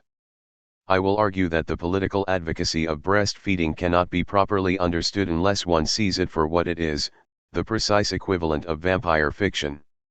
It is necessary, first of all, to say something about anxiety. If its cause cannot be determined, this is because it is the most primitive of phenomena. It is that which nothing precedes. One could also say, conversely, that which nothing precedes, that which follows from nothing, is what awakens anxiety. Anxiety registers the non sequitur, a gap in the causal chain. It was the difficulty of trying to think this very priority of anxiety that made inhibitions, symptoms, and anxiety the confused text that it is, with Freud switching from his first theory, in which repression precedes anxiety, to his second theory, in which anxiety precedes repression, and back several times, and quarreling with Otto Rank about whether or not birth can be the occasion of anxiety. Freud says that it cannot, but he also seems to incorporate Rank's arguments at points. And yet a definition does clearly emerge from Freud's text: anxiety is a signal of danger. This signal is extraordinary because it works without the use of any signifiers. Since a signifier can always be negated, the message it sends can always be doubted. Rather than a signifier, then, anxiety is an affect, a special sort of affect, and as such it cannot be doubted. Common usage notwithstanding, anxiety is connected to certitude rather than doubt. This is also a way of saying that what anxiety signals is real. As we have just remarked, Freud, like Kant, who gave both respect, a signal of moral law, and terror, a signal of the sublime, a special status, sets anxiety apart from all the other affects, feelings, sentiments that are caused by objects acting on the subject. Point 3. If anxiety can be considered a presentiment, it is only in the etymological sense of the term. It appears prior to any sentiment in the normal, pathological sense. Point 4. Anxiety, again, like respect and terror, is not only not caused by any object, it is not even caused by any loss/lack of object, which is why anxiety can be distinguished from disappointment, say, or grief. Rather than an object or its lack, anxiety signals a lack, a failure of the symbolic reality wherein all alienable objects, objects that can be given or taken away, lost and refound, are constituted and circulate. Somewhat perversely, However, Lacan does refer to this encounter with a lack as an encounter with an object, object A. But this object is unique, it has neither an essence nor a signification. It cannot be communicated or exchanged. It has, in short, no objectivity. The danger that anxiety signals is the over-proximity of this object A, this object so inalienable that like Dracula and all the other vampires of Gothic and Romantic fiction it cannot even be cast as a shadow or reflected as a mirror image, and yet so insubstantial that like Murnau's Nosferatu it can disappear in a puff of smoke. Now, if the signal of anxiety cannot lie, if we cannot be misled as to its message, it stands to reason that any interpretation of anxiety is superfluous and inappropriate. But if interpretation is not the proper response, what is? The best way to answer this question is to look once again at that over-interpreted anxiety dream, the dream of Irma's injection. Lacan's commentary on this dream is designed to demonstrate how we must act and how we must not act in the face of anxiety. Point 5. The dream is divided by Lacan into two parts, each of which is marked by its own climax. In the first part, Freud appears as a man free of any Oedipus complex. His research is driven entirely by his desire to know, whatever the cost. Point 6. Propelled by this desire, he stalks his party guest, Irma, and, struggling against her resistances, peers curiously down her throat, only to make his truly horrible discovery. What he witnesses is the very origin of the world, the equivalent of the female genitals. It is clear that the uncanny appearance of what ought to have remained hidden is a sickening, noxious sight. But what is it, really? A large white spot, curled structures, white-gray scabs. Almost nothing. This is the climax of the first part of the dream, the anxiety-filled encounter with the object A. After this encounter the dream abruptly switches into another mode. The dream space becomes phantasmatically populated with Freud's doctor friends, Dr. M, Otto, Leopold, in other words, the space becomes Oedipalized. By this I mean, first of all, that the second part of the dream is defined by a turning away from the objecta that erupted in the first part. In the second part, Freud no longer wants to know, his primary desire is a desire not to know anything of the real that provoked in him so much anxiety. The abruptness of the transition indicates that Freud flees from the real Irma, her white scabs, the unconscious into the symbolic community of his fellow doctors. So, the proper response to anxiety is, according to this dream, flight. But is it not the height of absurdity to say that the founder of psychoanalysis, of the study of the unconscious, based the whole of this discipline? Recall how proudly Freud thought of a future commemoration of this dream, as though it were the cornerstone of the edifice of psychoanalysis, on a turning away from the unconscious? On a desire to know nothing about it? Some further clarification of the character of the second, Oedipalized space is necessary before our suspicions can be allayed. Filled with paternal figures, this space is infused with an air of interdiction, of rules, regulations, and prescriptions, and yet it offers relief from the constricted asphyxiating space that Zusammenschnüren, that chokes, Freud as well as Irma. In what, then, does this relief consist, and how is it secured? Most simply put, it consists in the setting up of the symbolic as rampart against the real. The symbolic shields us from the terrifying real. The climax of the second part, the triumphant pronouncement of the word trimethylamine, indicates that it is the word itself, or the symbolic itself, that is our salvation. But in order for the symbolic to evict the real and thereby establish itself, a judgment of existence is required, that is, it is necessary to say that the real is absented, to declare its impossibility. The symbolic, in other words, must include the negation of what it is not. This requirement is not without its paradoxical effects, for it means ultimately that the symbolic will not be filled with only itself, since it will also contain the surplus element of negation. According to this reasoning, which is to be found in Freud's 1919 essay Negation, that which is impossible must also be prohibited. It should be immediately evident that this negation of the real by the symbolic presents a special problem. The real that is to be negated cannot be represented by a signifier, since the real is, by definition, that which has no adequate signifier. How, then, can this negation take place within the symbolic as the requirement demands? The answer is, through repetition, through the signifier's repeated attempt and failure to designate itself. The signifier's difference from itself, its radical inability to signify itself, causes it to turn in circles around the real that is lacking in it. It is in this way in the circumscription of the real that its non-existence or its negation is signified within the symbolic. This is also the explanation of the Lacanian thesis that doubt is a defense against the real. Doubt which emerges from the signifier's non-coincidence with itself, its incapacity to guarantee itself registers the impossibility of the real and thereby defends us against its intrusion into the symbolic. Dr. M. Otto, Leopold, the three sorry figures of authority in the dream of Irma's injection, will illustrate this argument.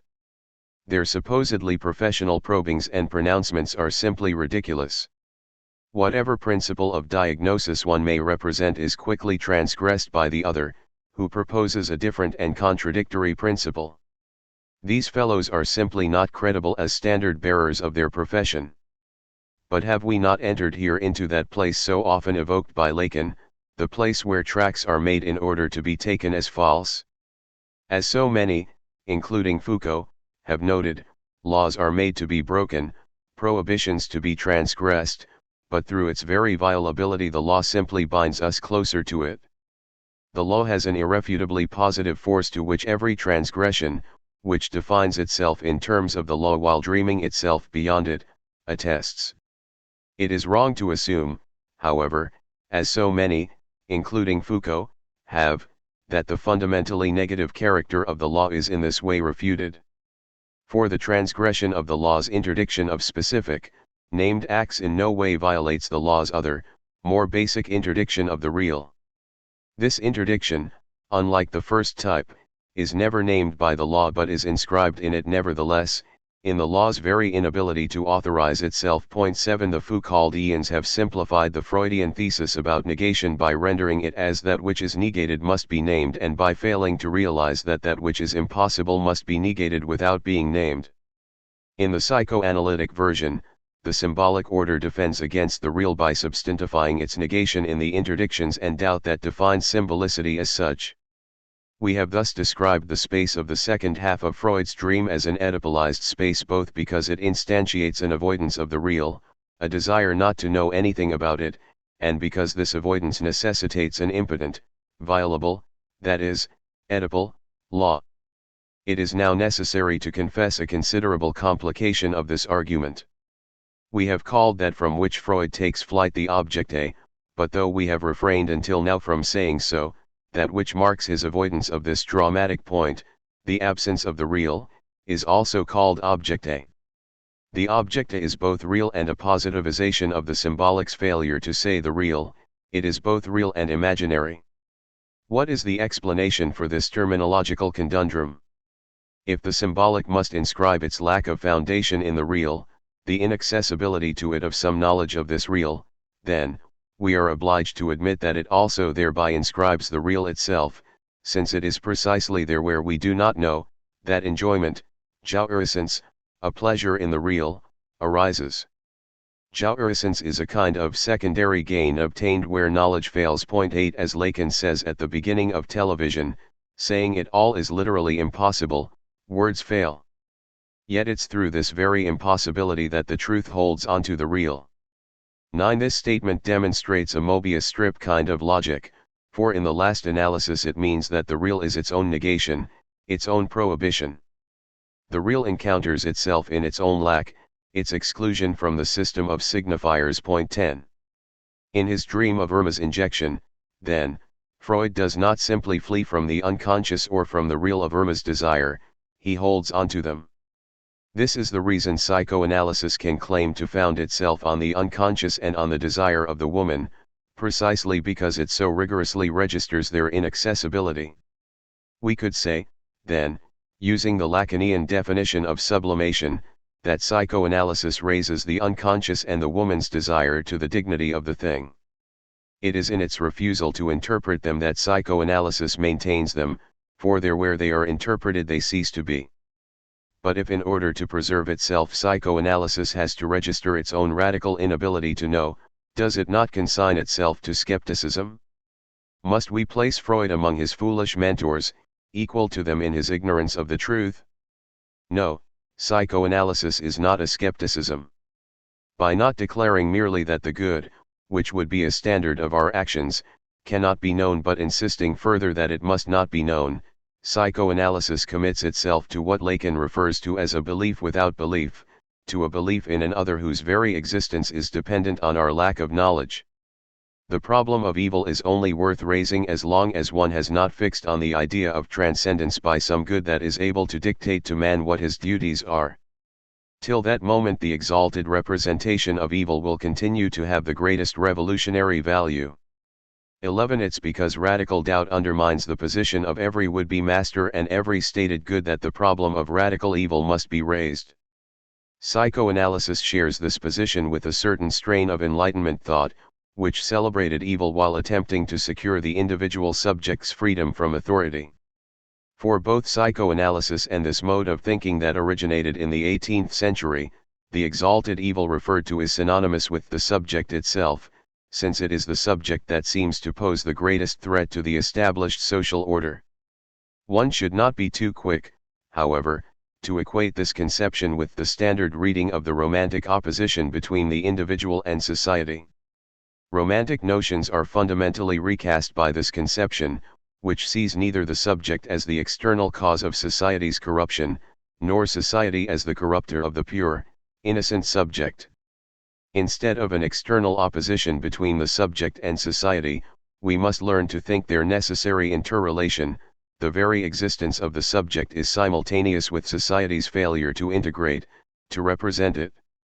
It is its rendering of this peculiar interrelation that makes Frankenstein such an exemplary text and Frankenstein's monster such a paradigmatic example of the modern subject.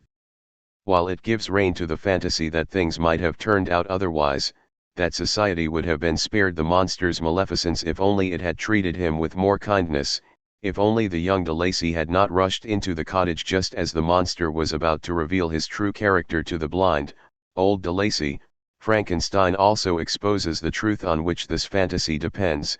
The monster is, constitutionally, he whose character cannot be revealed. He, like the modern subject in general, is located there where knowledge of him is omitted.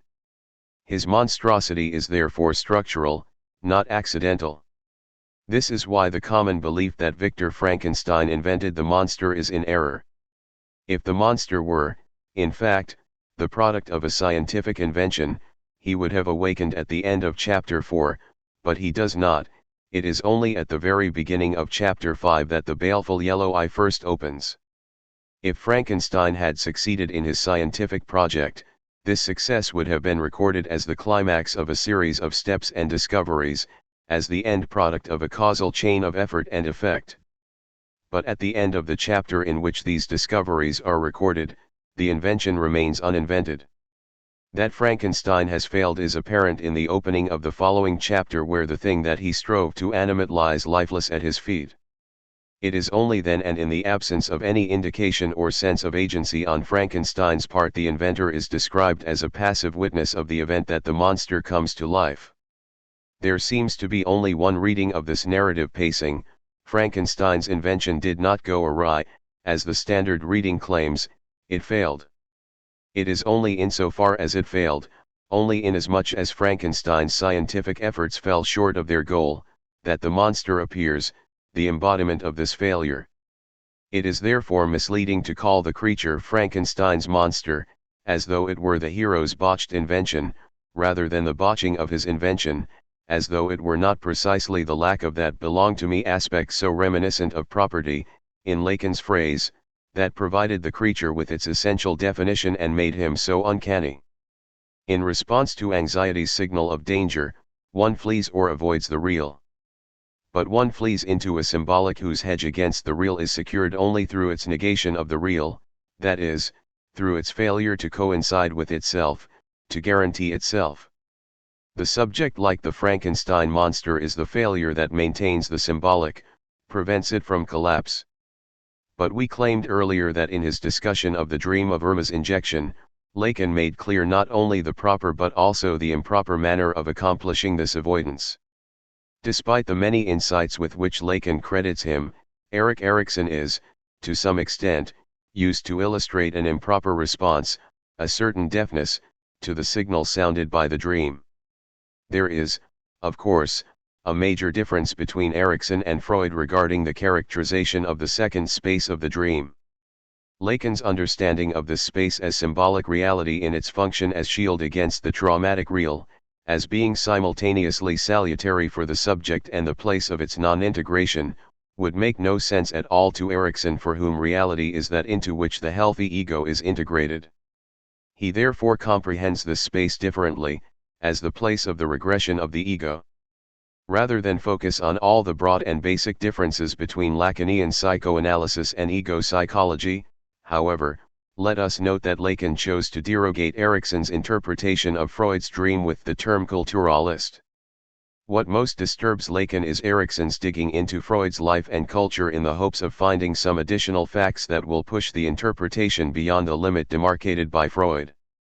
Against this endless ransacking of the archives, Lacan maintains not that history is unimportant but that historicism can only bring about the destruction of history, that some limits are meant to be observed. In the middle of making this point, something wonderful happens. A member of the audience intervenes to make the point for him, a contrario.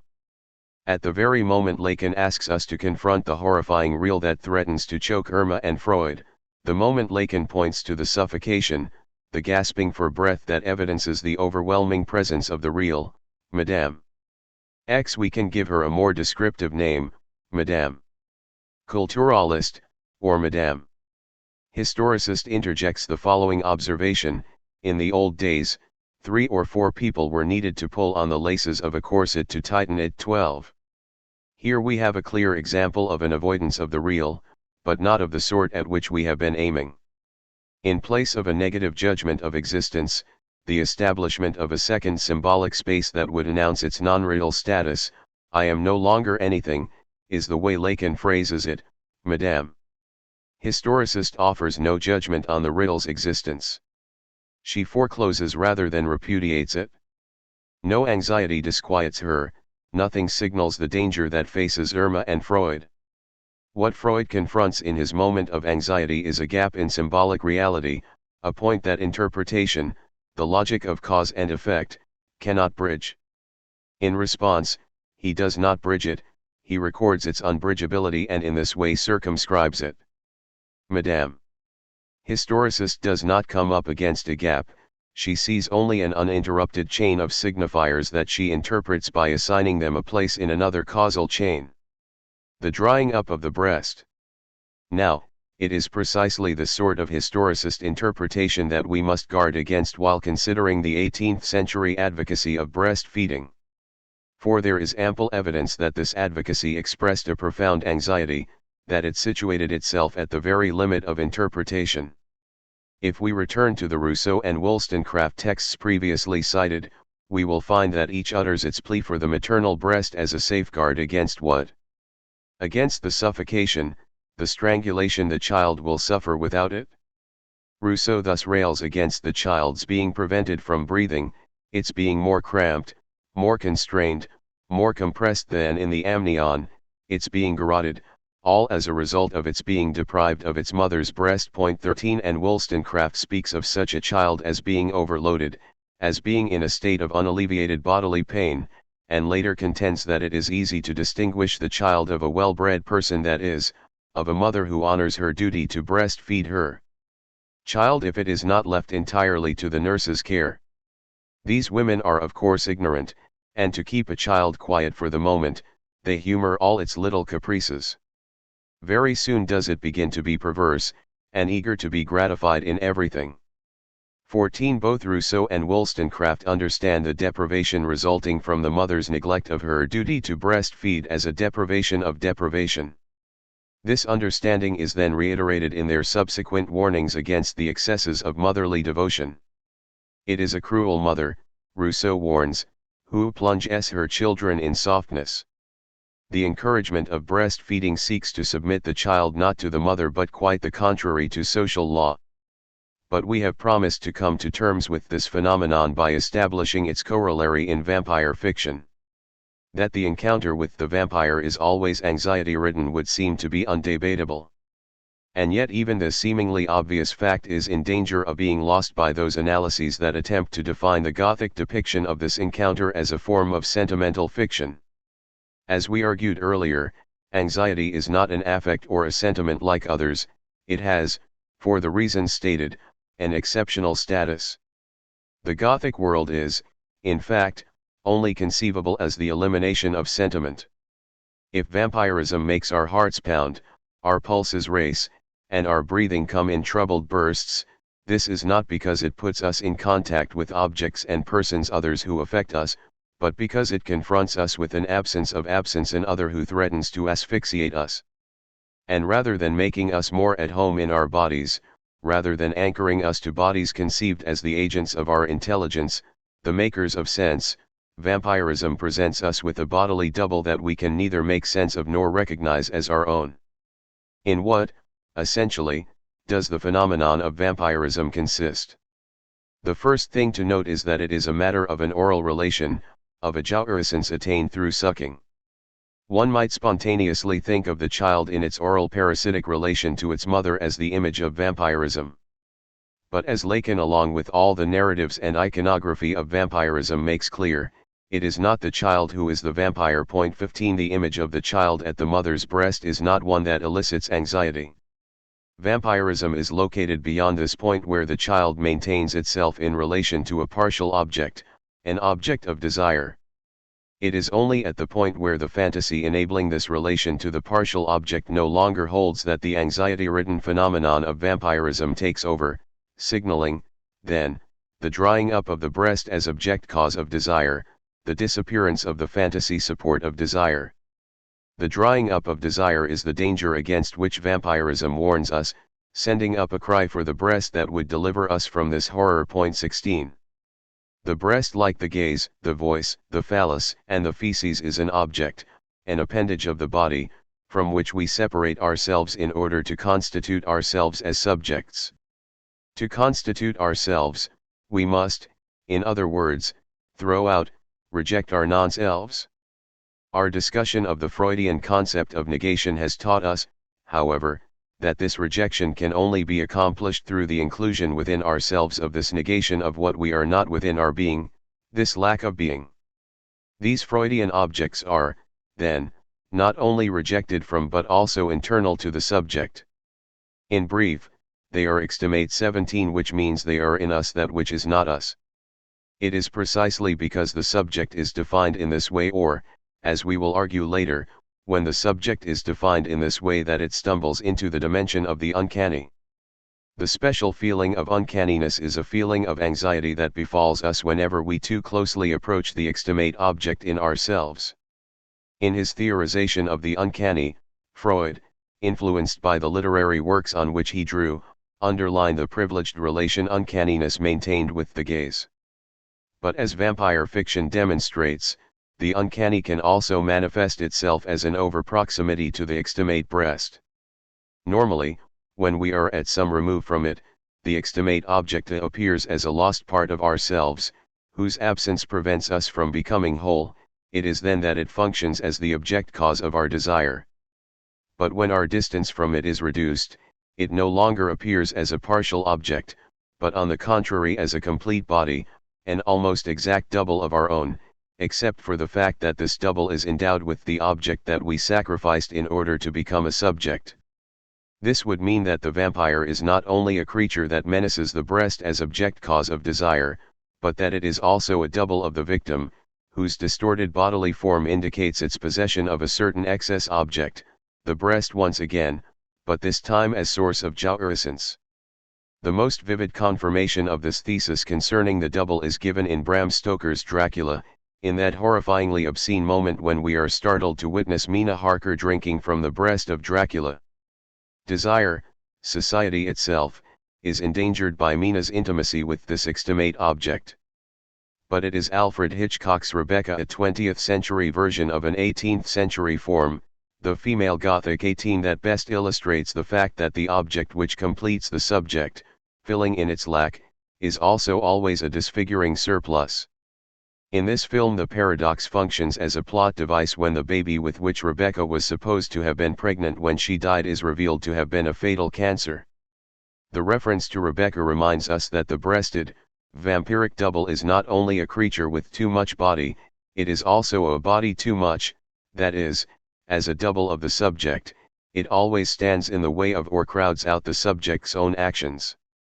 In Rebecca, her personal possessions, her ubiquitous initial, the constant references to her talents and accomplishments create the sense of the continuing presence of Rebecca at Manderley. Because the dead without knowing it Rebecca refuses to relinquish her place, the nameless Joan Fontaine character cannot assume hers. She is unable to enter the symbolic network of the household. What releases the younger woman, finally, is the exteriorization of her battle with the excess body, the double.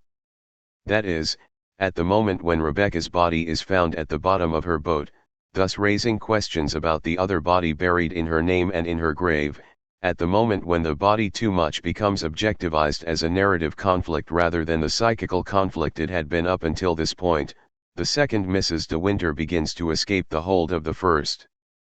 At this moment it becomes possible and necessary to reject one of the bodies as a false claimant. One other film needs to be mentioned in this context, since it is one of the most compelling examples one will ever find of the anxiety that attends the experience of the uncanny.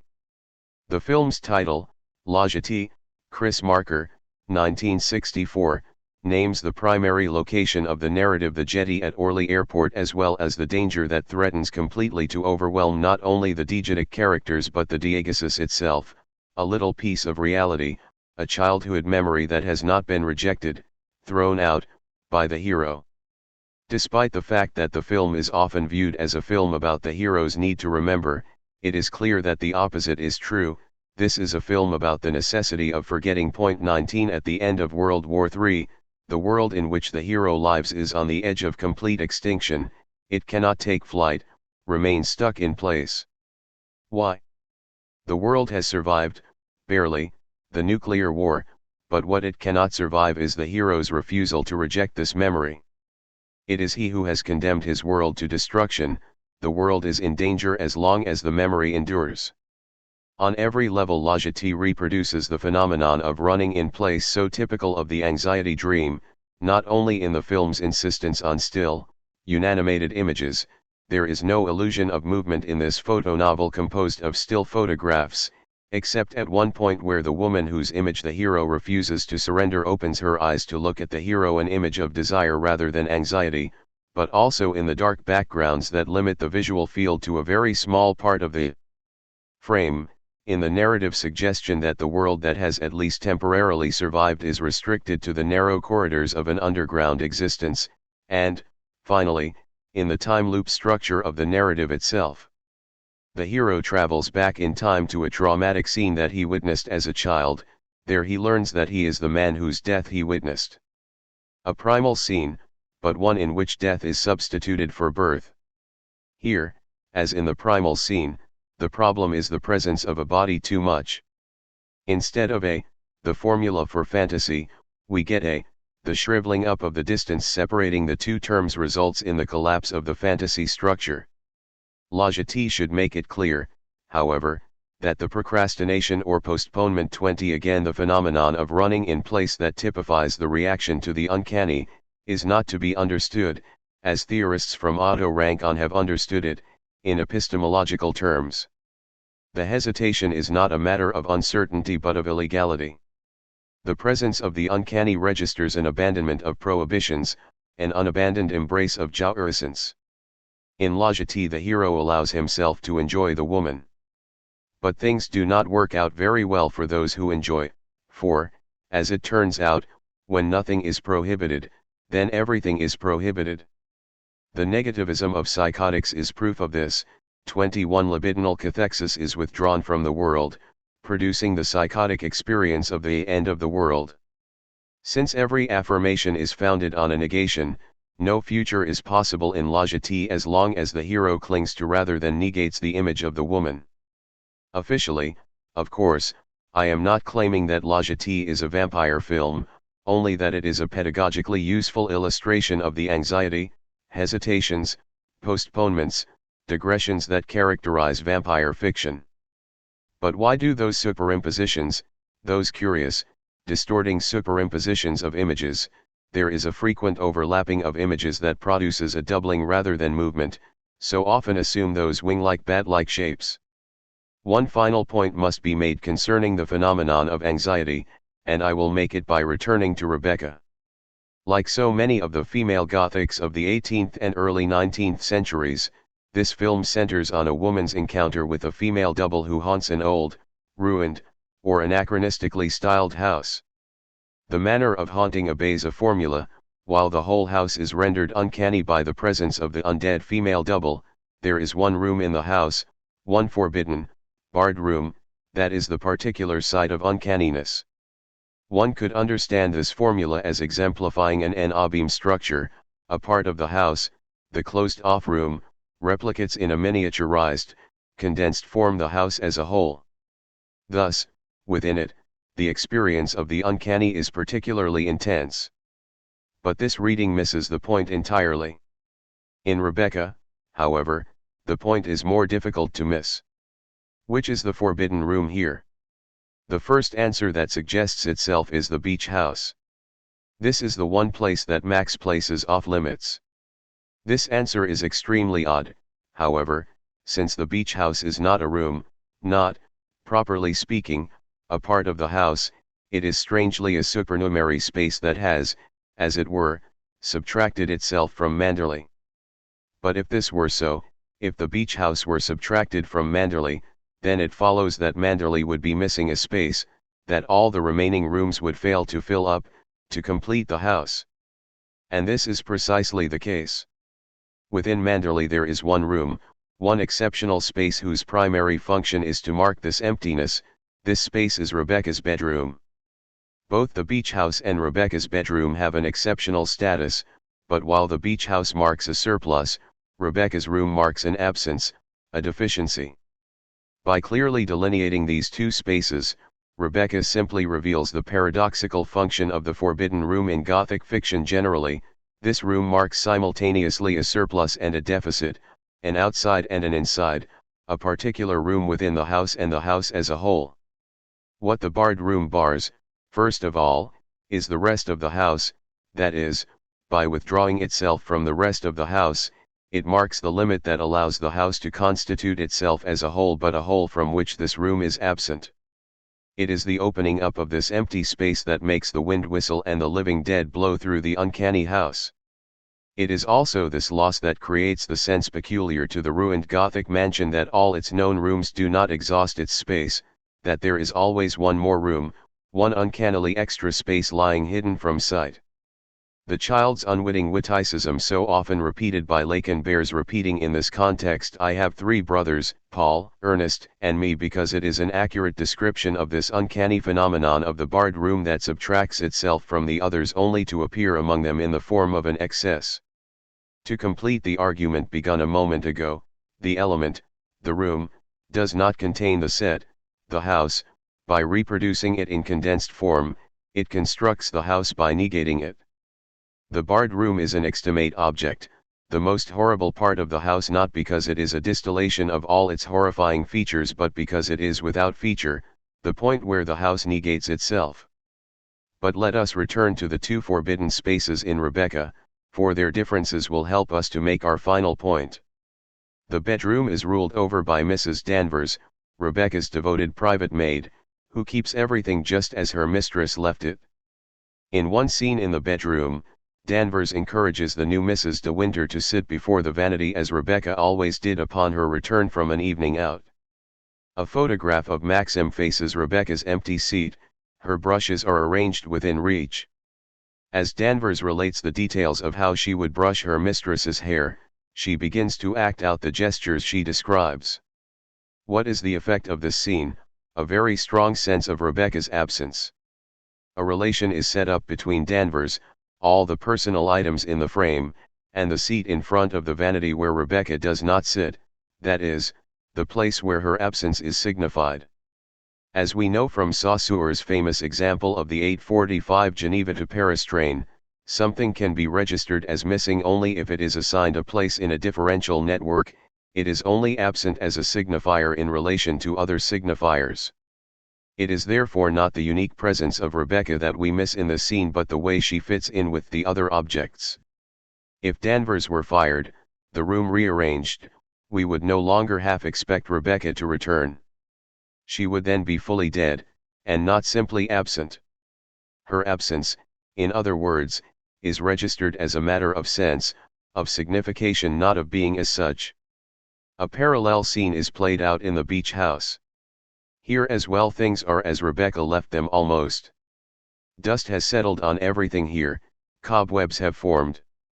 The differential network has begun to deteriorate. Max begins to narrate to his new wife, the second Mrs. de Winter, the events of his final confrontation with Rebecca. So far the scene is strikingly similar to the one we just examined. But this time, instead of remaining stationary and allowing Max to act out his own movements, as Danvers had acted out hers, the camera acts out, that is, it appears to follow, the movements of Rebecca. The effect of the scene is quite different from the one in the bedroom, for here we have a sense not of the absence of something missing from its place but of the presence of something that is out of place. This scene is, in the precise sense, uncanny. What makes it uncanny is not the fact that we do not see Rebecca but the fact that the camera movement that indexes her presence does not see us, that is, it is a unique camera movement that does not respond to any establishable pattern of movement.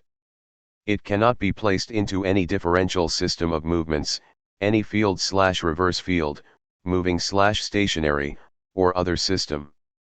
Without any assignable position within such a system of differences, the movement is devoid of sense. This, then, is our final definition of the anxiety that attends the uncanny. It is an affect aroused in reaction to an existence, to pure existence, without sense. 22 The camera movement that traces Rebecca's path is pure indication, it expresses a purely thetic proposition, there is, and nothing more. If one were to fill this movement with meaning by inserting it into a differential system, the there is, pure being would cease to be. If the Frankenstein monster is, as most readers agree, the uncanny double of Frankenstein, why then is he allowed to speak, to try to make sense of his existence for us? Wouldn't speech, wouldn't the very signifying display of his existence destroy it? Breastfeeding and freedom. In Architecture Civile, a portfolio of drawings by the 18th century visionary architect Jean-Jacques Lequeux, we find the famous image of a rather robust woman lying on her back under an archway. The angle of the drawing is designed to profile her breasts, a bird in flight is visible at the top of the arch. The drawing, whose title is He is Free, turns the image of vampirism inside out, replacing the terrifying vampire with the simple bird and the horror of the drying up of the breast with these full breasts, and returns us to our main concern, the relation between the advocacy of breastfeeding and a new, revolutionary definition of the subject as free.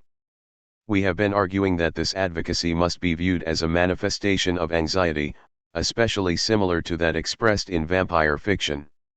We have also argued that anxiety must not be interpreted, that we must not seek an external cause for it. This does not prevent us, however, from asking why there seems to have been so much anxiety in the late 18th and early 19th centuries, for we can answer this question without recourse to any external phenomenon. It was the very definition of the subject as free that ensured this increase of anxiety. That is, the 18th century detached a double of the subject that it made inaccessible to annihilation. This double, unlike older notions of the immortal soul, allowed the subject to become detached from the world without becoming attached to some otherworldly principle, the unfortunate consequence of the conception of the double as soul. Rather than another principle, the Enlightenment double was conceived as nothing but the negation of the subject's attachment to the world. This double, then, guaranteed the autonomy of the subject, its freedom from a pathetic existence in which it could be manipulated by other things, persons, or traditions. But once this double was thus detached, once it was set loose in the world, it was inevitable that the subject would occasionally run into it, approach it a little too closely. Whenever this happens, anxiety signals us to take our distance once again. This suggests that there are times when the real overtakes us without warning, that we are sometimes not provided with an opportunity to protect ourselves from it. Freud himself makes this suggestion: there are occasions, he says, when anxiety is omitted, when it does not arise to prepare us from the riddles over proximity. In these cases, the results are always catastrophic. We would argue that anxiety increases with the emergence of the modern subject, that it is this inclusion of the real within the symbolic, this negation within reality, that sounds the warning which not only unsettles society but also allows it to take steps against a more catastrophic confrontation. The steps we must take have also already been spelled out. We must not stop writing the impossibility of the real, the impossibility of saying it all. As Lacan pointed out in the Ethics of Psychoanalysis, it is Kant's conception of the beautiful that writes this impossibility most eloquently. The symbolic world, the second space of Freud's dream of Irma's injection, is strictly parallel to the Kantian conception of the aesthetics of the beautiful. The question of aesthetics, as we know, assumed a priority during the 18th century. In the widespread investigations of this topic, an important shift is discernible. The aesthetic field is regularly conceived as excluding the subject. Think, for example, of Diderot's influential dictum, "Act as though the curtain never rose," that is, subtract the subject from the aesthetic field and focus on establishing its unity and homogeneity. But while others excluded the subject in order the better to affect him/her, in order to attain the maximum emotional effect, Kant completely revolutionized aesthetic theory by excluding the subject in order to protect him/her, in order to hold onto the subject as free. This he did by defining the beautiful object as one that could not be subsumed under any determinate concept, as one about which we could not say all.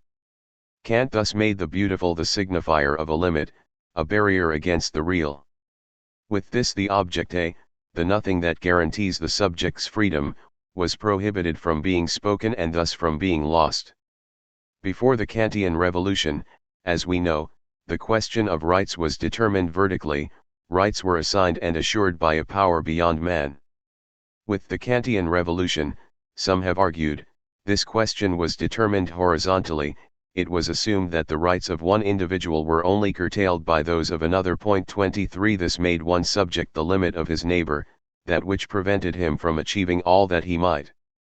The problem with this conception of rights, which is, admittedly, a modern if not the modern conception, and certainly not the one that issues from the Kantian theorization of the subject, is that it perceives rights only as a series of demands, fully expressible in language and fully known to the subject who insists on them. This notion of rights pits one subject, one consciousness 24 against another, and decides all conflicts by determining which demand will best benefit the general will. What this reduction of rights to demands results in is the elimination of the question of the subject's desire. It eliminates the question of the subject's attachment to what language cannot say, to the unspeakable double that is the indestructible support of our freedom. For it is only if the lonely hour of the S2, the final signifier that retroactively determines our meaning, does not arrive, that our actions can be determined by anything other than self-interest.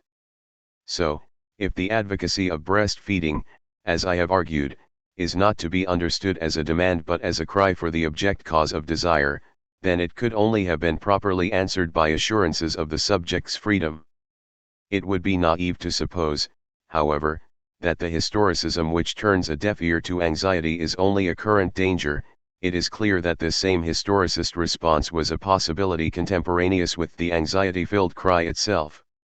It is certain that there were many who understood this anxiety about the drying up of the breast as a demand that the woman be subsumed under the category of the mother, that the biological family becomes the primary cell of society, even though these demands that the woman cede her desire, that one place one's faith in the sexual relation are absolutely antithetical to the political project whose possibilities had only just been opened up.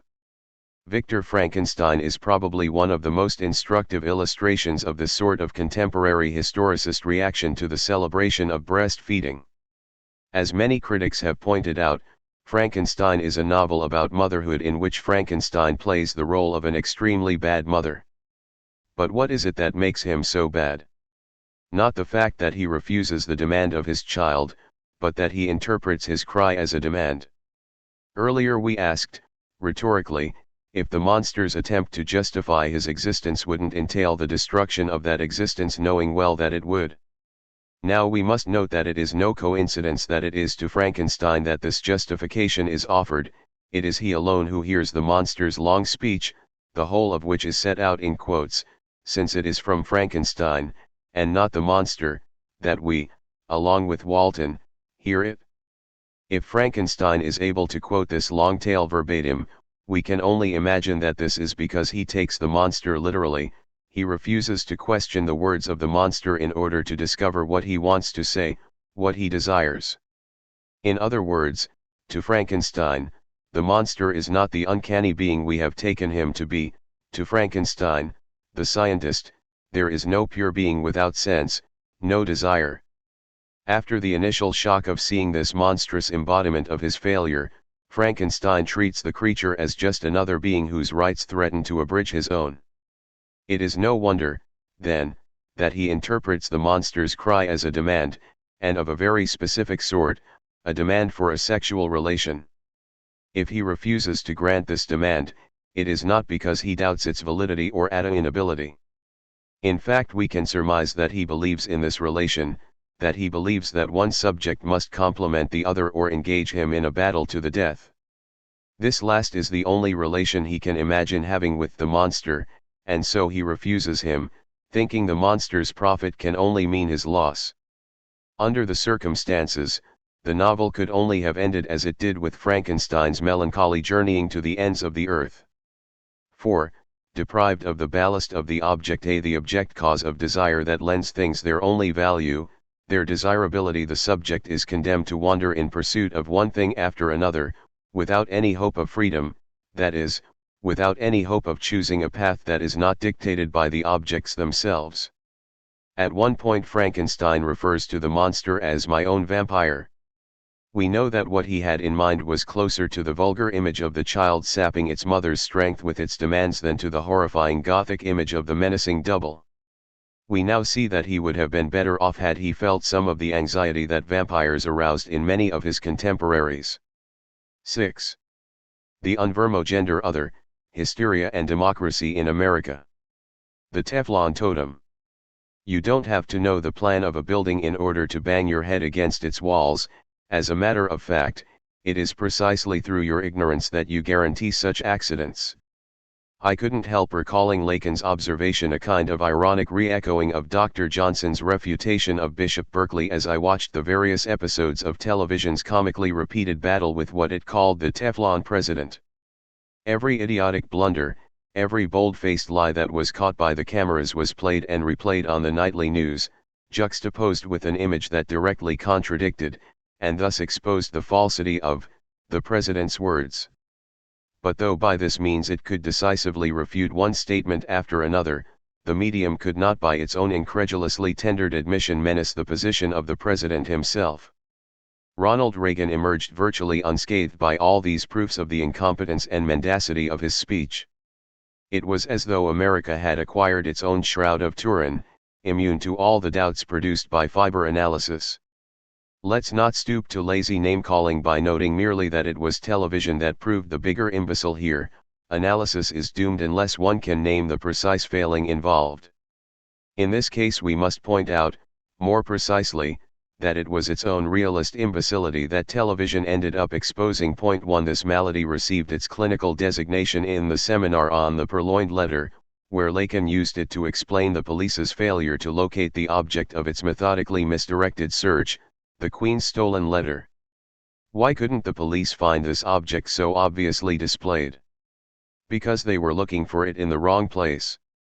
The only time something can be hidden in plain sight, which is where, in fact, the letter was hidden, is when its invisibility is a psychical condition and not merely a physical one.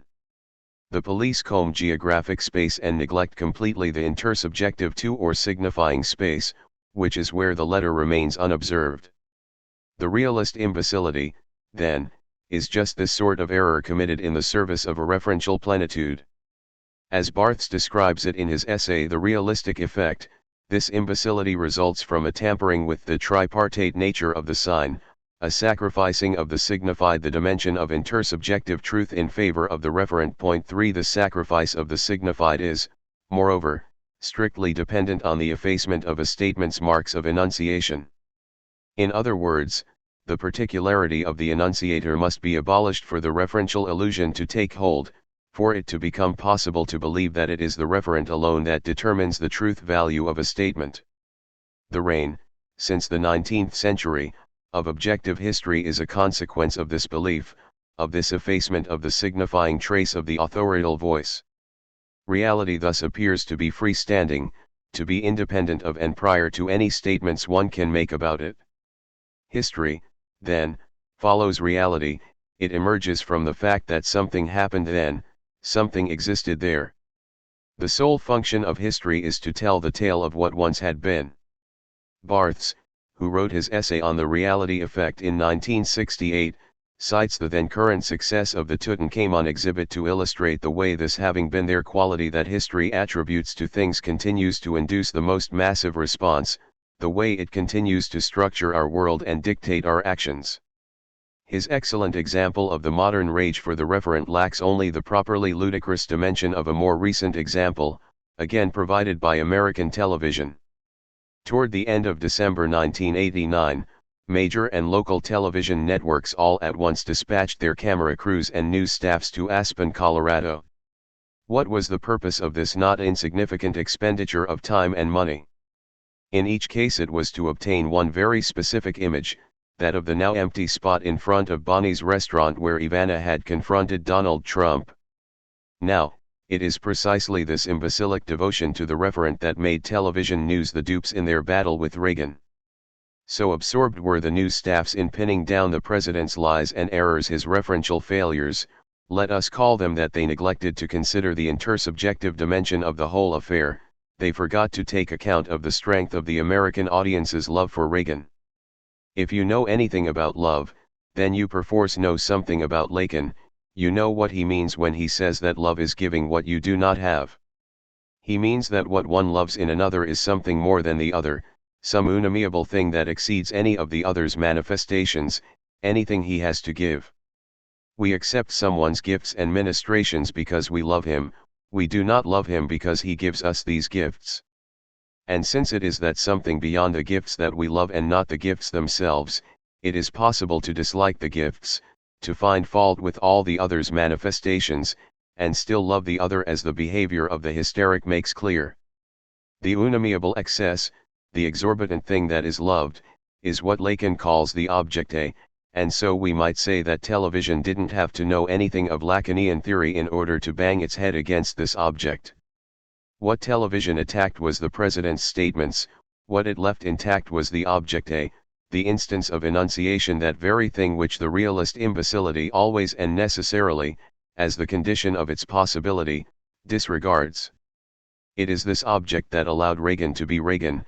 It was in this object, and obviously not in his statements, that his consistency was to be found. American didn't love Reagan for what he said, but simply because he was Reagan. It is important not to confuse the objecte with some poetical or essentialist notion of the subject. This object does not precede the statement but is instead its retroactive effect, the surplus that overruns what is said and that always comes back to the same place, always designates the same thing again, retroactively, no matter how self-contradictory the statements that produce it. This is why it cannot be dispersed by any simple appeal to the referent, by any refutation of the subject's speech, because it posits a subject that is the same without being self-identical. Counterbalancing America's love for Reagan was its often noted lack of regard for the news media. It has also been noted that liberal bourgeois states, states with long-standing democracies, such as Britain, France, and America, do not regard the police very favorably. Point 4 These observations may not be unrelated, For it might be supposed that it is precisely because the news acts like the police that it meets with such disfavor. But just what it means to act like the police requires clarification, and so we refer to a certain type of fiction produced first, and primarily, in Britain, France, and America 5, which has always been intent on denigrating these actions. It is called detective fiction. This fiction systematically differentiates the law of the police from the law of the detective in order to valorize the latter. My hypothesis is that detective fiction is a product of modern democracy, and thus I will argue that the law of the detective is that which subtends democracy, and that it is shown to be jeopardized by the law of the police, that is, by the law of scientific realism. There are, of course, some who continue to insist on tracing detective fiction back to Greek drama, but most critics are willing to acknowledge that detection is a historically specific form of fiction that began only in the 1840s, with writers such as Edgar Allan Poe. Those who hold to the former belief, however, usually argue that the genre is occasioned by the rise of scientific reason and the establishment of the laws of evidence. They then propose that detective fiction is a celebration of scientific reason, that the detective is an exemplar of positivist thought.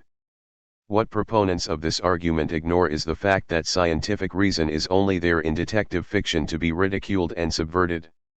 What they remain blind to is the symbolic mutation in which detection participates, a mutation otherwise referred to as the Democratic Revolution. 6. This is not to say, however, that there is no relation between the scientific and the social revolutions, for indeed there is. To understand this relation and the subtlety of the difference between the two terms, let us return to the phenomenon of the Teflon president. It is possible to conceive of a different argument from the one we proposed. One might have supposed instead that by continuing to believe in the president even as it grew more and more suspicious of the president's statements, the American television audience was repeating in a peculiar, 20th century way the gesture of a late 17th century philosopher, René Descartes. For what, in fact, did Descartes do if not reveal that there is an instance, which we have been calling, according to linguistic theory, the enunciating instance, that exceeds all the enunciations, or statements, a subject may make. The cogito is nothing but this enunciating instance, and its isolation by Descartes is what allowed him to make his remarkable, historically consequential argument. Even if every thought one thinks, every statement one utters, can be doubted, can be shown to be guilty of some error or deception, the instance of doubt of thought or speech cannot be doubted, it remains innocent of all charges of error. This would not be the first time Americans were suspected of Cartesian sympathies. At the beginning of Part 2 of Democracy in America, for example, Alexis de Tocqueville declares Cartesianism to be the natural mode of thought in democracies. 7 Rather than relying on the authority of others, on a tradition of knowledge established by ancestor scholars, de Tocqueville claims, democratic peoples prefer to base their thinking on common sense, on those clear and distinct ideas that are, in principle, available to anyone who will submit his thinking to radical doubt, who will purge himself of all subjective particulars. What is, of course, precipitated out by this radical operation is a pure mode of the subject, denatured, universal, the subject, in short, of modern science. Some might object that there is, on the contrary, a good deal of unscientific hocus-pocus in Descartes, that he uses God as a gimmick to cheat science, but this is to misunderstand that his God is merely the principle that the other is just like you, and that this is the very same principle, that of the possibility of total consensus, upon which modern science is founded. But not only science. This principle also unleashed the great democratic revolutions of the 18th century, making Descartes the father not only of science but of the American Revolution as well.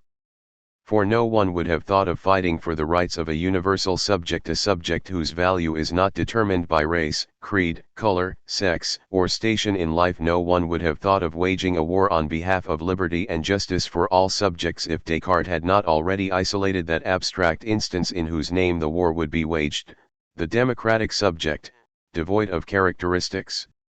America's sense of its own radical innocence has its most profound origins in this belief that there is a basic humanity unaltered by the diversity of the citizens who share in it. Democracy is the universal quantifier by which America, the melting pot, the nation of immigrants, constitutes itself as a nation. If all our citizens can be said to be Americans, this is not because we share any positive characteristics but rather because we have all been given the right to shed these characteristics, to present ourselves as disembodied before the law. I divest myself of positive identity, therefore I am a citizen. This is the peculiar logic of democracy. It is also a logic that can be used to explain the phenomenon of the Teflon president. An American public made sentimental about the flag redoubled its belief in the fundamental democratic principle for which it stands. Reagan, who was largely responsible for stirring up this sentiment, became the emblematic repository, the most visible beneficiary of this increase of belief that beyond all its diverse and dubious statements there exists a precious, universal, innocent, instance in which we can all recognize ourselves. We now have, then, two different explanations for the same phenomenon. In both cases we claim that the charges against Reagan did not stick because they were aimed exclusively at the concrete man, his class belonging and alliances, the Bloomingdale Friends, his professional background as an actor, his psychological makeup, the unwillingness to meddle in administrative affairs, the inability or unwillingness to recall details, etc. But by establishing these parallels between the object A and the cogito, the psychoanalytic and the philosophical explanations, have we not invited the reiteration of one of the most common charges against psychoanalysis, that it is ahistorical, that it disregards the concrete individual in favor of an abstract, universal subject? How much of this charge can be made to stick? One must first recall that the concept of the universal subject is not itself ahistorical, introduced, as we have said, by Descartes only at the end of the 17th century. It must instead be acknowledged as a modern, historically specific concept, one without which psychoanalysis would have been unthinkable. For psychoanalysis, too, addresses itself to a non-concrete subject. It founds itself on the denial of the nominalist claim that all one encounters in everyday reality are particular, determinate individuals. The subject is never fully determinate according to psychoanalysis, which treats this indeterminateness as a real feature of the subject. This is why the historicist response to the psychoanalytic concept of the subject is so misguided. The response which characterizes much of contemporary theory approaches the universal subject as a vague concept that can, with more or less effort and a better knowledge of history, be given more precise attributes. This hasty historicism fails to understand that the universal subject is not a vague concept but, in Charles S. Peirce's sense of the term, a general one. That is, the concept does not poorly or wrongly describe a subject whose structure is actually determinate but precisely indicates a subject that is in some sense objectively indeterminate. Against the faddish critique of the universal subject, psychoanalysis insists on this concept's political importance. But even while admitting the similarity between the psychoanalytic and Cartesian notions of the subject, we have already begun to underline their differences. For if both subjects proclaim themselves to be devoid of substantial, determinate existence, only the psychoanalytic subject can properly be described as indeterminate. The cogito, on the contrary, is an instance of certainty. What is it that accounts for this difference? The love of the other. The cogito is the object under the aspect of love. Let us cite the Lacanian formula once again: love is giving what one does not have. But let us this time put the formula in perspective by reviewing the distinctions between need, demand, and desire. On the level of need, the subject can be satisfied by something that is in the possession of the other. A hungry child will be satisfied by food, but only by food. If the mother, mistaking the meaning of her child's cry, proffers, instead, a blanket, she will, of course, fail to satisfy the child. Need requires for its satisfaction a particular object, nourishment, for example, or warmth.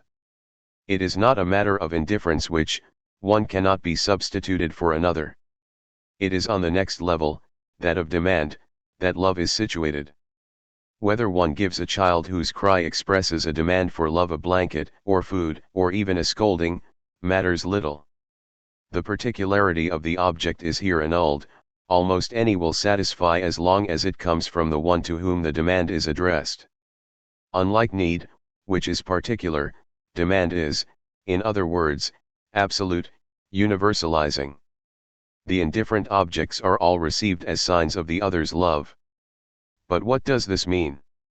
It means that the objects come to represent something more than themselves, that the other now appears to give something more than just these objects. What is this something more, and what, then, is love? The something more is the indeterminate part of its being, in Lacanian terms the object A, which the other, or subject, is but does not have, and therefore cannot give. Love's deception, however, is that the object A can be given, that the other can surrender the indeterminate part of its being to the subject who thus becomes the other's sole satisfaction, its reason to be. This relation is reciprocal, with the subject also surrendering that which it lacks to the other. Finally, there is desire. On this level the other retains what it does not have and does not surrender it to the subject. The subject's desire is aimed, then, at a particular absolute in the sense that, like demand, it aims beyond particular objects to that something more that exceeds them, particular in that the refusal to surrender it means that it remains unique to the other, it is non-transferable. Let us return to our discussion. The cogito's certainty derives from the love of the other. In addition to the cogito's certainty, this logic of love explains the curious fact that while Descartes began by placing his certainty with the cogito and doubting all the cogito's thoughts, he, and the historicism he enabled, ended up by allowing the cogito to disappear beneath the truth of its thoughts and statements. As long as these indifferent, doubtable objects come from the cogito, they are received as the signifiers of the other's love, of the communicability and truth that unites one cogito with another. The situation in America is somewhat altered. Here we make a point of resisting the universalizing that belongs to the order of the cogito in order to celebrate difference, particularity. This does not mean that we have given up loving our leaders. Unfortunately, we still continue to participate in love's deception that the other will give us what it cannot possibly give. We continue, in short, to demand a master, but one that is significantly different from the other that sustains the cogito, since we require this master to accredit our singularity rather than our commonality. Yet in posing this demand to its elected leaders, Americans are confronted by a dilemma. Every sign of accreditation cancels the difference to which it is supposed to bear witness, for it is precisely by bearing witness, by making difference communicable to another, that any sign automatically universalizes what it represents and thereby abolishes its singularity. How, then, to maintain simultaneously one's relation to a master and one's uniqueness? America's solution is, in analytic terms, hysterical. One elects a master who is demonstrably fallible, even, in some cases, incompetent. What may first appear to be a stumbling block turns out on closer inspection to be a solution. Americans love their masters not simply in spite of their frailties but because of them. We can put it this way: the pluralism that characterizes American democracy depends on our devotion to an unvermogender other. 8 If everything this other says or does fails to deliver the accreditation we seek, if all the other's responses prove inadequate, then our difference is saved, it survives intact, as undiminished as our devotion, which is lodged, like our demands, with the other and not with the other's responses. It is, in fact, the differential between demand and response, the very vanity of our hopes, that sustains them. Unlike the relation to the cogito, in which all its statements are taken for truths, the relation to the unvermogender other ensures that its statements will be taken for lies. Television news. Then, to conclude our consideration of the Teflon totem by pointing out the errors in Reagan's statements, was not, as we originally assumed, simply attempting to discredit the president.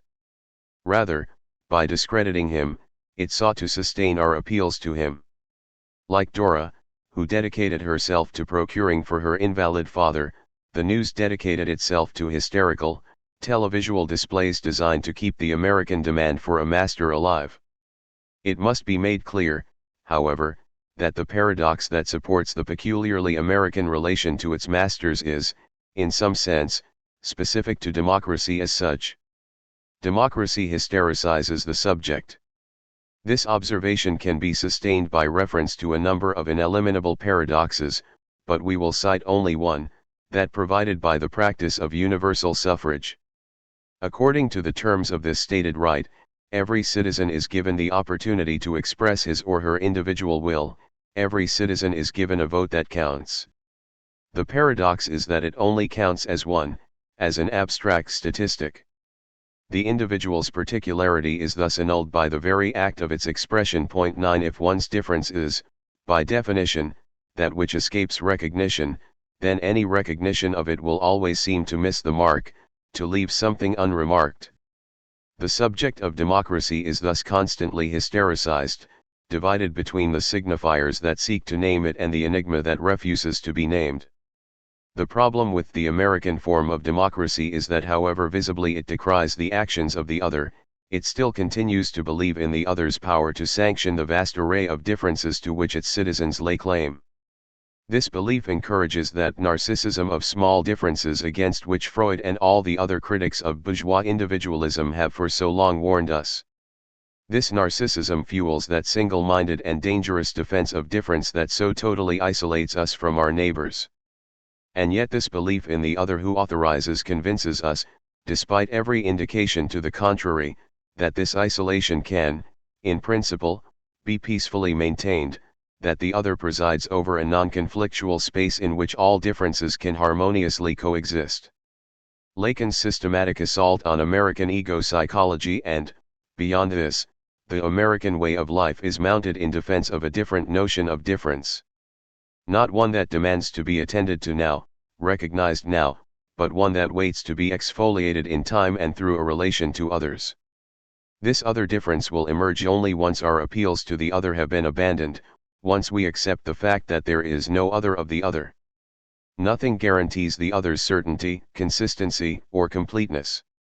The other possesses nothing that we want, nothing to validate our existence.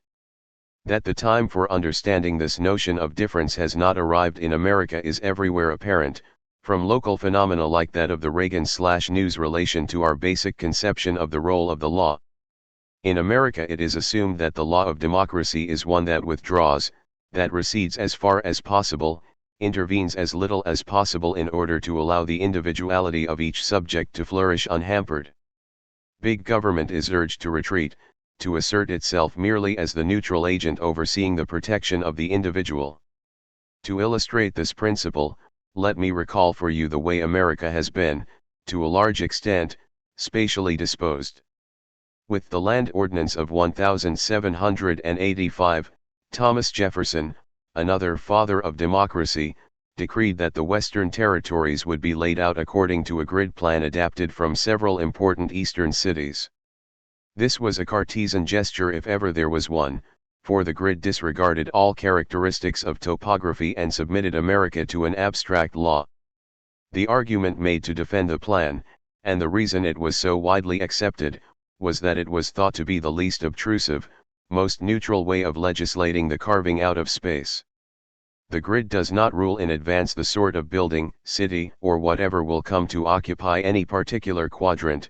It was perceived to be a plan without a program. Supporting this conception of the law is a belief in a protective, against what, we shall soon see, consistent other that can, in principle, accommodate all the demands of its citizens. The psychoanalytic notion of the law is not like this. Rather than being merely neutral, this law comports a certain exceptional violence. There is within the law itself something lawless, let us call it, with reference to our image of the grid, Broadway. Lacan's critique of the American way of life is directed, we might say, at our suppression of Broadway. As opposed to the American conception, which believes that justice has only to be distributed, this psychoanalytic conception believes justice must be created. The modern forms of power. Above the race of men stands an immense and tutelary power. That power is absolute, minute, regular, provident, and mild. It provides for the security of its citizens, foresees and supplies their necessities, manages their principal concerns, directs their industry. I have always thought that the servitude of the regular, quiet, and gentle kind which I have just described might be combined more easily than is commonly believed with some outward forms of freedom, and that it might even establish itself under the wing of the sovereignty of the people. 10. It is de Tocqueville who is the author of this, one of the best known passages from Democracy in America. It may, nevertheless, strike some of us as a bit uncanny. For since the dramatic opening of Discipline and Punish, in which we witnessed the whole-scale displacement of a repressive form of power by one that sought to provide for the welfare of its subjects, we have become more familiar with Foucault's analysis of the paradoxical effects of this brand new mild and provident form of law. But this comparison obliges us to observe an important and unsettling difference. When de Tocqueville wrote his book, in 1835, the new form of despotism whose emergence he feared had not yet come into existence. When Foucault wrote, however, fascism and a whole list of other despotic horrors had already been unleashed by totalitarian regimes. How is it, then, that Foucault continued to speak of the modern form of power, as though there were only one? What I wish to criticize is not only his historical blindness but, since it is more fundamental, the very source of this blindness, his conception of disciplinary power itself. Foucault presents it as though it were a permanently viable form of power, as though its prolonged continuance did not lead inexorably to its own subversion by totalitarianism. The strength of the argument advanced by de Tocqueville is that it understands the tutelary form of democracy as an unstable form that must be either overthrown in favor of new freedoms or taken over entirely by a new despotism. What is the basic argument shared not only by de Tocqueville and Foucault but by others as well regarding this modern form of power? It is a power enabled by the historic overthrow of monarchy. At this point power ceases to be incorporated in the body of the king or in any other source. All connections to the old order of society, to its traditions, knowledge, heirlooms, as well as its fathers are radically severed. The new order is structured around their disappearance. But if it is no longer incorporated in a source, if no authority wields it, what is it that legitimates the modern exercise of power? With no external support, it appears that it legitimates itself. Power is simultaneously that which society produces and that which produces society. We encounter here that circularity which characterizes the performative utterance. Modern power is immanent in the very relations that structure the social order. It is this aspect of modern power, its impersonal and omnipresent nature, that is most disturbing, since it threatens to enmesh the subject in a network of domination. Yet Foucault's theory seems to offer an escape from the totality of this domination by maintaining that the social field cannot be totalized, that it is crossed by an array of different and even competing discourses. In the ruptures sparked by this competition, in the interstices of the network, pockets of resistance form. I don't think anyone has ever stopped to wonder if these contradictory discourses would, in fact, necessarily enable resistance. Perhaps this is because Foucault banished all the psychoanalysts from his Republic. For, while it seems logical to expect that the different subject positions one is summoned to occupy would come into conflict with each other, psychoanalysis has developed a logic that allows us to understand how one might simultaneously hold two contradictory positions, how one might hold to one term and repress its contrary, how a society could be founded on a non-recognition of the contradictions it contains. It is this last possibility that interests us at the moment, and so we turn to totem and taboo, where the conditions of this possibility are elaborated by Freud in his description of the totemic form of society. How is this society formed? The primal father, the father who kept all the power and all the enjoyment to himself, is slain by the brothers. 11 In order to inscribe the parricide as a fait accompli, in order for the brothers to assure themselves that they will all be equal henceforth, that no one will take the place of the dead father, society is installed under the banner of the son who signifies the father's absence.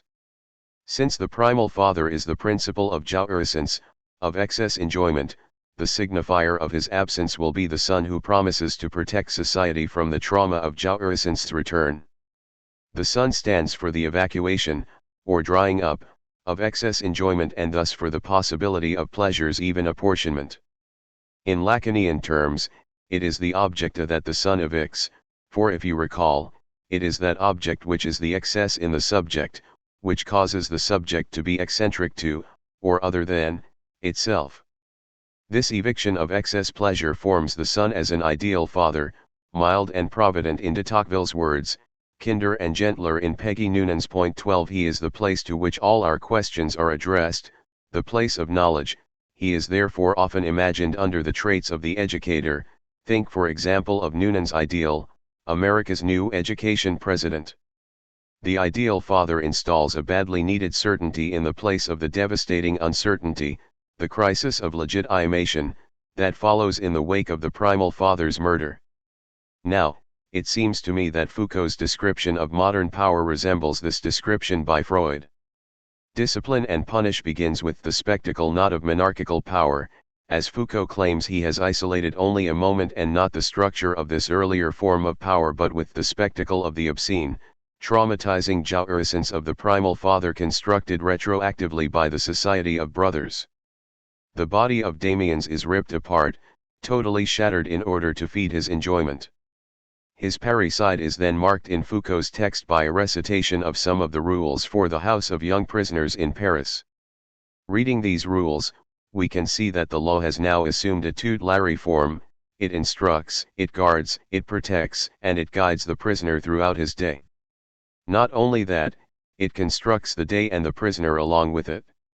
The law comports the affirmative, positive force of the symbolic. It causes the world to come into being by naming it. Lacan called this form of the law the paternal metaphor, or the name of the father. A symbolic coalescence of knowledge and power, it bathes the prisoner in the bright light of intelligibility. As we have said, it subjects the prisoner totally, since it is the cause of its existence as well as its visibility. And yet the hope of transgression is never distant from the disciplinary society Foucault analyzes. The possibility of the overthrow of power haunts the structure like a phantom. Why is this? Again, Foucault's point is that it is because there is a multiplicity of discourses that this promise is held out. But Freud's analysis of the totemic form of society offers a different answer. The ideal father, the number one son in the Society of Brothers, only affirms, only becomes the principle of the regulation of alliances, by forbidding excess enjoyment, only becomes the principle of knowledge and intelligibility by casting out the objecta that marks the point at which the order of intelligibility collapses. Foucault wanted to found his analysis of disciplinary power on the expulsion of the notion of the repressive father. He thought he accomplished this by describing a mild and provident form of law, an ideal father, in psychoanalytic terms. The problem is that in expunging the primal father, the one who commands jouissance, and replacing him with the ideal father, the law of power/knowledge, Foucault installed the very principle he meant to eject, the principle of interdiction. For the ideal father is the father who interdicts jouissance. He is able to shelter and protect only because he interdicts excess pleasure. According to Freud, it is his interdictions, therefore not the other contradictory discourses or subject positions, his interdictions, that give the subject a whiff of hope. It is they that suggest the possibility of transgression. In forbidding excess enjoyment, they appear to be its only obstacle. The subject/prisoner is thus free to dream of their removal and of the bounty of pleasure that will then be his. But how can we be so sure that Foucault is incorrect, that it is not the potential collision of different discourses that provides the possibility of transgression? Because in a totemic society, a society ruled by a tutelary power, the contradictions among discourses are largely unacknowledged and conscientiously guarded against. The totemic is a pluralistic society. America is a good example. The scrupulous autonomy and independence of the brothers are assured in this fraternity. The field may be glutted with contradictions without disturbing the society in the least. This is not to say that the social order remains stable. We claimed earlier that it is not.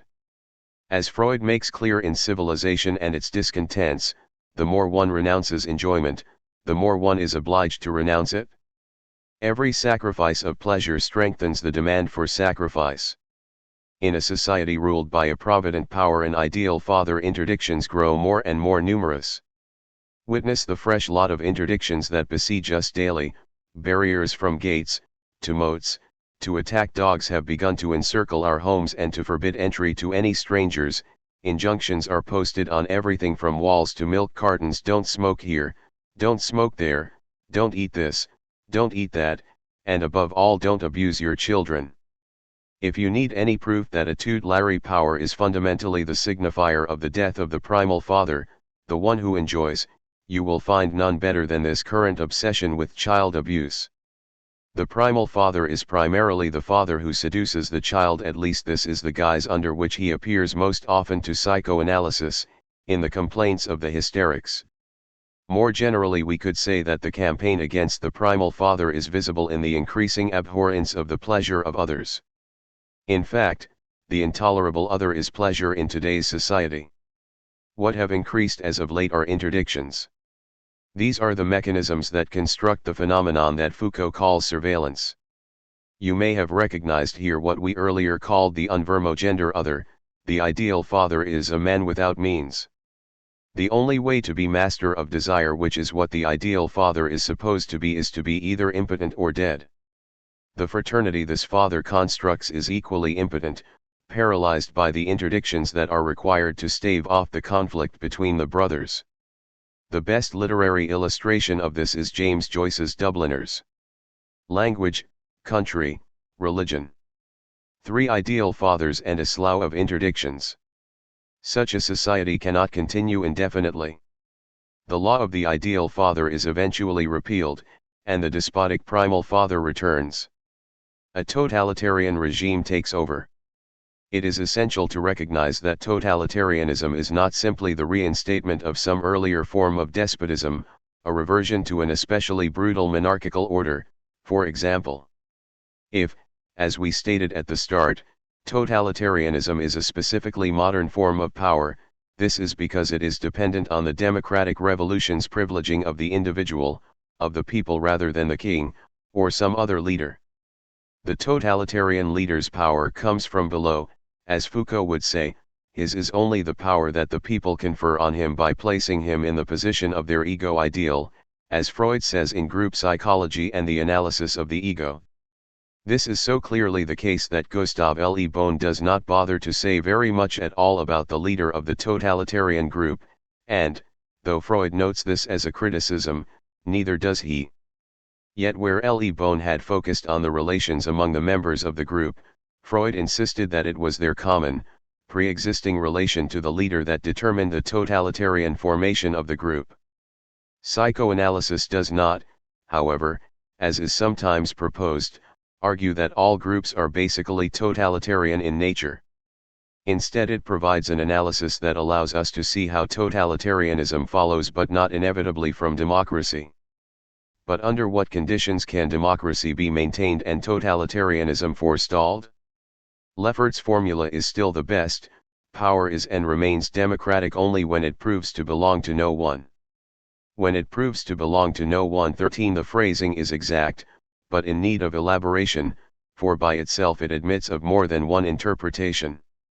Have we not argued that a totemic society is founded on this very same principle, that of the exclusion of the primal father from the community of brothers?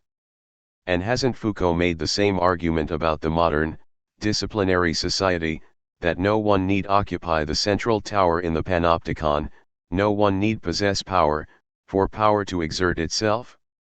And yet we have also argued that a totemic society initiates the subversion of democracy and have criticized Foucault for collapsing different forms of modern power, for failing to distinguish democracy from its subversion in totalitarianism. Isn't it precisely this notion of no one that justifies the collapse? Justifies, no, but facilitates, certainly by lending to Foucault's theory just that quiver of paradox that has so far proved seductive. At the very moment when power began to be wielded by no one, everyone became subjected to it. We may as well state at the outset that the no one of Foucault's theory does not seem to be quite the same as the no one of Lefferts. What exactly does Foucault say about this no one who occupies the place of power? It does not matter who exercises power. Any individual, taken at random, can operate the machine. Similarly, it does not matter what motivates him: the curiosity of the indiscreet, the malice of a child, the thirst for knowledge of a philosopher, or the perversity of those who take pleasure in spying or punishing. Point 14. In other words, this no one is, more properly, no one in particular, anyone. It may seem unfair to put too much emphasis on a statement made with reference to Bentham's panopticon, since this architectural device may be insufficient to support the complex theory of Foucault. But the essential point remains that in his theory the notion that power belongs to no one is attached, as here, to the observation that since the modern form of power or law has no external guarantees, it may be seen to guarantee itself. This means that the discourse of power or the statement of law does not derive its power from the person who speaks it. It is not by virtue of any quality, power, or interest of the enunciator that the discourse possesses its force. In fact, the discourse or statement annuls all qualities, powers, or interests of the enunciator.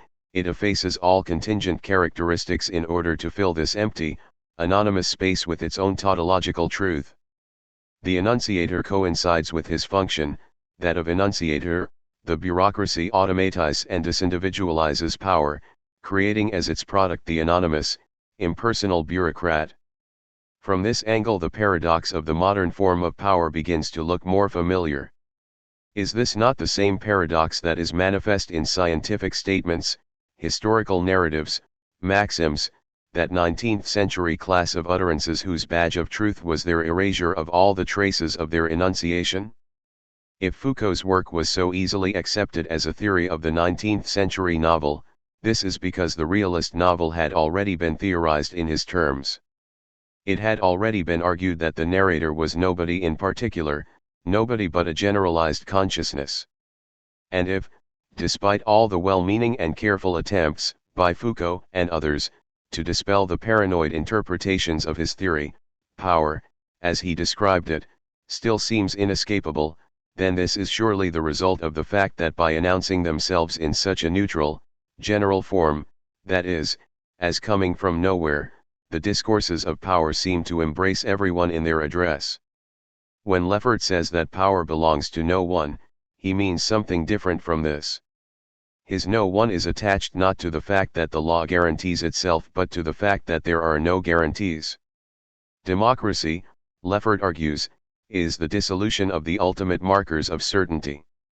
The discourse of power, the law that gives birth to the modern subject, can guarantee neither its own nor the subject's legitimacy. There where the subject looks for justification, for approval, it finds no one who can certify it. The modern subject encounters a certain blind spot in the other, a certain lack of knowledge and ignorance in the powerful other. Historians are undoubtedly correct to point out that a great gathering of information was begun in the 19th century. The moment the individual subject became visible as a social value, it also became the object of an intense scrutiny. But it must also be remembered that this information proliferated as verificationism collapsed. Which resulted in what? A mass of information that could not be verified. It was the combination of these two conditions and not simply the fact that the individual subject became the object of several new human sciences that produced the modern democratic subject. It is to the fact that power is disjoined from knowledge, that the force which produces the subject is blind, that the subject owes its precious singularity. For, if there is a lack of knowledge in the other, then there is necessarily a surplus of meaning in the subject, an excess for which the other cannot account, that is to say, there is something in the subject that escapes social recognition.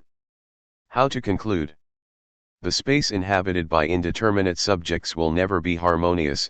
A democracy is not a utopia. First of all, the attendant paradoxes that we referred to earlier through the example of universal suffrage contribute to a great deal of neurotic insatisfaction. It seems that the preeminent form of modern power is the source of modern nervousness.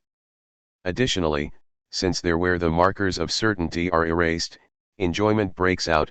Democracy seems designed, if not to brew up more dissatisfaction, at least to acknowledge the impossibility of its alleviation. For, as Freud says in Totem and Taboo, sexual needs are not capable of uniting men, they separate them. 15 In other words, once you admit enjoyment into the system, you have, unavoidably, a conflictual space, one that will not lie down flat, as on a grid. Yet it is just this conflict that preserves democracy. It is only this dissatisfaction and this struggle over the definition of the subject and of its relations to other subjects that prevent us from surrendering these definitions to the other. It is only because I doubt that I am therefore a democratic citizen. 7. Locked room/lonely room, private space in film noir. The actuarial origins of detective fiction. Barton Keyes is a first-rate detective, or so we learn from Walter Neff, whose voice-over narration, addressed to Keyes, is dense with praise for him and with recollections of his remarkable talent for detection. Of these recollections, one stands out particularly, and not only because the case on which it bears is the very one in which Neff is himself guiltily entangled. This scene of Keyes's magisterial display of reason is clearly invested with all the emotions of fear and relief that stem from Neff's involvement in the insurance scam under investigation, but it is also invested with the emotions of admiration and pride that characterize Neff's involvement with Keyes. Dramatizing, then, the full ambivalence of Neff's relation to the mentor whom he will not choose to follow, the scene is nevertheless unambivalent with respect to its evaluation of this mentor's logic. Keyes' superior, the man with the biggest office at the Pacific All-Risk Insurance Company, is Mr. Norton. An extremely foolish man, he has just pompously and precipitously announced to Keyes, Neff, and the newly widowed Mrs. Dietrichson his ill-founded conclusion: Mrs. Dietrichson is not entitled to collect any insurance money from her husband's death, since it was obviously a suicide and a clear attempt to defraud his company. It is precisely by exposing the foolishness and ill-foundedness of this conclusion that Keyes' performance derives its power. Delivered with great rhetorical flair and punctuated by the frenetic gestures of a man impatient with, even contemptuous of, his opponent, Keyes' counterargument begins with what is meant to be an outright dismissal of his opponent's reasoning. The devastating charge? He is ignorant of statistics. You've never read an actuarial table in your life, have you? Why, there are 10 volumes on suicide alone. Suicide, by race, by color, by occupation, by sex, by season of the year, by time of day. Suicide, how committed, by poison, by firearms, by drowning, by leaps. Suicide by poison, subdivided by types of poison, such as corrosives, irritants, systemic gases, narcotics, alkaloids, proteins, and so forth. Suicide by leaps, subdivided by leaps from high places, under the wheels of trains, under the wheels of trucks, under the feet of horses, under steamboats. But, Mr. Norton, of all the cases on record, there's not one single case of suicide by someone jumping off the back end of a moving train. Appearing in what is arguably the climactic scene of the film Double Indemnity, Billy Wilder, 1944, this speech by Keyes is presented as decisive. But all the rhetorical force and narrative consequence of this argument should not prevent us from observing that there is, nevertheless, something unsatisfying about it. How is it that an appeal to statistics can come to be taken as a devastating argument? What power can possibly issue from a recourse to mathematical probability? Every investigation begins when we cease to be able to take something for granted. Mine begins here with the scene and with this question: what, in the final analysis, do numbers have to do with detection? It would seem at first that we could begin answering these questions by linking detective fiction to the advent of rationalism. Marjorie Nicholson, for example, makes this link in her description of the detective, who, she says, ignores clues in order to devote himself to thought. Having, like his great predecessor Descartes, thought away all the universe, nothing remains but the culprit. By the strength of logic alone, he has reconstructed the universe, and in his proper place has set the villain of the piece. While she is referring specifically to the French tradition of detectives as opposed to the English, whose prime exemplar, Sherlock Holmes, laboriously and carefully accumulates all possible clues, passing over nothing as too insignificant, filling his little boxes and envelopes with everything that comes his way. It has often been argued that even Holmes, who always looks a little out of place at the scene of the crime, is not primarily a man of experience. If he sees things that others miss, this is because his investigation takes off from rational categories that they do not seem to possess. From C. Augusta Dupin to Ironside, then, the tradition of detectives is that of the armchair rationalist, known less for his perceptiveness than for his skepticism. The detective is one who withdraws from the world of the senses, of which he remains infinitely suspicious, in order to become more attentive to the clear and distinct prescriptions of a priori ideas. Keyes is a detective in this mode, suspicious of everything and everyone, including the one woman he ever got close to, unwilling even to state what day of the week it is until he consults his calendar and then checks to see if the calendar is this year's. He trusts only the feeling he gets in the pit of his stomach that tells him when something is wrong. This feeling his little man, he calls it, that never errs.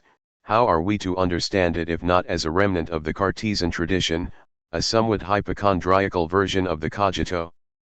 If Keyes's recitation of a list of statistics from an actuarial table leaves us somewhat unsatisfied, we might attribute this to nothing more than the fact that the rationalist, as compared to the man of experience, is always less exciting, more colorless.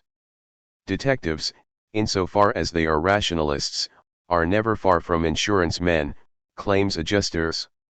This seems to have been the insight of James M. Cain, who equated detection with insurance in The Postman Always Rings Twice as well as in Double Indemnity.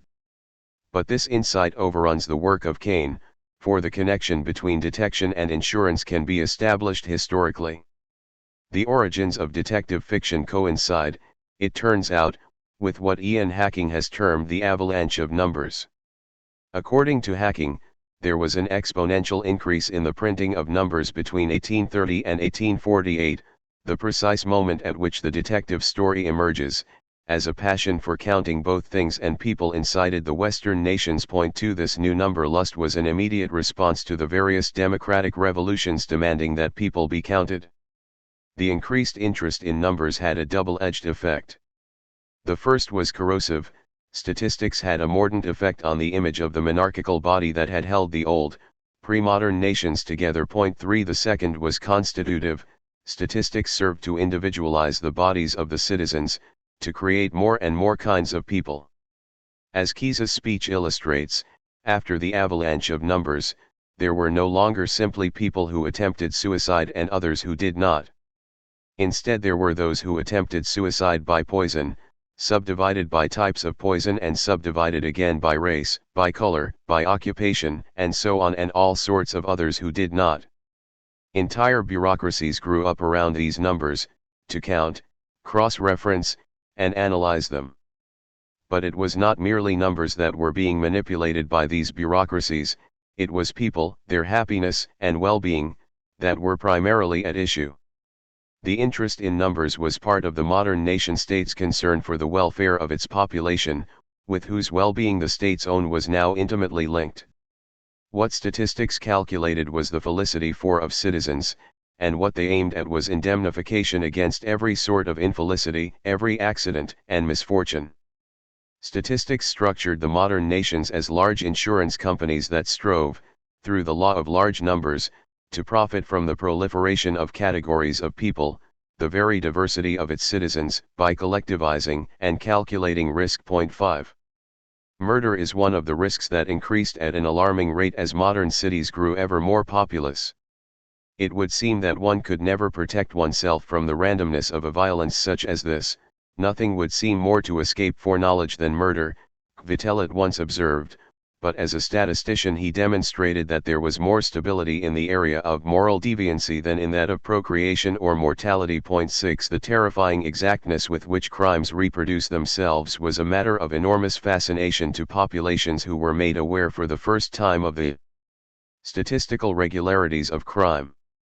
The frequency distribution of kinds of murder, murderers, and instruments used were all charted to reveal amazing uniformities when correlated with variables such as sex, class, nationality, and so on. Statistics, then, created a mathematical expectation within which we could come to believe in the calculability of risk. Before statistics, this sort of expectation was strictly impossible, and so, I would argue, was detective fiction. For it was statistics that formed the basis of classical detective fiction's narrative contract with its reader. The 19th century's fictional belief in the solvability of crime was specifically a mathematical expectation. The thesis that modern bureaucracies and detective fiction spring from the same source lends itself to a Foucauldian interpretation. It could be argued that statistics and the bureaucracies that are sustained by them are, like detective fiction, techniques of surveillance, mechanisms of a disciplinary form of power. Each of these techniques isolates minute, differentiating and therefore incriminating details that give access to the most intimate secrets of the individuals they investigate. It is, in fact, the very passion for counting, recording, and tabulating that deposits many of the clues used by detectives to track their suspects. Laundry lists, insurance records, telephone bills, parking tickets, the criminal and the criminal act always turn up as figures in some bureaucracy's accounting. When Walter Neff attempts to avoid detection, he establishes his alibi by making a long-distance call that he knows will be recorded and thus help to place him at home at the hour of the crime. Keyes begins to unravel the case when he notes that Mr. Dietrich's son did not put in a claim for his broken leg, though he was insured against such an accident. In detective fiction, to be is not to be perceived, it is to be recorded. This is one of the fundamental differences between the realist novel, with its emphasis on the intersubjective network of perceptions, and detective fiction. In The Novel and the Police, D.A. Miller emphasizes not the differences between the detective and the realist novel so much as their radical entanglement. 7. Taking the detective novel as a special case of the novel in general, Miller sees them as the bad cop and the good cop of modern surveillance. Because the detective novel is set in a bounded space and deals with a limited and, by convention, closed set of characters, it passes off its deployment of investigative techniques as extraordinary, that is, as special and temporary. The ordinary novel, or the novel as such, thus appears as a space vacated by detectives, a space that no longer requires or is exempted from the intervention of any special policing power. Detective novels, then, fill an ideological function by lulling us into the belief that everyday life, the one we ordinarily live and the one we read about in realist novels, is free of surveillance. This blinds us to the fact that our ordinary life is structured by the very diffusion or dispersal of the same techniques found in detective novels. In this more subtle, discrete form, the detective function is permitted to go undetected. But what is meant here by the detective function? What actions does it perform? It scrutinizes, it invades, but above all, it constitutes the very people with whom it comes into contact. It makes up people. 8. The function of the 19th century novel, detective and otherwise, is the invention of character, not simply as a literary category, but character as such. Here we may stop to note a certain similarity between the rationalist project and that of new historicism. Both believe that categories of being subsume being itself. As the Cartesian I think is supposed to subsume the I am, so the categories of people invented in the 19th century are supposed to subsume the actual people who came to be numbered in them. It is this new historicist conviction that Hacking wants to reinforce through his reference to Freya's work on numeration. As Freya taught us, you can't just print numbers. You must print numbers of objects falling under some category or other. 9. Hacking's point is that statistics did not simply count varieties of people, it accounted for them, that is to say, it created them. Beneath the categories actual people came into being. Making a similar point, example, it is not just that, strictly private subjects, we read about violated, objectified subjects, but that, in the very act of reading about them, we contribute largely to constituting them as such. 10. Miller refines this argument by rendering an account of the subtlety of this constitutive panoptic power. For this power to function properly, it must make itself invisible, it must conceal its own operation. The function of detection, then, is not only to construct various categories of the self, of character, but to construct character as quirky, as resistant to categorization, to construct the self, finally, as private. In this way, the knowledge in which he is held is concealed from the subject. Secrecy is here conceived as a necessary ruse of modern power, simply that, for there can in fact be no secret that keeps itself from power, no self that is not always already known. Keyes's argument is a corollary of this principle. Mr. Dietrich's son cannot have attempted suicide by jumping off the back end of a train since there exists no such statistical category. If there is no secret self, no hidden or private domain that is not always already public, then there is no deception, no ignominy other than that which attaches itself to the law. How then is crime possible? How is it possible to transgress territories that have no private boundaries, to steal something that belongs to no one? The locked room paradox and the group. In his famous interview with François Truffaut, Alfred Hitchcock describes a scene he planned to include in North by Northwest but never actually shot. I wanted to have a long dialogue scene between Cary Grant and one of the factory workers at a Ford automobile plant as they walk along the assembly line. They might, for instance, be talking about one of the foremen. Behind them a car is being assembled, piece by piece. Finally, the car they've seen being put together from a single nut and bolt is complete, with gas and oil, and all ready to drive off the line. The two men look at each other and say, "Isn't it wonderful?" Then they open the door to the car and out drops a corpse. 11. What we have here is one of the defining elements of classical detective fiction, the locked room paradox.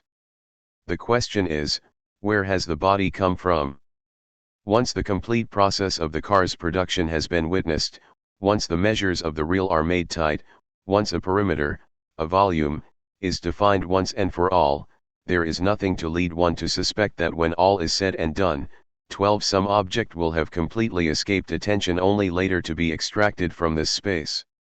So, if no hand on the assembly line has placed the corpse in the car, how is it possible for another hand to pull it out? The Foucauldian solution would be to consider this paradox a deception of panoptic power, to treat the corpse as a fiction necessary to the discrete functioning of the law.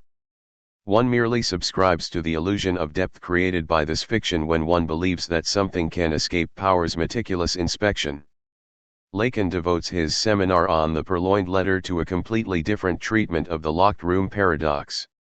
He argues that those who consider concealment simply a matter of depth, those who think that that which lies hidden must lie underneath something else, subscribe to too immutable a notion of the real.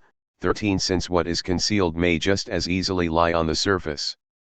Lacan, then, like Foucault, believes there is nothing but surface, but he maintains, nevertheless, that the corpse, the private self, the Purloined Letter are not simply fictions, they are real. To understand this position, let us return to our original observation that detective fiction arises in tandem with a passion for counting. We have so far left unchallenged the lesson hacking derives from Freya, that counting registers more than numbers, it registers objects, in this case, people falling under categories. If Lacan argues, on the contrary, that there are real objects that are not reducible to any category, this is because he seems to draw a different, more basic lesson from Freya. In order for counting to be possible in the first place, the set of numbers must register one category under which no objects fall. The category is that of the not identical to itself, the number of objects subsumed by it is 0. Our argument will be that it is precisely this principle that establishes the link between detective fiction and statistics. The group of suspects that forms around the murdered corpse and the paradox of the locked room are two different phenomena that emerge simultaneously in detective fiction to confirm this hypothesis. The implications of Freya's theory of numeration for Lacanian psychoanalysis have already been clearly spelled out by Jacques-Alain Miller in his influential article Suture, Elements of the Logic of the Signifier. But since this article has been so often misinterpreted, it will be necessary to repeat its main points here. Miller begins by noting that Freya initiated his theory by rigorously excluding from consideration the subject who counts. More precisely, Freya began by excluding the empirical subject, defined by attributes whose other side is political, disposing of a faculty of memory necessary to close the set without the loss of any of the interchangeable elements. 14 From this exclusion two interrelated consequences follow. 1. Numbers can no longer be considered the neutral tool of a subject who wants to designate empirical things. 2. The question of how the no longer closed set of numbers, a pure and infinite series of numbers, can come to subsume objects is raised. How does the series close itself, in other words? From the first point to the second, it is clear that a distinction between things and objects is being made. Objects are defined as logical entities as opposed to things, which are empirical, but what is it that allows the abolition of the thing, the suppression of all its attributes, to give rise to a logical object, to something that can be substituted for another without loss of truth? Do not let the reference to the suppression of attributes, whose other side is political, fool you. This question is not at all apolitical. It is, on the contrary, one of the most fundamental questions of political modernism. How, after destroying the body of the king, which had formerly defined the boundaries of nations and thus closed the set of subjects belonging to them, how does one then constitute a modern nation? What is it that allows the nation to collect a vast array of people, discount all their positive differences, and count them as citizens, as members of the same set, in logical terms, as identical? This question poses itself within detective fiction, which, classically, begins with an amorphous and diverse collection of characters and ends with a fully constituted group. What we want to know is, what happens to produce this entity, the group? What is the operation that renders these diverse entities countable? As Miller tells us, this reduction to a purely logical object, that is, to a countable entity, requires us to conceive the concept that subsumes objects as a redoubled concept, as a concept of identity to a concept. Thus, members of a modern nation do not fall under the concept citizens of X but under the concept identical to the concept citizens of X. While the simple concept citizens of X seeks to gather the individuals it subsumes by picking out the common attribute that qualifies them for inclusion in the set, the redoubled concept gathers by reducing individuals to their identity to themselves. The circularity of this definition should alert us to the fact that we have entered the dimension of the performative. The attribute that distinguishes the objects of a numbered set does not pre-exist, but subsists in the very act of numeration. And since this attribute is simply tautological, their retroactive belonging to the nation confers on its citizens no other substantial identity or representational value. So far, this theory of numeration may not seem incompatible with the one hacking presence. In both cases, an object's existence is made to depend on its falling under a concept. The difference stems, as we have said, from the introduction of the concept not identical to the concept. With this addition, 1. The performative operation of subsumption that appears to close the set is made visible as an effect of this closure, and, 2. Numbers or signifiers can no longer be thought to subsume the entire universe of objects. For the performative does not, in fact, resolve the problem we cited, that is, with the expulsion of the empirical subject, the set of numbers remains open. To any number appearing at the end of the series, it is always possible to add one more. If we can detect a performative dimension in numeration, this must mean that some limit has been applied to the series of numbers. And since no exterior limit is conceivable, this is, after all, the point of the exile of the empirical subject. Only one possibility remains: the limit has to be conceived as interior to the series. This is what the concept not identical to itself is, the interior limit of the series of numbers. That which is unthinkable within the logical functioning of numbers has to be conceived as unthinkable for the set of numbers to be closed or, as Miller says, sutured. The fact that this suturing concept does not subsume any objects should clarify any ambiguity that may persist. What is thought is not the unthinkable but the impossibility of thinking it. The suturing concept is empty of content. In marking the limit of the series of numbers, this concept at the same time severs the numbers from empirical reality and solders them to each other. In a phrase, it establishes the autonomy of the numerical field. Henceforth, the value of the numbered objects will not be determined empirically but differentially, through their relation to other numbered objects. As we have stated, Freya's theory reveals the logic not only of the foundation and operation of the series of numbers but also of the modern state, which was, from the moment of its emergence in the 19th century, conceived in actuarial terms. The statistical accounting of citizens resulted in their normalization by assigning to each citizen a value that was merely the translation of its relation to the others. The modern social bond is, then, differential rather than effective. It is based not on some oceanic feeling of charity or resemblance but on a system of formal differences. The group forming around the corpse in detective fiction is of this modern sort. It is logically sustained through nothing but itself. The best proof of this, the most telling sign that the social world of the detective is in this sense a sutured space, is the fiction's foregrounding display of the performative.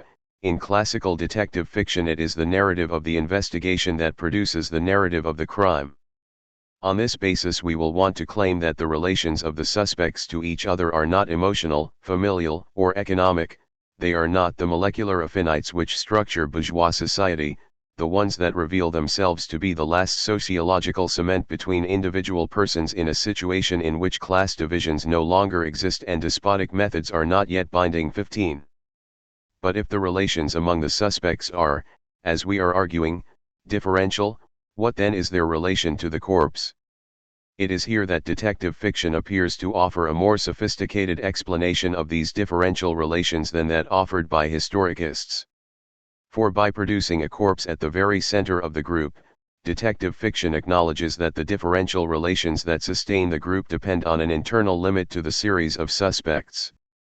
Representing this limit, the corpse becomes, in Helmut Hyssenbuttel's words, the trace of the unnarrated, that without which the narrated world and the groups of suspects would cease to exist. 16. Suture, in brief, supplies the logic of a paradoxical function whereby a supplementary element is added to the series of signifiers in order to mark the lack of a signifier that could close the set. The endless slide of signifiers, hence deferral of sense, is brought to a halt and allowed to function as if it were a closed set through the inclusion of an element that acknowledges the impossibility of closure. The very designation of the limit is constitutive of the group, the reality the signifiers come to represent, though the group, or the reality, can no longer be thought to be entirely representable. At the risk of repetition, I would like to underline the point that must not be missed in all this argumentation: the modern phenomenon of statistics, of counting people, would be impossible, i.e., one could never convert a disparate array of persons within the empirical field into categories of persons, without the addition of a non-empirical object. Lacan calls this the object that closes the field. Within detective fiction the strongest evidence of the obligatory addition of this object by statistics is the paradox of the locked room. We may now return to the assembly line scene that Hitchcock planned for North by Northwest to observe this paradox at work. Although the corpse that tumbles out of the car whose assembly we witness, piece by piece, whose elements are joined before our very eyes appears to be the very surplus element that haunts every symbolic structure and thus allows the articulation of its parts, this corpse does not function in the same way as the one that organizes the group of suspects. For the locked room paradox is only comprehensible if we view the surplus element not as the corpse itself but as that which allows the corpse to be pulled out of an apparently sealed space. The logic which says that an element is added to the structure in order to mark what is lacking in it should not lead us to imagine this element as an isolatable excess hidden beneath the structure. The excess element is, instead, located on the same surface as the structure, that is, it is manifest in the latter's very functioning. It is under the species of default that the excess marker of lack appears, in the internal limitation that prevents the signifier from coinciding with itself. It is in the fact that a signifier is unable to signify itself but must always call on another in an infinite appeal to one signifier more, that language's internal limit is located. This means what in terms of the paradox of the locked room, which structures all of detective fiction, all its carefully limited spaces. The locked room is a space that contains an excess element, its own limit, and this limit alone is what guarantees the infinity of its contents, guarantees that an unlimited number of objects may be pulled out of it. Or, the space of detective fiction is a deep space, an infinite space, not because it has trapdoors or hidden passageways but precisely because it does not. This renders the locked room the equivalent of the set of numbers, whose limit is the condition of numeration, that is, the infinity of the elements of the set of numbers.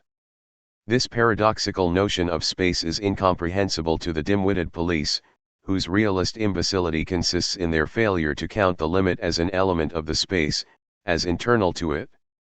The limit internal to language and thus to the locked room makes it impossible ever to complete the description of this space once and for all.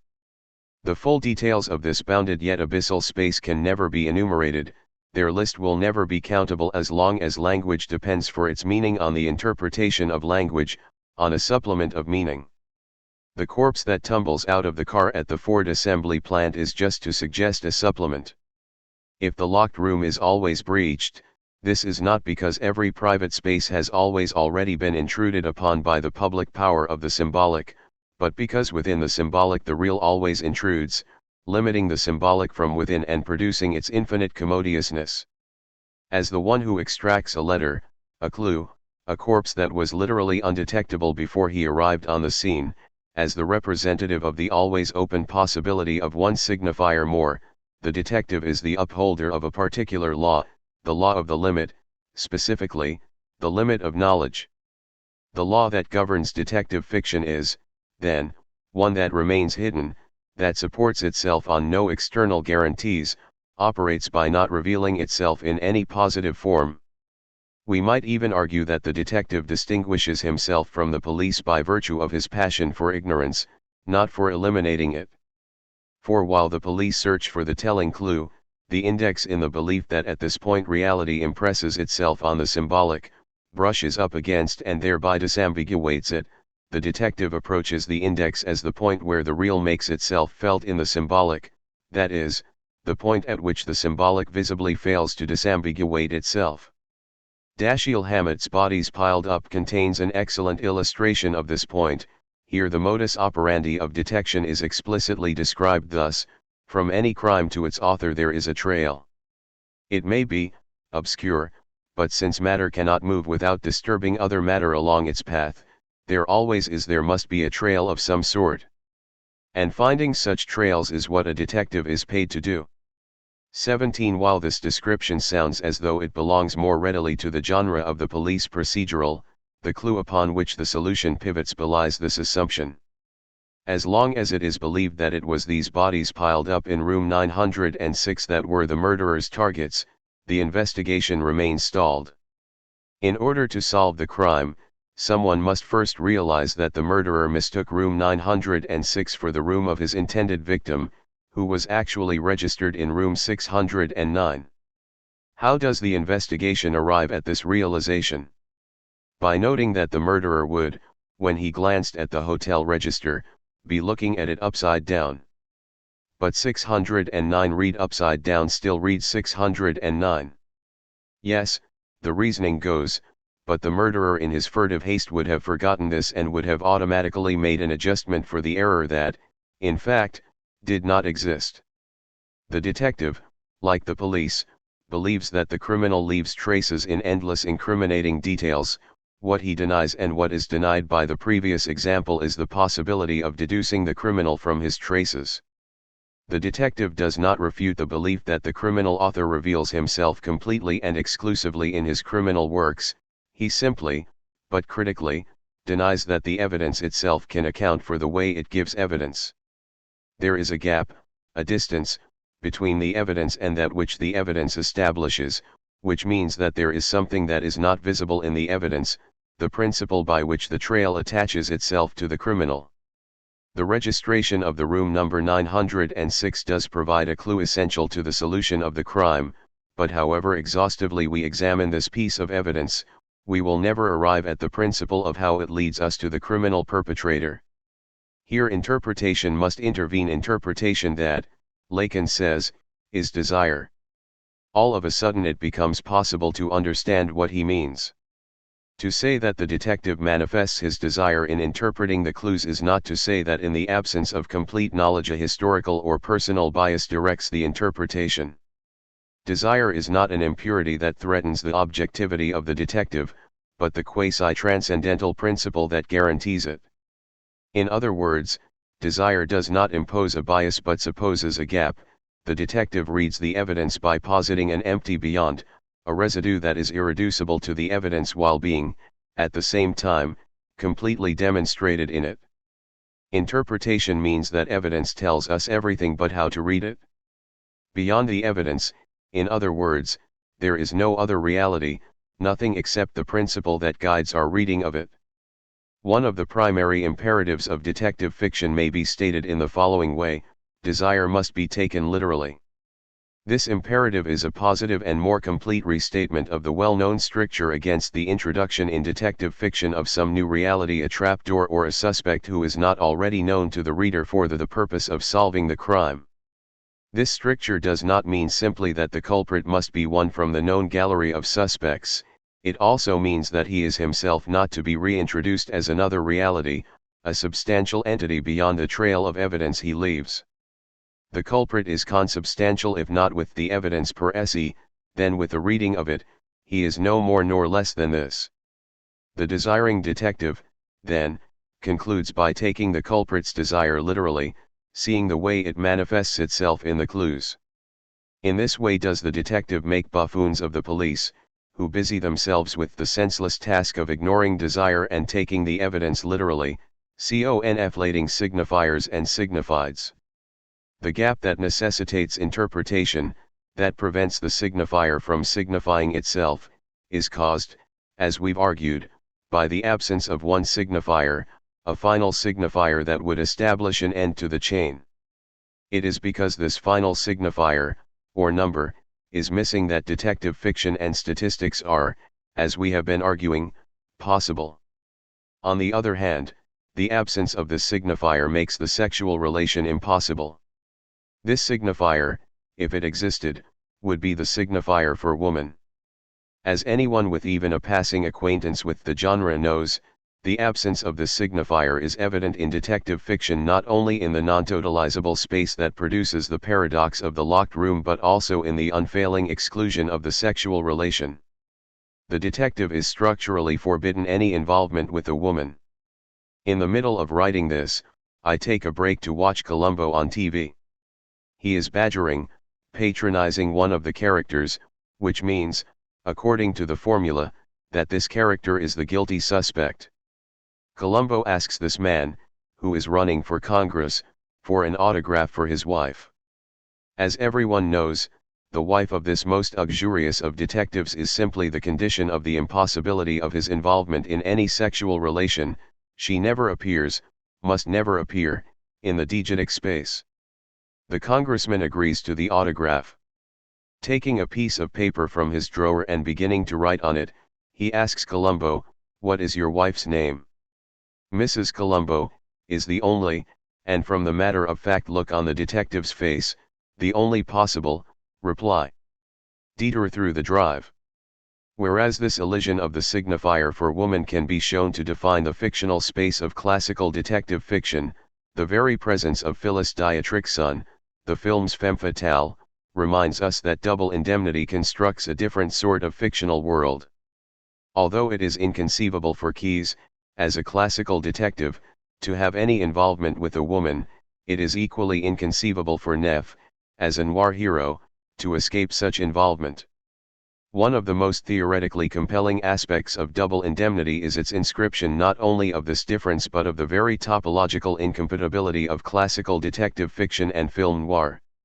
In one scene Neff receives a call from Phyllis while Keyes is in his office. Since Keyes seems disinclined to leave, Neff must conduct the entire conversation in his mentor's presence. The uncomfortableness of this situation, combined with the shot/reverse shot cutting between Phyllis on one end of the line and Neff, together with Keyes, on the other, serves to underlie this incompatibility. In another scene, as Neff awaits a visit from Phyllis, Keyes drops by his apartment unexpectedly. While Neff attempts to usher Keyes out, Phyllis arrives and has to wait behind the door until Keyes walks down the corridor toward the elevator before she can slip, unseen, into Neff's apartment.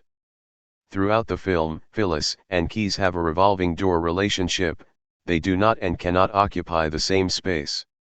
But this relationship is trivialized, its real stakes obscured, if one interprets its either slash or dimension in strictly narrative terms. The choice that Neff faces is not one between two people, a mentor and a lover, but between the space of classical detection and that of film noir. One of the most common descriptions of the historical shift between these two worlds makes identification the pivotal term, that is, it is argued that the detective comes to identify more and more closely with his criminal adversary until, at the end of the noir cycle, he has become the criminal himself, as here in Double Indemnity, where Neff is both investigator and murderer. The moment Neff stops watching the customers to make sure that they don't crook the house and gets to thinking how he could crook the house himself and do it smart, Neff enters the noir world. But if the reversal were that simple, the choices that symmetrical, if noir depended merely on the hero's rejection of a lofty goal for a base one would be forced to wonder why the hero always ends up not getting the money and not getting the woman. I would like, then, to offer a different explanation of Neff's choice to try to crook the house. This explanation is derived from the Fort/Day game that Freud describes in Beyond the Pleasure Principle. I propose that we consider this little game of hide and seek as the elementary cell of detective fiction in both its incarnations. A few pages after his original analysis of it, Freud adds that his grandson later developed a variant of the game. In this later version, the child himself functioned as the cotton reel, hiding beneath the mirror for a time. He suddenly jumps up to observe the emergence of his mirror reflection. Now there is, it would seem, a fundamental distinction to be made between the two versions of the game. For when the child throws the cotton reel, he throws that part of himself that is lost with his entry into language. The child thus situates himself in the field of language. He chooses sense rather than the being that sense continually fails to secure. He thus becomes a subject of desire, lacking in being. But when the child takes up the position of the cotton reel, he situates himself in the field of being. He chooses being, jouissance, rather than sense. Double Indemnity, Billy Wilder, 1944, courtesy Jerry Olinger. This distinction causes us to note a difference in the two forms of repetition that the games instantiate. In the first game it is failure, or desire, that propels the repetition. Something escapes, or to use one of Lacan's phrases, something does not stop not writing itself, in the field of representation structured by the game, and so the game is repeated endlessly with the hope, but without the possibility, of capturing that which escapes it. In the second game, repetition is driven not by desire but by satisfaction. Some satisfaction is repeated, does not stop writing itself, in the game. I am proposing that the inversion that defines the shift from classical detection to film noir is to be understood not in terms of identification but in terms of the choice between sense and being, or in the dialect of psychoanalysis between desire and drive. 18 Lacan has argued that this shift describes a general historical transition whose process we are still witnessing. The old modern order of desire, ruled over by an Oedipal father, has begun to be replaced by a new order of the drive, in which we no longer have recourse to the protections against jouissance that the Oedipal father once offered. These protections have been eroded by our society's fetishization of being, that is, of jouissance. Which is to say, we have ceased being a society that attempts to preserve the individual right to jouissance to become a society that commands jouissance as a civic duty. Civic is, strictly speaking, an inappropriate adjective in this context, since these obscene importunings of contemporary society entail the destruction of the civitas itself, of increasingly larger portions of our public space. We no longer attempt to safeguard the empty private space that counting produced as a residue, but to dwell within this space exclusively. The ambition of film noir seems to have been monetary. It sought to warn us that this fetishization of private jouissance would have mortal consequences for society, would result in a rise of racism.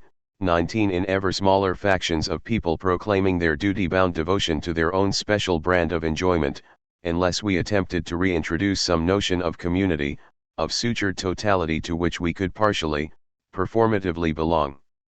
Thus, of all the admonitory ploys in the noir arsenal, surely the most characteristic was its insistence that from the moment the choice of private enjoyment over community is made, one's privacy ceases to be something one supposes as veiled from prying eyes, so that, as in the case with keys, no one can be sure that one even has a private life, and becomes instead something one visibly endures like an unending, discomfiting rain.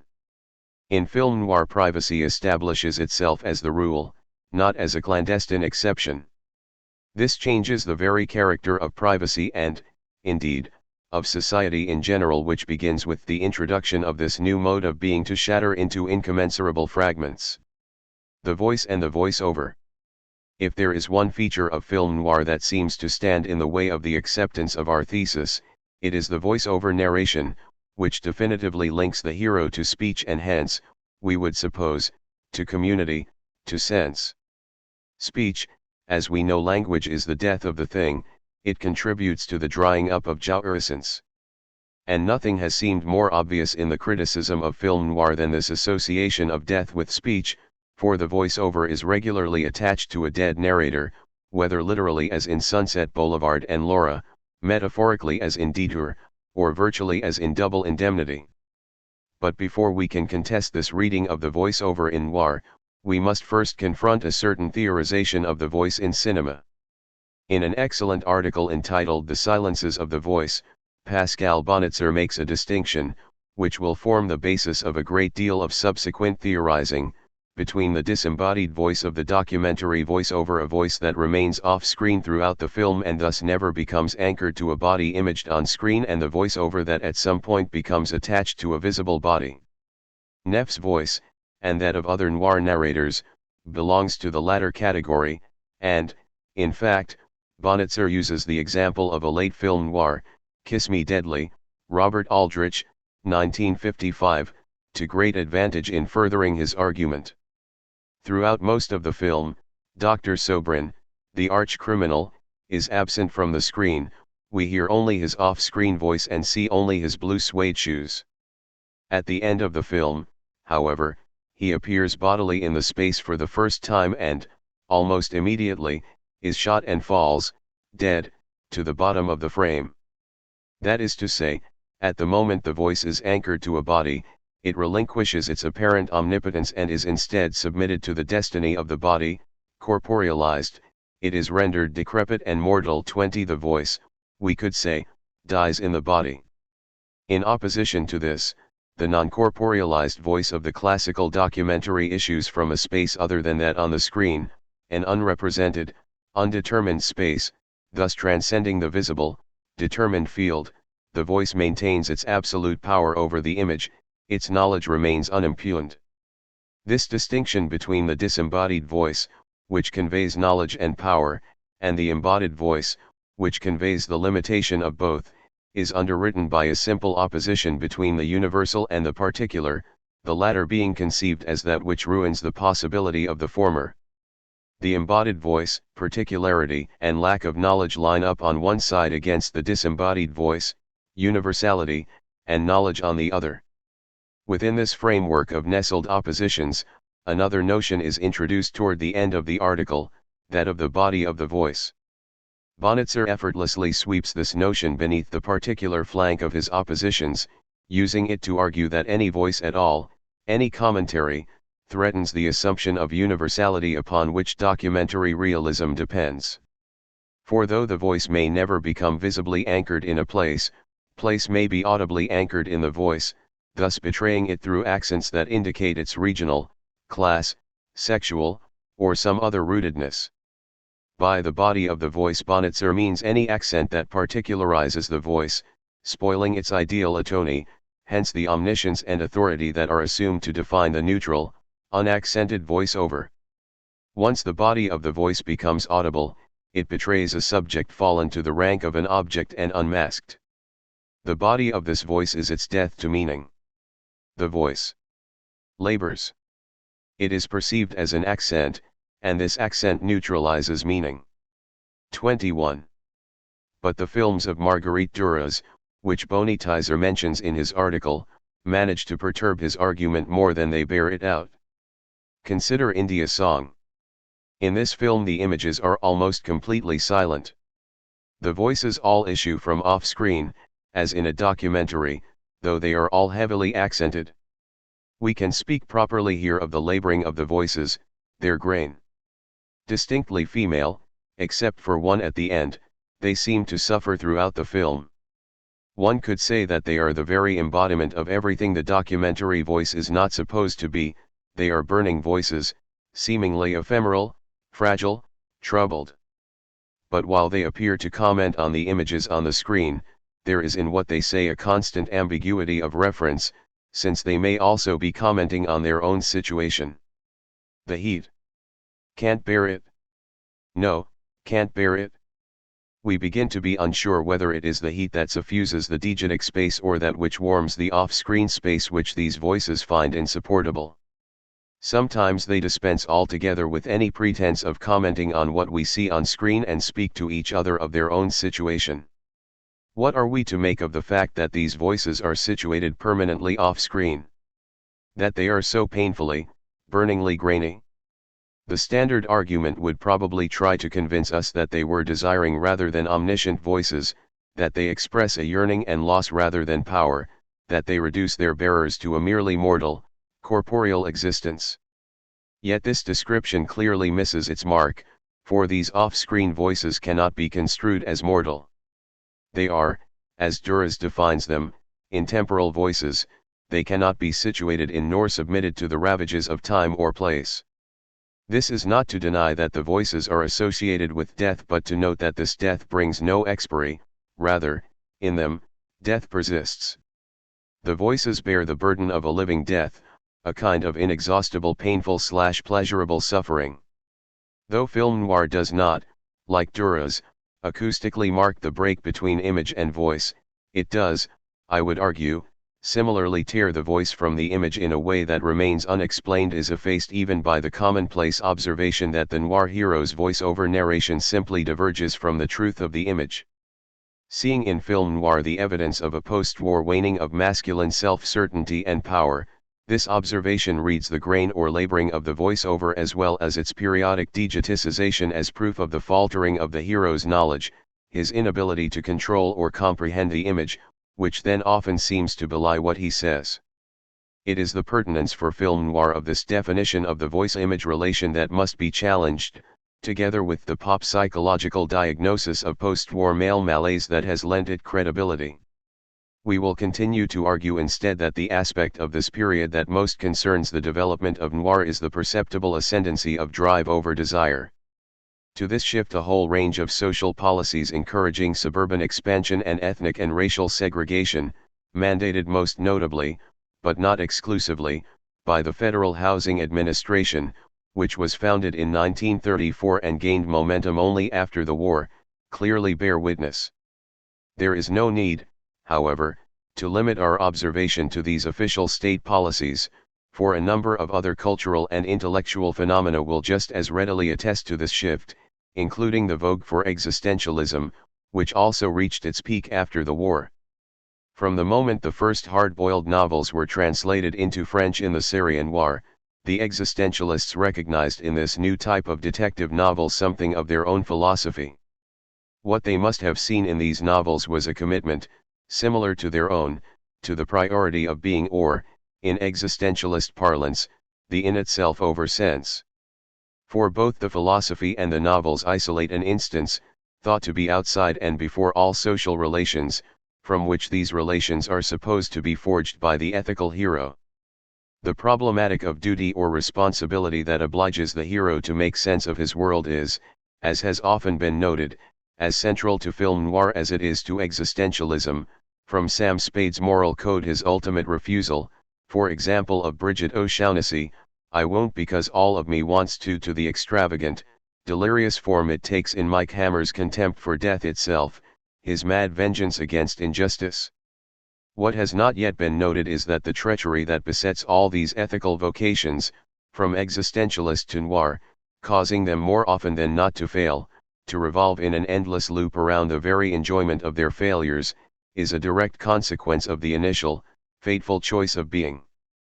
For to begin with jouissance, rather than the other way around, with community, is automatically to problematize community as such, to make the link between enjoyment and society nearly unfathomable.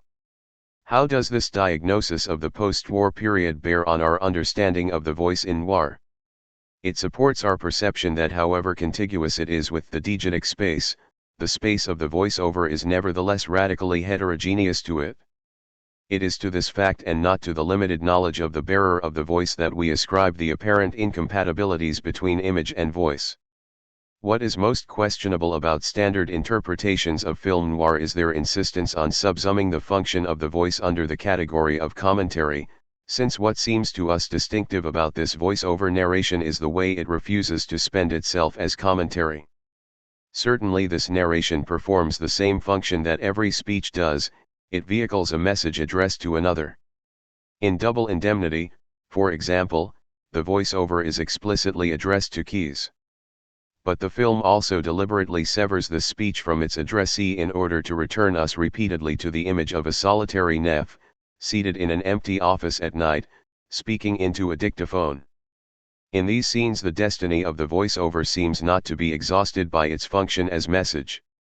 An excess of pleasure, a private enjoyment, seems to adhere in the act of speaking as such, as Neff contents himself, beyond the content of the message, with the act itself.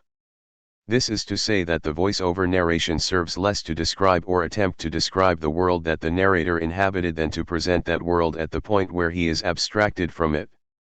Neff clings not to the community with which speech puts him in touch but to the enjoyment that separates him from that community. We can begin to grasp what is at stake here by returning to our discussion of the body of the voice. Though Bonitzer offers this notion as the equivalent of Roland Barthes's grain of the voice, the two notions are, in fact, quite different. The body of which Barthes speaks has no civil identity, no personality. 22 In no way, then, can it be considered the accent of an era, a class, a regime. 23 In no way can it be imagined to betray anything like the caricatured types appropriately indicated by Bonitzer in quotation marks, the paranoid anti-communist, the jovial Stalinist. 24 The grain is not the index of a particularity with any content, social or otherwise, it is the index of an particular absolute. This means that it marks the voice as belonging to the speaker, uniquely, even though the grain must not be considered personal, it expresses nothing of the speaker. 25. The grain of the voice has no content, it appears only as the friction, Barthes's word, one hears when one perceives the materiality of language, its resistance to meaning. The grain works in the voice as index in the same way as the index works in detective fiction, to register a resistance to or failure of meaning. It is this friction that prompts interpretation. Don't read my words, read my desire. This is what the grain of the voice urges. That is, don't take me literally, i.e., universally, but realize that these words are the unique bearers of my desire. Functioning as limit, the grain of the voice does spell the collapse of the universal, of the universality of sense. Some excess of being over sense suggests itself and begins to undermine knowledge. But it is the knowledge of the listener that is in question here, not that of the enunciator. The enunciator becomes all at once not unknowing, as in Bonitzer's account, but unknown, voluptuously an X. The phenomenon just described, and fully exhibited in Barthes's essay, is that of transference. Confronted with the limits of our knowledge, we fictively add to the field of the other, to the voice, an X, the mark of our non-knowledge. This simple addition is enough to eroticize the voice, to transform our relation to it to one of desire, of interpretation. As Barthes attempts to elucidate the difference between two singers, Panzera and Fischer-Dieskau, we cannot help suspecting at first that his distinction is completely arbitrary, subjective. For he isolates in the voices no positive features that would help us to understand his preference for Panzera, in whose voice he hears the tongue, the glottis, the teeth, the mucous membranes, the nose. One cannot be trained to hear vocal features such as this. We learn nothing, in short, about music appreciation from Barthes's essay. And yet there is clearly a difference between the two voices, and it amounts basically to this: the addition of an X to Panzera's voice, which turns Barthes's relation to it into one of desire. One must be careful, however, not to dismiss this relation as simply subjective. Because the X is the cause of desire and not its consequence, we cannot claim that Barthes imposes something of himself onto the voice. He merely sets up a new scheme of evaluation which, certainly, is individual. 26 Thus do relations of desire preserve particularity, difference, by supposing, via the grain of the voice, a private beyond, a being that does not surrender itself in speech. When desire gives way to drive, this private beyond no longer remains hidden. What's involved in the drive, Lacan tells us, is a making oneself heard or making oneself seen. 27 That is to say, the intimate core of our being, no longer sheltered by sense, ceases to be supposed and suddenly becomes exposed. It thrusts itself forward, pushing through the surface of speech to take up a position alongside it. This does not mean that the merely supposed, hence empty, domain of private being emerges unveiled, its contents finally visible for anyone to see. In shifting its topological position, being does not lose its essential nature as resistance to sense. What is made audible or visible is the void as such, contentless and nonsensical. The making oneself heard or making oneself seen of the drive must not be confused with a desire to hear/be heard or a desire to see/be seen, since the very reciprocity that is implied by desire is denied in drive. The intimate kernel of our being is susceptible neither in its hidden nor in its exposed form to objective knowledge. In exposing itself, it does not seek to communicate itself. Or, we might put it this way: surfacing within the phenomenal field, private being, jouissance, nevertheless does not take on a phenomenal form. Phenomenal/non-phenomenal, this, more accurately, perhaps, than inside/outside, names the division troubled by drive. It does not communicate itself by exposing itself. In film noir the grain of the voice surfaces alongside the diegetic reality. Issuing from the point of death, it marks not some ideal point where the subject would finally be absorbed into his narrative, used up, it materializes rather that which can never be incorporated into the narrative. Death becomes in noir the positivization of the narrator's absence from the very diegetic reality his speech describes. Locked room/lonely room. Neff's absence from the narrative, that is, from the social space, is imaged, as we've said, in the repeated scene of a confession that we are refusing to take purely as such. The clue that allows Keyes to begin to unravel the Dietrichson case should not be lost on us. Keyes realizes that the fact that Mr. Dietrichson did not put in a claim when he broke his leg is clear proof that the man who boarded the train on crutches must have been someone else.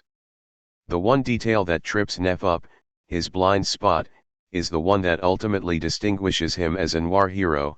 He cannot think of claiming the protection of the law.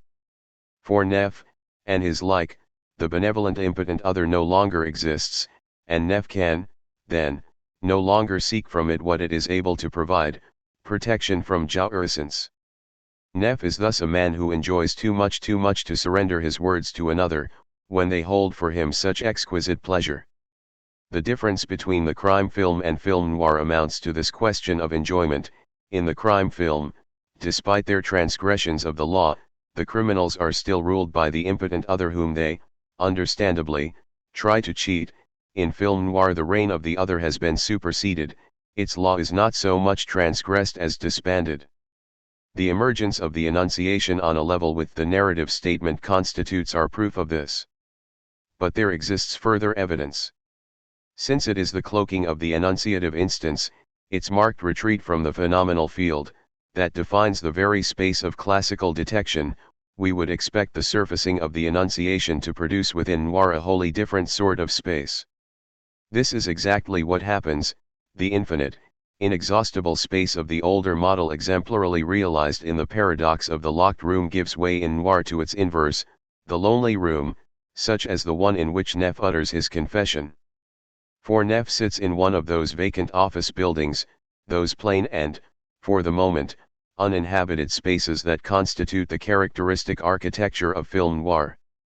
Office buildings late at night, in the early hours of the morning, abandoned warehouses, hotels mysteriously untrafficked, eerily empty corridors, these are the spaces that supplant the locked room. One is struck first of all by the curious depopulation of these spaces, and then by their spareness. In The Big Heat, Fritz Lang, 1953, Debbie Marsh, looking around the woefully underdecorated hotel room in which Dave Banyan temporarily resides, delivers an accurate appraisal of this typically noir interior.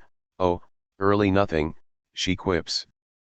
But it would be wrong to stop at the observation that these lonely rooms are simply empty of people and decoration. More fundamentally, what noir presents to us are spaces that have been emptied of desire. Or, the emptiness of the room indicates less that there is nothing in them than that nothing more can be gotten out of them. They are no longer interpretable, in the strict sense, that is, they will never yield anything new and cannot, therefore, hide anything. Primarily, it is the hero himself who suffers the loss of a hiding place. Think, for example, of Al Roberts in Detour, Edgar Ulmer, 1946, who at the end of the film walks resignedly, without wondering how he's been found, toward the police car that stops to pick him up, or Vincent Perry in Dark Passage, Delmar Daves, 1947, who is recognized wherever he goes, no matter how late at night or that he has been totally transformed by plastic surgery. Or, think of an earlier moment in Dieter when Roberts's private voice-over contemplation of the events leading up to his current desperate situation is cut short by this venomously delivered question from the hitchhiker he has recently picked up: "Where did you put the body?" All of a sudden the voice-over no longer contains his privacy, the seam separating it and him from this cruel passenger melts as the hiss of her viciousness marks the edges of their beings coming into contact. It is almost as if she has read his thoughts, and yet she doesn't really respond directly to his words on the soundtrack. Here we find ourselves in that paranoid universe that noir is so often taken to be. But while this paranoia is usually assumed to indicate an erosion of privacy that permits the other to penetrate, to read one's innermost thoughts, noir helps us to see that the opposite is true. It is on the public level that the erosion has taken place. No social distance separates individuals, no social clothing protects their innermost being. But since there is no distance to traverse, no layers of disguise to penetrate, the exposure of being is not preceded by any ignorance or curiosity. Noir heroes may never successfully hide out in their urban spaces, but neither are they seriously pursued. Nor does their being become readable, in the proper sense, that is, no discursive knowledge is gained by its exposure. It is not Roberts's words, his thoughts that are revealed to Vera, but rather that which his thinking ordinarily preserves, his being. In Double Indemnity, Neff's decision to try to crook the house issues in a situation that is not comprehensible in strictly narrative terms. Henceforth Neff and Phyllis will refrain from meeting in private and will be forced to rendezvous only in public places. Jerry's Market becomes their meeting place. This narrativized description of what takes place doesn't quite make sense. Wouldn't there be more rather than less risk in their public encounters? Wouldn't the hatching of the plan require private consultation? What this description fails to grasp, however, is that within the terms of the noir universe Jerry's Market is a private space. Empty except for a few shoppers who take no interest in their existence. Neff and Phyllis are in little danger of discovery here, though they are equally incapable of concealing themselves. Phyllis's dark glasses are as humorously ineffectual, and unnecessary, as Vincent Perry's plastic surgery. This seems, in fact, to be the point of both the glasses and the surgical bandages. Every disguise turns out to be futile within a space defined by the drive, where what is at stake is making one's private being seen. But how does film noir exhibit the workings of drive, the exposure of being, when, as we've noted, this being has no phenomenal form, when it is and remains essentially contentless? How is the intrusion of the non-phenomenal private realm into the public, that is, phenomenal, world made apparent in noir? As Neff's crepuscular office, Jerry's Market, and the many abandoned sites in these films demonstrate, This is accomplished by adding to public spaces the very emptiness we have already described. The intrusion of the private, the objecte, the grain of the voice into phenomenal reality, its addition, is registered in the depletion of this reality. Lost, thereby, is the sense of solidity that ordinarily attaches to the social field, as well as the illusion of depth that underwrites this solidity. This illusion is simply the perception unnegatable by any counter-perception that we have never gotten to the bottom of our reality. It is film noir's suspension of this illusion that renders it incapable of concealing anything, least of all its heroes. This is the logic that leads us to argue that Jerry's market is a private space, that film noir continually exposes the landscape of privacy. In such a landscape, where private being exhibits itself as complete, as independent of the desire of others, the hero's encounters with other people will be jarring. At least, the series of women with whom Marlowe meets up in the Big Sleep, threatening at most. This is why the palpable claustrophobia of noir spaces is not at all inconsistent with their visible emptiness. Double Indemnity, courtesy Fautovist. Dark Passage, Delmar Daves, 1947, courtesy Jerry Olinger. Jerry's market is the result, then, of Neff's choice of private being, jouissance, rather than the signifying network that structures social reality. What he gets is being, but deprived of the inaccessibility that gave it its value. In short, he gets nothing. It would be an error, however, to think that the consequences of this choice stir in the hero a kind of disappointment, for it is precisely this nothing that satisfies. And therein lies the problem, the potential fatality of this choice. Despite some attempts by Hollywood, for example, the revised ending of Double Indemnity, which eliminates Neff's ultimate isolation in a gas chamber and substitutes instead the reciprocity of the cigarette lighting ritual between Neff and Keyes to disguise the unabatedness of this satisfaction, there is still evidence enough that the heroes in these films often cling to the satisfaction of this nothing to the bitter end. Lethal jouissance and the femme fatale. This is not to say that there are no defenses against the drive, no means of curbing its satisfactions. Drive is, of course, not instinct, and just as in the symbolic realm some real is manifest, in the failures of the signifier, so in the realm of the real some symbolic makes itself felt, in the very repetitions of the drive circuits.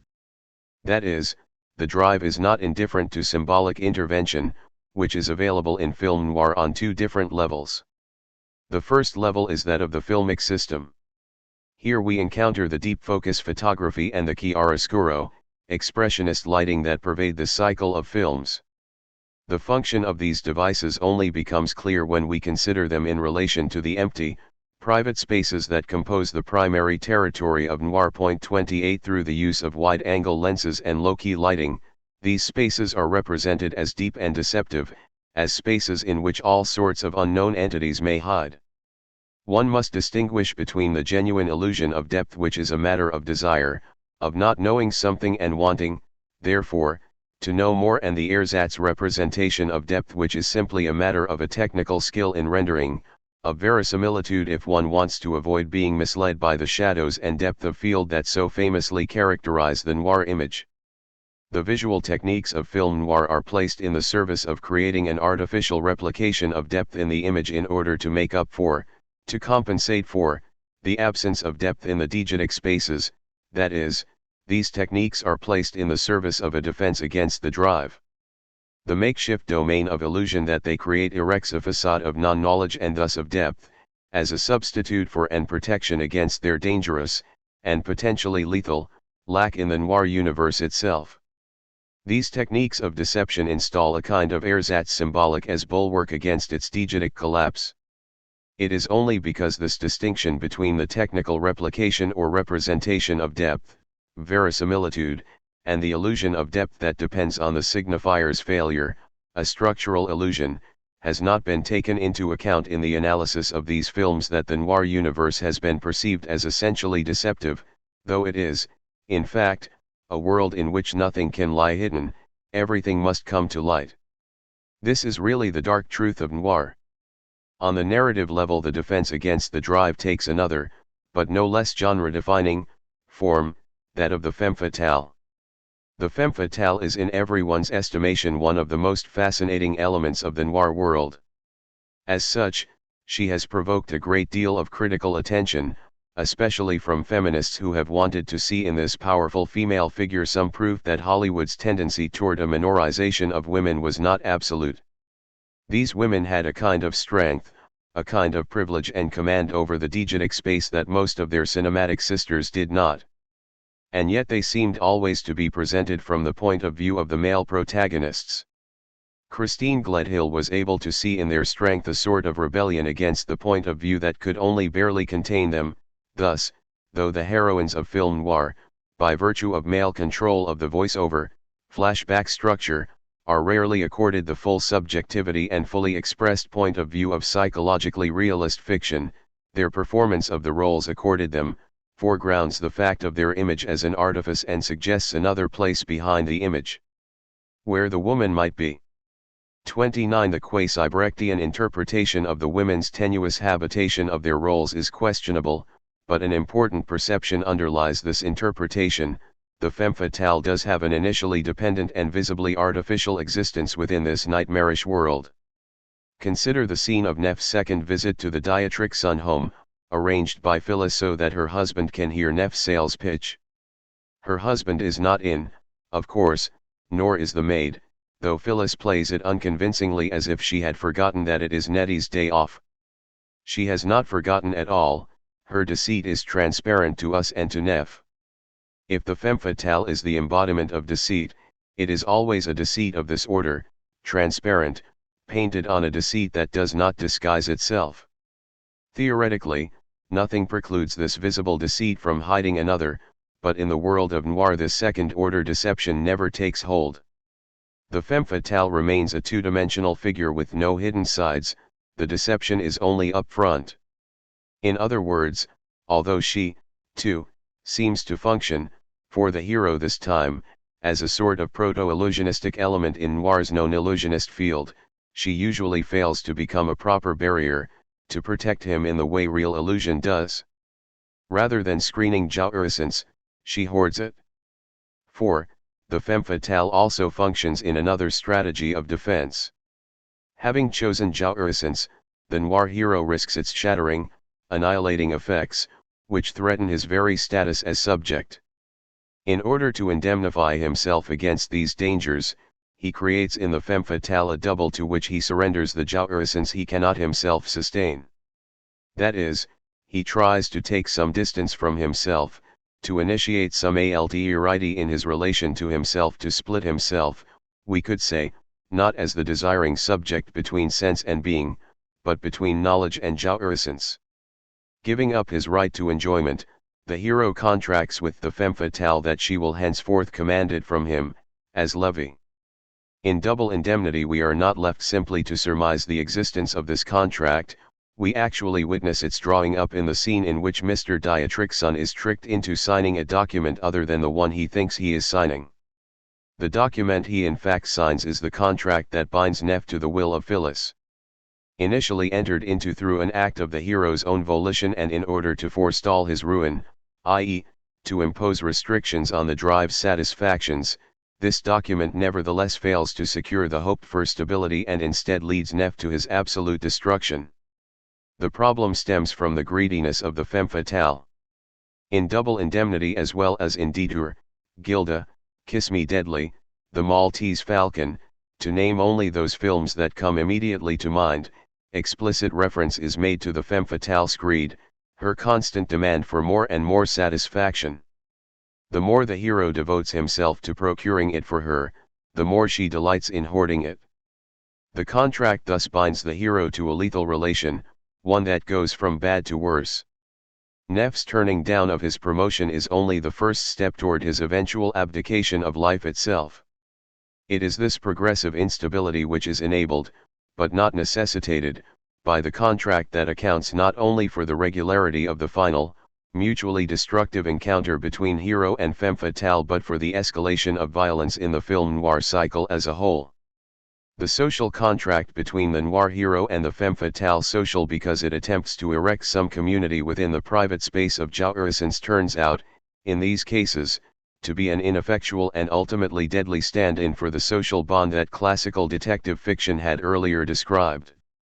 Slavoj Žižek, following up on remarks made by Lacan in his seminar on the Purloined Letter, has noted that one of the differences between classical detection and the hard-boiled/noir variety is that in the former the detective accepts money for his services, while in the latter he does not. 30 It is Al Roberts, in Detour, however, who supplies the most revealing reason for the noir protagonist's inability to deal with symbolic currency. Reluctant to accept a $10 tip for his piano playing, he spits out his definition of money, a piece of paper crawling with germs. What happens, we have tried to argue, is this: the neutral, dead system of symbolic community and exchange that had supported the classical world has given way in noir to a world that crawls with private enjoyment and thus rots the old networks of communication. These different relations to money do not mean that the detective is separated from the space of the crime, while the noir hero is embedded in it. As I have argued, the space of detection is a deep one because it is engaged by the desire of the detective, while the space of noir, empty of desire, is flat and unengageable.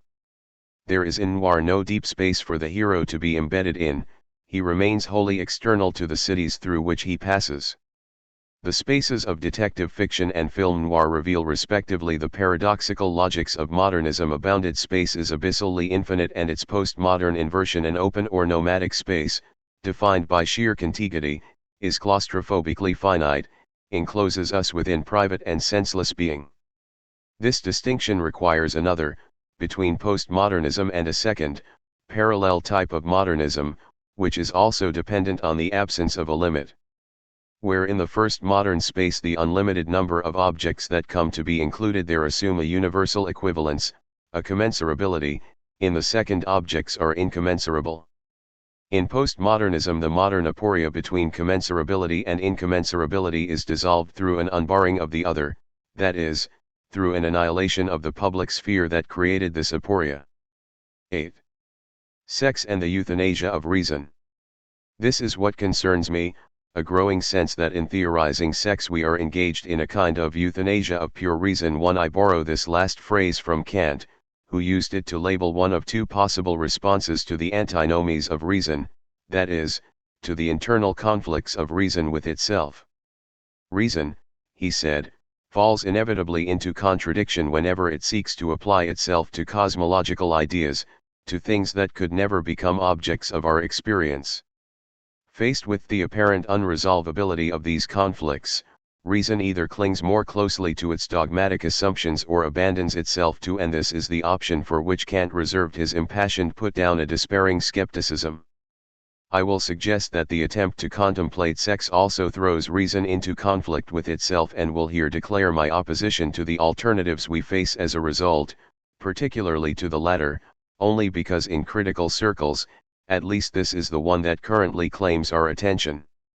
Judith Butler's strongly argue gender trouble, feminism and the subversion of identity is an excellent contemporary example of this second alternative. Point 2 The uncontestable value of this book lies in the way it deftly shakes off all the remaining bits of sleepy dogmatism that continue to attach themselves to our thinking about sexual identity. The notion of sex as an abiding, a priori substance is fully, and if careful argument were enough to prevail, finally critiqued. Without in any way wishing to detract from the real accomplishments of this book or the sophistication of its argument, I would like to challenge some of its fundamental assumptions on the grounds that they may not support the political goals the book wants to defend. The problem, as I see it, with this exemplary book is that its happy avoidance of the dogmatic option simply clears a space for the assertion of its binary opposite, if not for the despairing skepticism about which Kant warned us, then for skepticism's sunny slip side, a confident voluntarism. Having successfully critiqued the metaphysical notion that sex is a substance inscribed at the origin of our acts, our discourse, Butler defines sex as a performatively enacted signification, one that, released from its naturalized interiority and surface, can occasion the parodic proliferation and subversive play of gendered meaning. 33. In other words, Butler proceeds as though she believes that the deconstruction of the fiction of innate or essential sex is also, or must lead to, a rejection of the notion that there is anything constant or invariable about sexual difference, that sex is anything but a construct of historically variable discursive practices into which we may intervene in order to sow subversive confusion. All kinds of practices construct masculinity and femininity as discrete entities, and there is no denying the effectiveness, the reality of this construction, she argues, but if sex is something that is made up, it can also be unmade. What's done, after all, can always be undone in the order of signification, at least. What's familiar, naturalized, credible can be made strange, defamiliarized, denaturalized, incredibilized, negated. First complex of questions, are the alternatives offered here sex is substance/sex is signification the only ones available? And if not, what else might sex be? What Butler is primarily intent on undoing is the stability of binary sex, 6, since she takes it to be the effect of practices seeking to install a compulsory heterosexuality. It is the very two-ness of sex, the way it divides all subjects absolutely into two separate, mutually exclusive categories, that serves the aims of heterosexism. Now, this argument makes no sense unless we state its hidden assumption that two have a tendency to couple. But from where does this assumption spring? From the conception of the binary terms, masculinity and femininity, as complementary.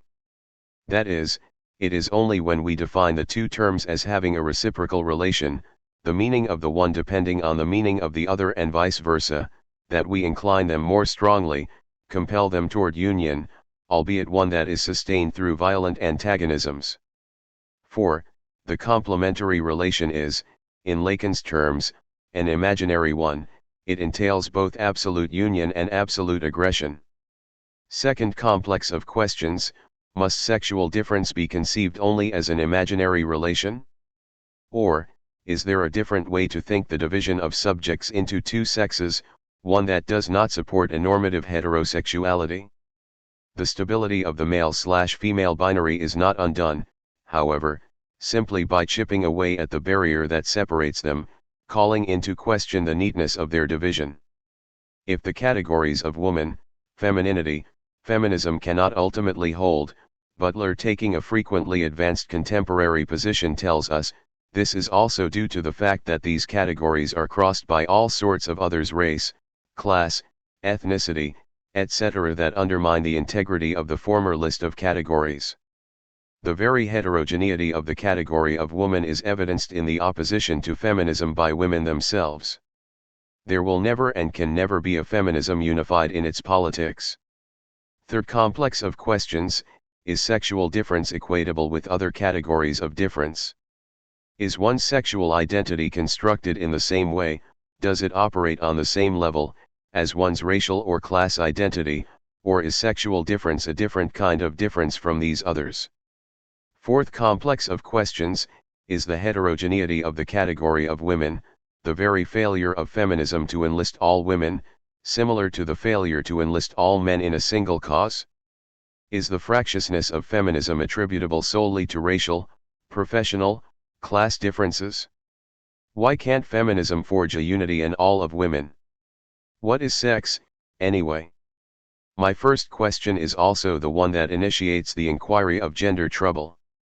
Echoing Freud's contention that sexual difference is not unambiguously marked either anatomically, chromosomally, or hormonally, that is, questioning the pre-discursive existence of sex, Butler automatically assumes, as I noted earlier, that sex must be discursively or culturally constructed. But Freud himself eschewed the limitation of these alternatives. He founded psychoanalysis on the refusal to give way either to anatomy or convention, 3, arguing that neither of these could account for the existence of sex. While sex is, for psychoanalysis, never simply a natural fact, it is also never reducible to any discursive construction, to sense, finally. For what such a reduction would remain oblivious to is the radical antagonism between sex and sense. As Lacan put it, everything implied by the analytic engagement with human behavior indicates not that meaning reflects the sexual, but that it makes up for it, for sex is the stumbling block of sense. This is not to say that sex is pre-discursive. We have no intention of denying that human sexuality is a product of signification, but we intend, rather, to refine this position by arguing that sex is produced by the internal limit, the failure of signification. It is only there where discursive practices falter and not at all where they succeed in producing meaning that sex comes to be.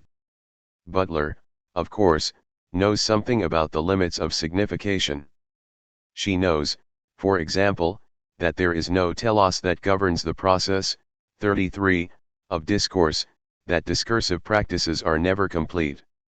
This is why she makes the claim that woman itself is a term in process, a becoming, a constructing that cannot rightfully be said to originate or end, 33. So far so good, we find nothing here with which we would want to quarrel. The error, the subreption, occurs only in the next step when the argument no longer concerns only the term woman but becomes instead an argument about woman as such. For the thesis of the book is not that the meaning of the term woman has shifted and will continue to shift throughout history, but that it is never possible finally to become a woman, 33, that one's sexual identity is itself never complete, is always in flux. In other words, Butler concludes from the changing concepts of women something about the being, the existence of women. I will argue that her conclusion is illegitimately derived. We cannot argue that sex is incomplete and in flux because the terms of sexual difference are unstable. This is first of all a philosophical objection. To argue, as Butler is careful to do, that reason is limited is precisely to argue that reason is unable to move conclusively from the level of the concept to the level of being. It is impossible to establish the necessity of existence on the basis of the possibilities created by concepts. To say that discourse is ongoing, always in process, is to acknowledge the basic, and by now much taken for granted, fact that within discourse there are no positive terms, only relations of difference. One term acquires meaning only through its difference from all the others ad infinitum, since the final terms is never at hand. Put another way, the statement that discourse is ongoing simply acknowledges a rule of language that prescribes the way we must proceed in determining the value of a signifier. We would not be wrong to call this prescription a rule of reason, since Saussure, being understood to operate not through the modalities of time and space, as Kant believed, but through the signifier.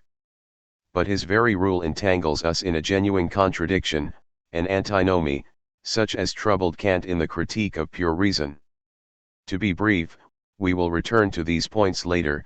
This rule of language enjoins us not only to believe in the inexhaustibility of the process of meaning, in the fact that there will always be another signifier to determine retroactively the meaning of all that have come before, it also requires us to presuppose all the other signifiers, the total milieu that is necessary for the meaning of one. The completeness of the system of signifiers is both demanded and precluded by the same rule of language. Without the totality of the system of signifiers there can be no determination of meaning, and yet this very totality would prevent the successive consideration of signifiers that the rule requires. Kant argues that there is a legitimate solution to this contradiction, but first he attacks the illegitimate solutions that function by denying one of the poles of the dialectic. Saussure's displacement of his own notion of pure difference by the more positive notion of determinant oppositions is a type of illegitimate solution that may be referred to as the structuralist solution. 5. Emphasizing the synchronic perspective of the linguist and his community, Saussure eventually decided to give priority to the contemporaneous system of signifiers operating at some hypothetical, frozen moment, the present. Forgetting for his own purposes his important stipulation that meaning must be determined retroactively, that is, forgetting the diachronic nature of meaning, he ultimately founded the science of linguistics on the systematic totality of language. Thus, the structuralist argument ceased to be that the final signifier S2 determines that which has come before, S1, and became instead that S2 determines S1 and S1 determines S2, that is, reciprocal oppositions stabilize meanings between coexistent terms, and differential relations no longer threaten the transvaluation of all preceding signifiers. A certain post-structuralist response to this structuralist thesis has taken an antithetical position by simply ignoring the requirement for the completion of meaning. Butler's position in gender trouble fits into the second category of response to the antinomic rule of language. It notes merely that signification is always in process and then concludes from this that there is no stability of sex. Kant would argue that her error consists in illegitimately attributing objective reality to an idea which is valid only as a rule.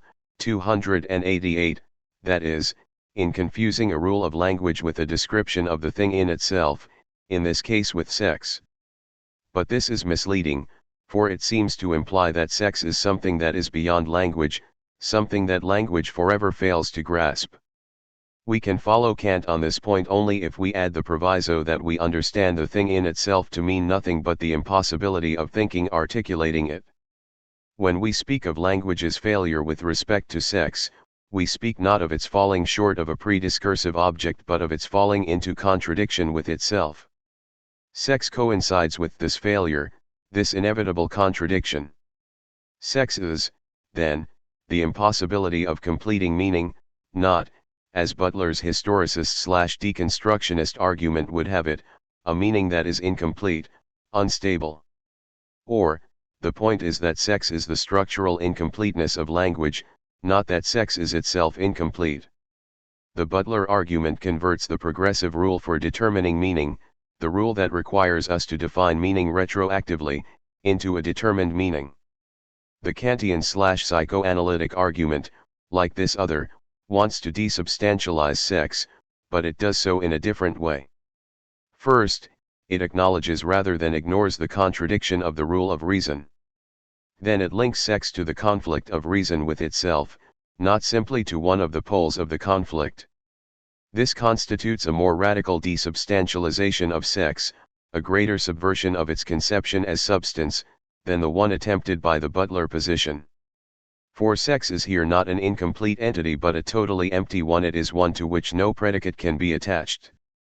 By linking sex to the signifier, to the process of signification, Butler makes our sexuality something that communicates itself to others. While the fact that communication is a process, and thus ongoing, precludes a complete unfolding of knowledge at any given moment, further knowledge is still placed within the realm of possibility. When, on the contrary, sex is disjoined from the signifier, it becomes that which does not communicate itself, that which marks the subject as unknowable. To say that the subject is sexed is to say that it is no longer possible to have any knowledge of him or her. Sex serves no other function than to limit reason, to remove the subject from the realm of possible experience or pure understanding. This is the meaning, when all is said and done, of Lacan's notorious assertion that there is no sexual relation. Sex, in opposing itself to sense, is also, by definition, opposed to relation, to communication. Point 6. This psychoanalytical definition of sex brings us to our third complex of questions, for, defined not so much by discourse as by its default, sexual difference is unlike racial, class, or ethnic differences. Whereas these differences are inscribed in the symbolic, sexual difference is not, only the failure of its inscription is marked in the symbolic. Sexual difference, in other words, is a real and not a symbolic difference. This distinction does not disparage the importance of race, class, or ethnicity. It simply contests the current daza that sexual difference offers the same kind of description of the subject as these others do. Nor should this distinction be used to isolate considerations of sex from considerations of other differences. It is always a sexed subject who assumes each racial, class, or ethnic identity. Why insist, then, on the distinction? The answer is that the very sovereignty of the subject depends on it, and it is only the conception of the subject's sovereignty that stands any chance of protecting difference in general. It is only when we begin to define the subject as self-governing, as subject to its own laws, that we cease to consider her as calculable, as subject to laws already known and thus manipulable. It is only when the sovereign incalculability of the subject is acknowledged that perceptions of difference will no longer nourish demands for the surrender of difference to processes of homogenization, purification, or any of the other crimes against otherness with which the rise of racism has begun to acquaint us. This does not mean that we would support a conception of the subject as pre-existent or in any way transcendent to the laws of language or the social order, a subject who calculates, using the laws of language as a tool to accomplish whatever goal she wishes. The subject who simply does or believes as she wishes, who makes herself subject only to the law she wants to obey, is simply a variation on the theme of the calculable subject. For it is easy to see that one is quickly mastered by one's sensuous inclinations, even as one seeks to impose them. The only way to resolve this particular antinomy the subject is under, i.e., the determined effect of, the law/the subject is above the law is to demonstrate that, as Etienne Balibar has recently put it, she is neither only above, nor only under the law, but at exactly the same level as it. Or yet another way, there must be an exact correspondence between the absolute activity of the citizen, legislation, and her absolute passivity, obedience to the law, with which one does not bargain, which one does not trick. In Kant, for example, this metaphysics of the subject will proceed from the double determination of the concept of right as freedom and as compulsion. 7. To claim that the subject is at the same level as the law is not equivalent to claiming that she is the law, since any conflation of subject with law only reduces her, subjects her absolutely, to the law. At the same level as and yet not the law, the subject can only be conceived as the failure of the law, of language. In language and yet more than language, the subject is a cause for which no signifier can account. Not because she transcends the signifier but because she inhabits it as limit. This subject, radically unknowable, radically incalculable, is the only guarantee we have against racism. This is a guarantee that slips from us whenever we disregard the non-transparency of subject to signifier, whenever we make the subject coincide with the signifier rather than its misfire. To my first, philosophical objection to the Butler definition of sex one must add not only the previous ethical objection but a psychoanalytical one as well. I noted already that there was a crucial difference between hers and the psychoanalytic position on sex. I want now to go further by exposing the total incompatibility of the two positions. I choose this phrase in order to echo the charge raised against Jung by Freud, whose characterization of the former's stance in regard to the libido is applicable to our discussion. This stance, Freud says, picks out a few cultural overtones from the symphony of life and, once more fails to hear the mighty and powerful melody of the drives. 8 Freud here accuses Jung of evacuating the libido of all sexual content by associating it exclusively with cultural processes. It is this association that leads Jung to stress the essential plasticity or malleability of the libido. Sex dances to a cultural tune. Freud argues, on the contrary, that sex is to be grasped not on the terrain of culture but on the terrain of the drives, which despite the fact that they have no existence outside culture are not cultural. They are, instead, the other of culture and, as such, are not susceptible to its manipulations. Sex is defined by a law, of the drives, with which, to return to Balibar's phrase, one does not bargain, which one does not trick. Against the Jungian and contemporary critical belief in the plasticity of sex, we are tempted to argue that, from the standpoint of culture, sex does not budge. This is to say, among other things, that sex, sexual difference, cannot be deconstructed, since deconstruction is an operation that can be applied only to culture, to the signifier, and has no purchase on this other realm. 9 To speak of the deconstruction of sex makes about as much sense as speaking about foreclosing a door. Action and object do not belong to the same discursive space. Thus we will argue that while the subject who is not pinned to the signifier, who is an effect, but not a realization of social discourses is, in this sense, free of absolute social constraint, he or she is nevertheless not free to be a subject any which way. Within any discourse the subject can only assume either a male or a female position.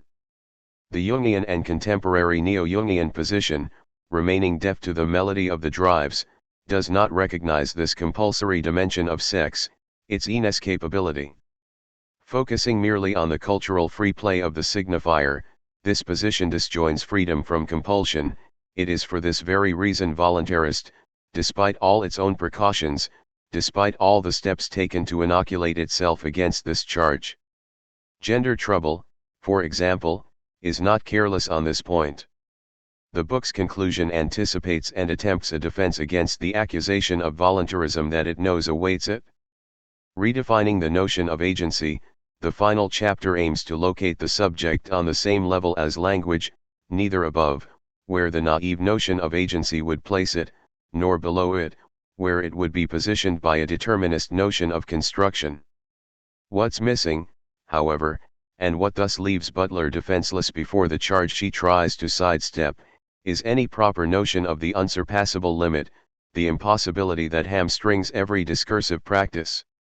Even when she speaks of compulsion and failure, she says this: if the rules governing signification not only restrict, but enable the assertion of alternative domains of cultural intelligibility, i.e., new possibilities for gender that contest the rigid codes of hierarchical binarisms, then it is only within the practices of repetitive signifying that a subversion of identity becomes possible. The injunction to be a given gender produces necessary failures.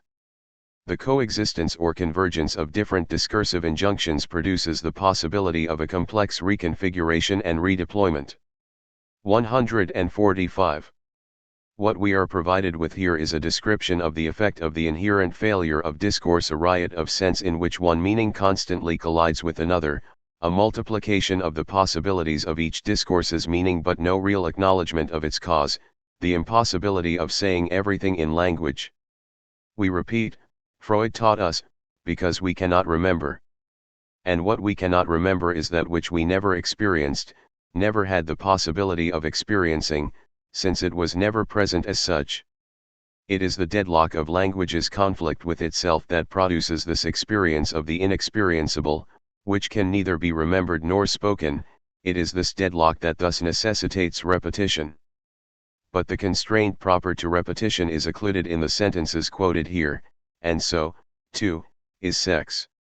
Sex is that which cannot be spoken by speech. It is not any of the multitude of meanings that try to make up for this impossibility.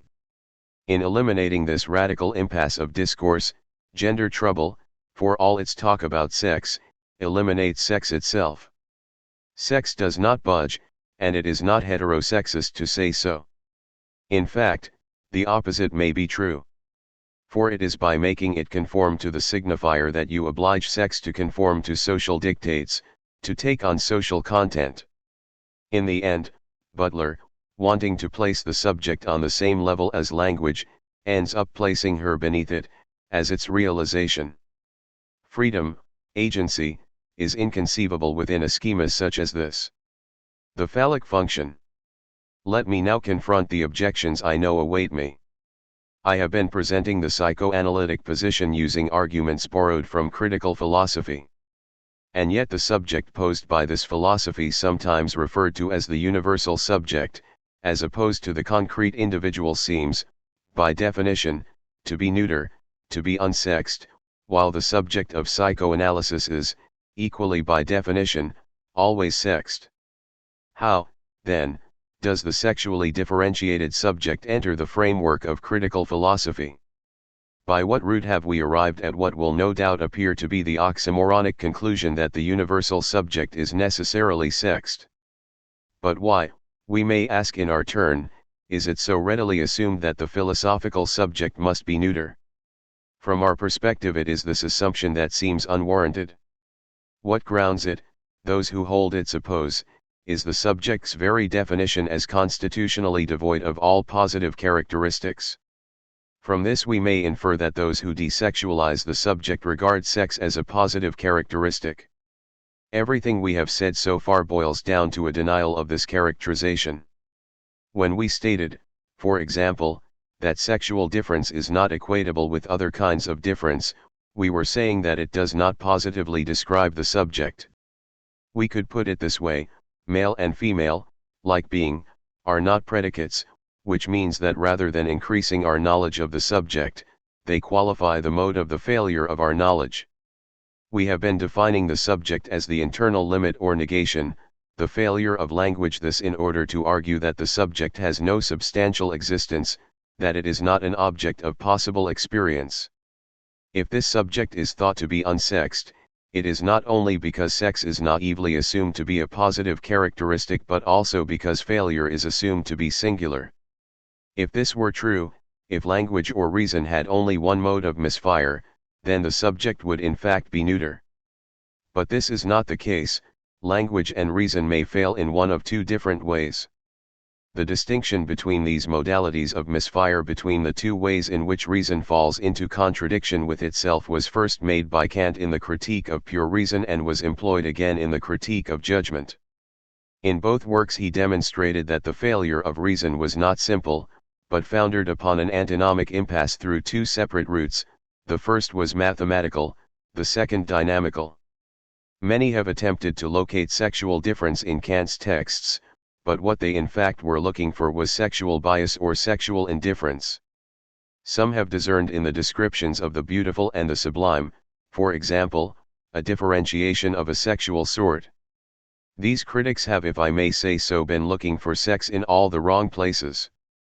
I am proposing that sexual difference can, indeed, be found in Kant, not in an accidental way, in his use of adjectives or examples, but, fundamentally, in his distinction between the mathematical and the dynamical antinomies.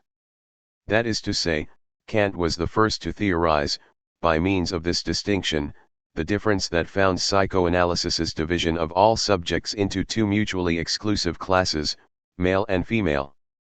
I intend, then, for the rest, to interpret psychoanalysis's sexuation of the subject in terms of Kant's analysis of the antinomies of reason. More specifically, my focus will be on the formulas of sexuation proposed by Lacan in his seminar XX, Encore. In this seminar, Lacan reiterates the position of psychoanalysis with regard to sexual difference. Our sex being, he maintains, is not a biological phenomenon.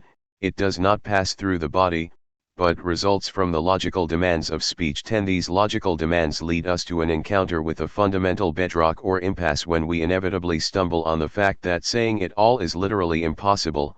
Words fail. 11. Moreover, we are now in a position to add, they fail in two different ways, or, as Lacan puts it in Encore, there are two ways for the affair, the sexual relation, to misfire.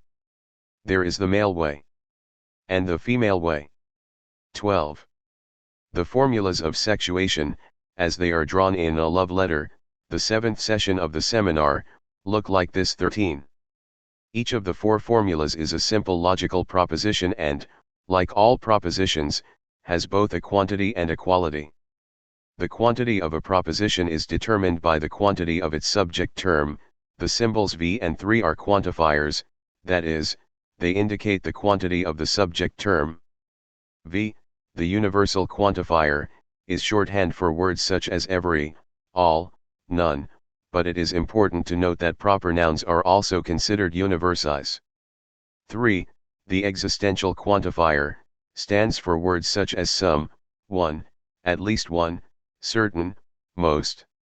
The quality of a proposition is determined by the quality of its copula, either affirmative or negative. The affirmative is unmarked, while the negative is marked by a bar placed over the predicate term. Since the symbol phi is already familiar to us from Lacan's other texts, a translation of the propositions is now possible. There is at least one x that is not submitted to the phallic function. There is not one x that is not submitted to the phallic function. All x's are, every x, is, submitted to the phallic function. Not all, not every, x is submitted to the phallic function. The left side of the schema is designated the male side, while the right side is female.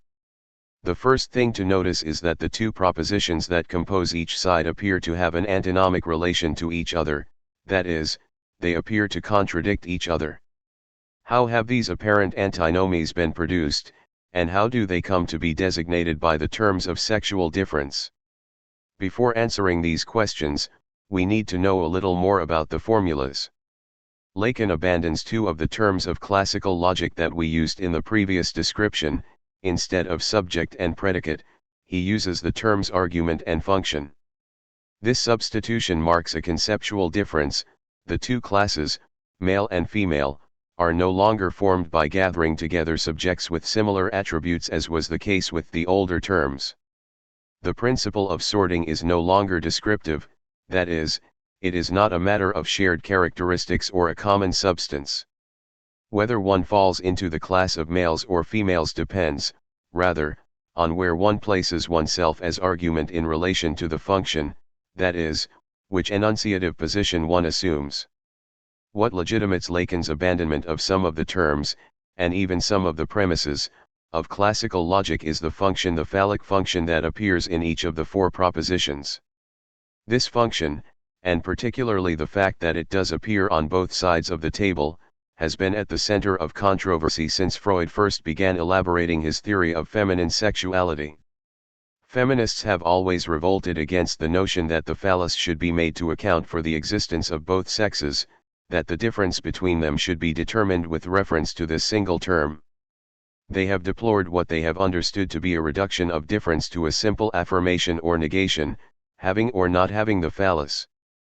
But this complaint strikes out against the wrong target, for the peculiarity, or singularity, of the phallic signifier is due precisely to the fact that it ruins the possibility of any simple affirmation or negation.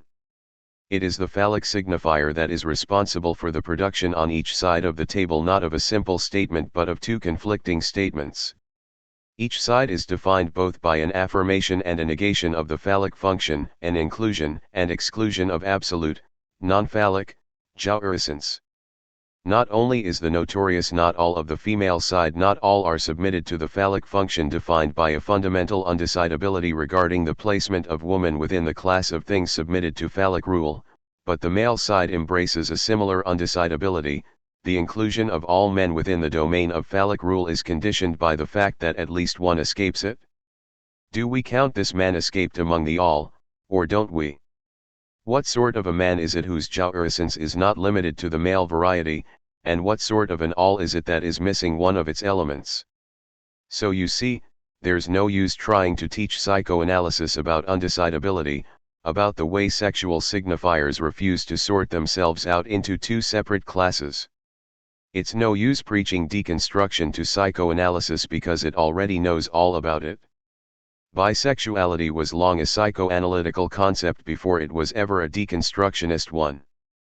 But the difference between deconstruction and psychoanalysis is that the latter does not confuse the fact of bisexuality, that is, the fact that male and female signifiers cannot be distinguished absolutely, with a denial of sexual difference. Deconstruction falls into this confusion only by disregarding the difference between the ways in which this failure takes place. Regarding failure as uniform, deconstruction ends up collapsing sexual difference into sexual indistinctness. This is in addition to the fact that, on this point at least, deconstruction appears to be duped by the pretension of language to speak of being, since it equates a confusion of sexual signifiers with a confusion of sex itself. This, in brief, is the lesson of the formulas of sexuation. It is a lesson learned from Kant, as I will now try to show in greater detail. First, however, we need to say a bit more about the phallic function that is the source of all this undecidability. Its appearance on both sides of the table indicates that we are concerned with speaking beings, according to Lacan's translation of the Freudian concept of castration, who surrender their access to jouissance upon entering language. This not only restates what we have been arguing all along, it is the impasses of language that create the experience of the inexperienceable, the unsayable. It also exposes the foolishness of that reading of Lacan's theory of sexual difference which asserts that it strands woman on a dark continent, outside language. Each side of the table describes a different impasse by means of which this question of the outside of language is raised, a different manner of revealing the essential powerlessness of speech. But while the phallic function produces on each side a failure, it does not produce a symmetry between the sides. The female side, mathematical failure. We are not going to begin our reading, as is customary, on the left, but rather on the right, or female, side of the formulas. As opposed to the fairly common prejudice that psychoanalysis constructs the woman as secondary, as a mere alteration of the man, the primary term, These formulas suggest that there is a kind of priority to the right side. This reading of the formulas is consistent with the privilege given the mathematical antinomies by Kant, who not only deals with them first but also grants the mathematical synthesis a more immediate type of certitude than its dynamical counterpart. In Kant's analysis, it is the dynamical antinomies, the male side of the formulas, in our reading, that appear in many ways secondary, a kind of resolution to a more fundamental irresolvability, a total and complete impasse manifested by the mathematical conflict. One of the things we will want to attend to while investigating the differences between these two modes of conflict is the way the very notions of conflict and solution shift from the first mode to the second. Finally, however, this notion of the priority of one of the sexes or antinomies over the other must be regarded as a mirage. Rather than two species of the same genus, the sexes and the antinomies should be read as positions on a Mobius strip. There is an unmistakable asymmetry between the mathematical and the dynamical antinomies. On moving from one to the other, we seem to enter a completely different space. Rather than remaining baffled by this difference, as so many of Kant's commentators have been, rather than ascribing it to a confusion of thought, we will try, with the help of Lacan, to draw out the logic that sustains it. What is a mathematical antinomy? How would we describe the conflict that defines it? Kant analyzes two cosmological ideas that precipitate this variety of conflict. We will discuss only the first, since it is this one that seems to us to correspond most closely to the antinomy found on the female side of the formulas of sexuation. The first antinomy is occasioned by the attempt to think the world, by which Kant means the mathematical total of all phenomena and the totality of their synthesis, 237, that is to say, the universe of phenomena such that it is no longer necessary to presuppose any other phenomenon that would serve as the condition for this universe. Reason aims, then, at the unconditioned whole, the absolute all of phenomena. This attempt produces two conflicting propositions regarding the nature of this all: a thesis, the world has a beginning in time and is also limited in regard to space, and its antithesis, the world has no beginning and no limits in space but is, in relation both to time and space, infinite. After examining both arguments, Kant concludes that while each successfully demonstrates the falsity of the other, neither is able to establish convincingly its own truth. This conclusion creates a skeptical impasse from which he will have to extricate himself, since one of the basic tenets of his philosophy, which opposes itself to skepticism, is that every problem of reason admits of a solution. The solution he arrives at is the following: rather than despairing over the fact that we cannot choose between the two alternatives, we must come to the realization that we need not choose, since both alternatives are false. That is to say, the thesis and antithesis statements, which initially appeared to constitute a contradictory opposition, turn out upon inspection to be contraries. In logic, a contradictory opposition is one that exists between two propositions of which one is the simple denial of the other. Since the two together exhaust the entire range of possibilities, the truth of one establishes the falsity of the other, and vice versa. Contradiction is a zero-sum affair. The negation, which bears on the copula, leaves nothing beyond itself, it completely annihilates the other proposition. A contrary opposition, on the other hand, is one that exists between two propositions of which one does not simply deny the other but makes an assertion in the direction of the other extreme. The negation, which bears this time only on the predicate, does not exhaust all the possibilities but leaves behind something on which it does not pronounce. For this reason both statements may simultaneously be false.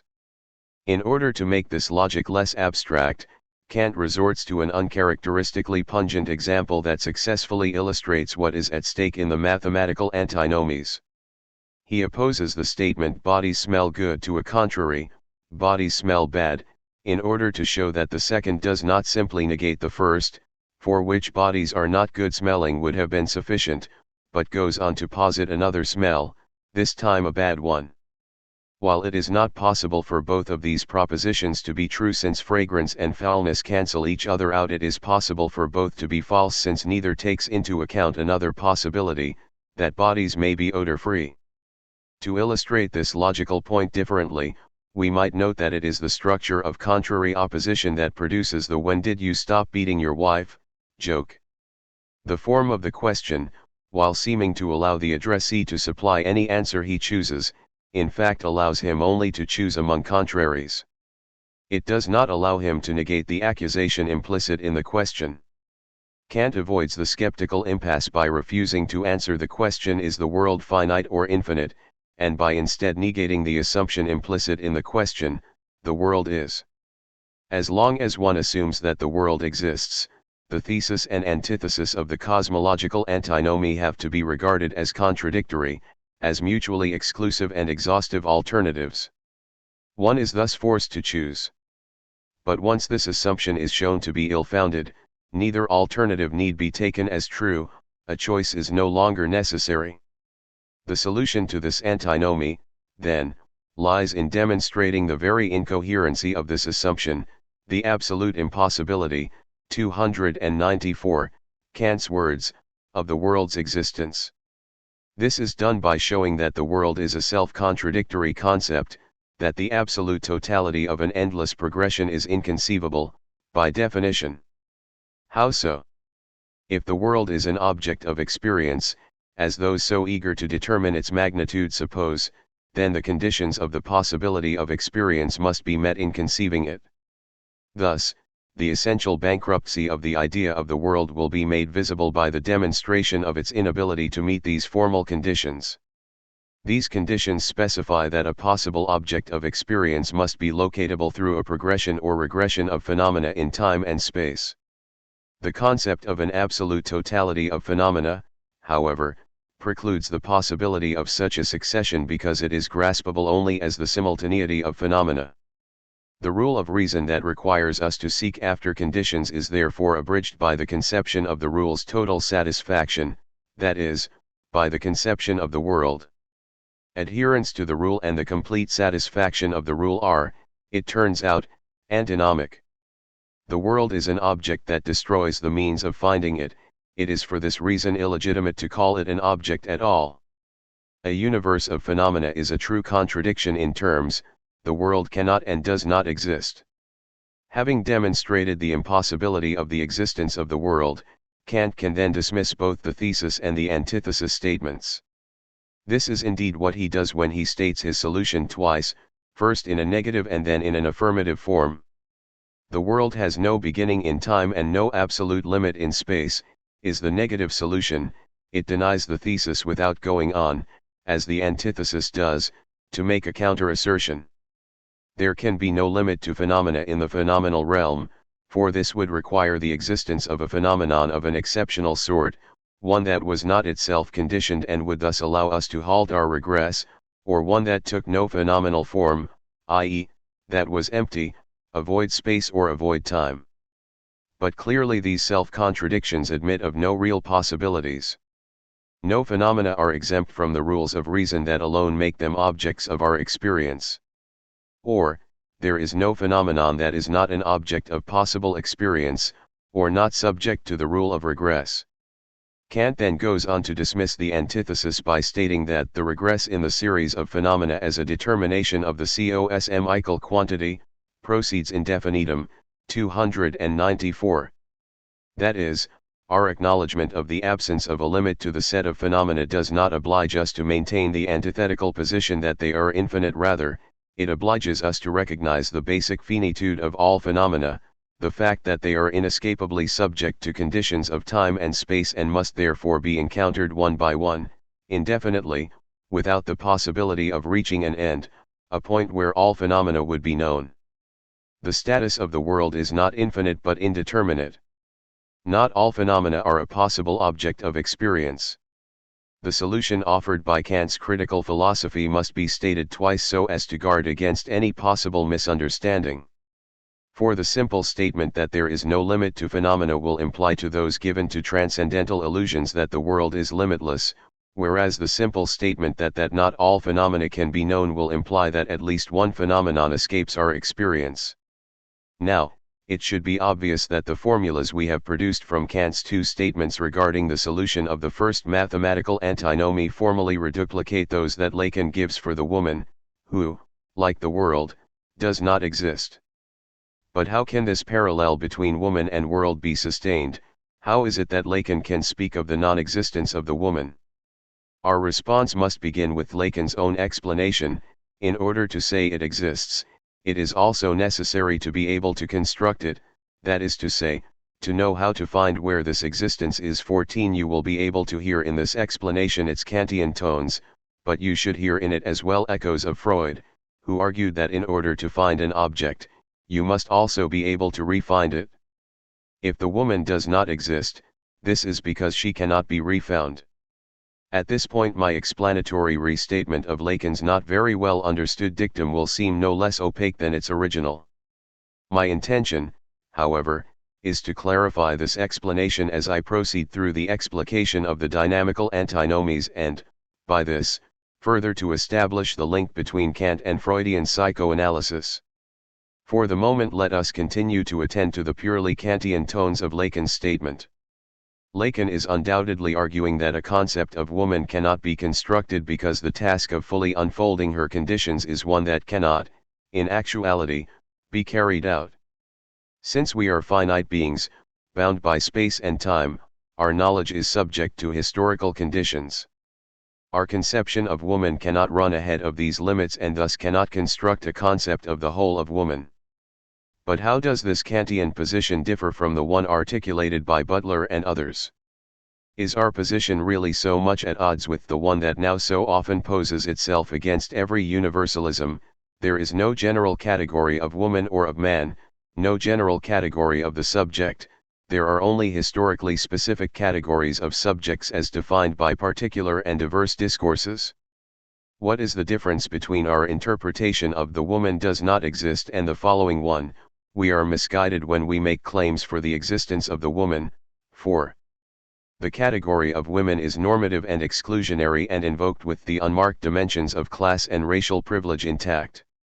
In other words, the insistence upon the coherence and unity of the category of women has effectively refused the multiplicity of culture, social, and political intersections in which the concrete array of women are constructed. Butler, 14.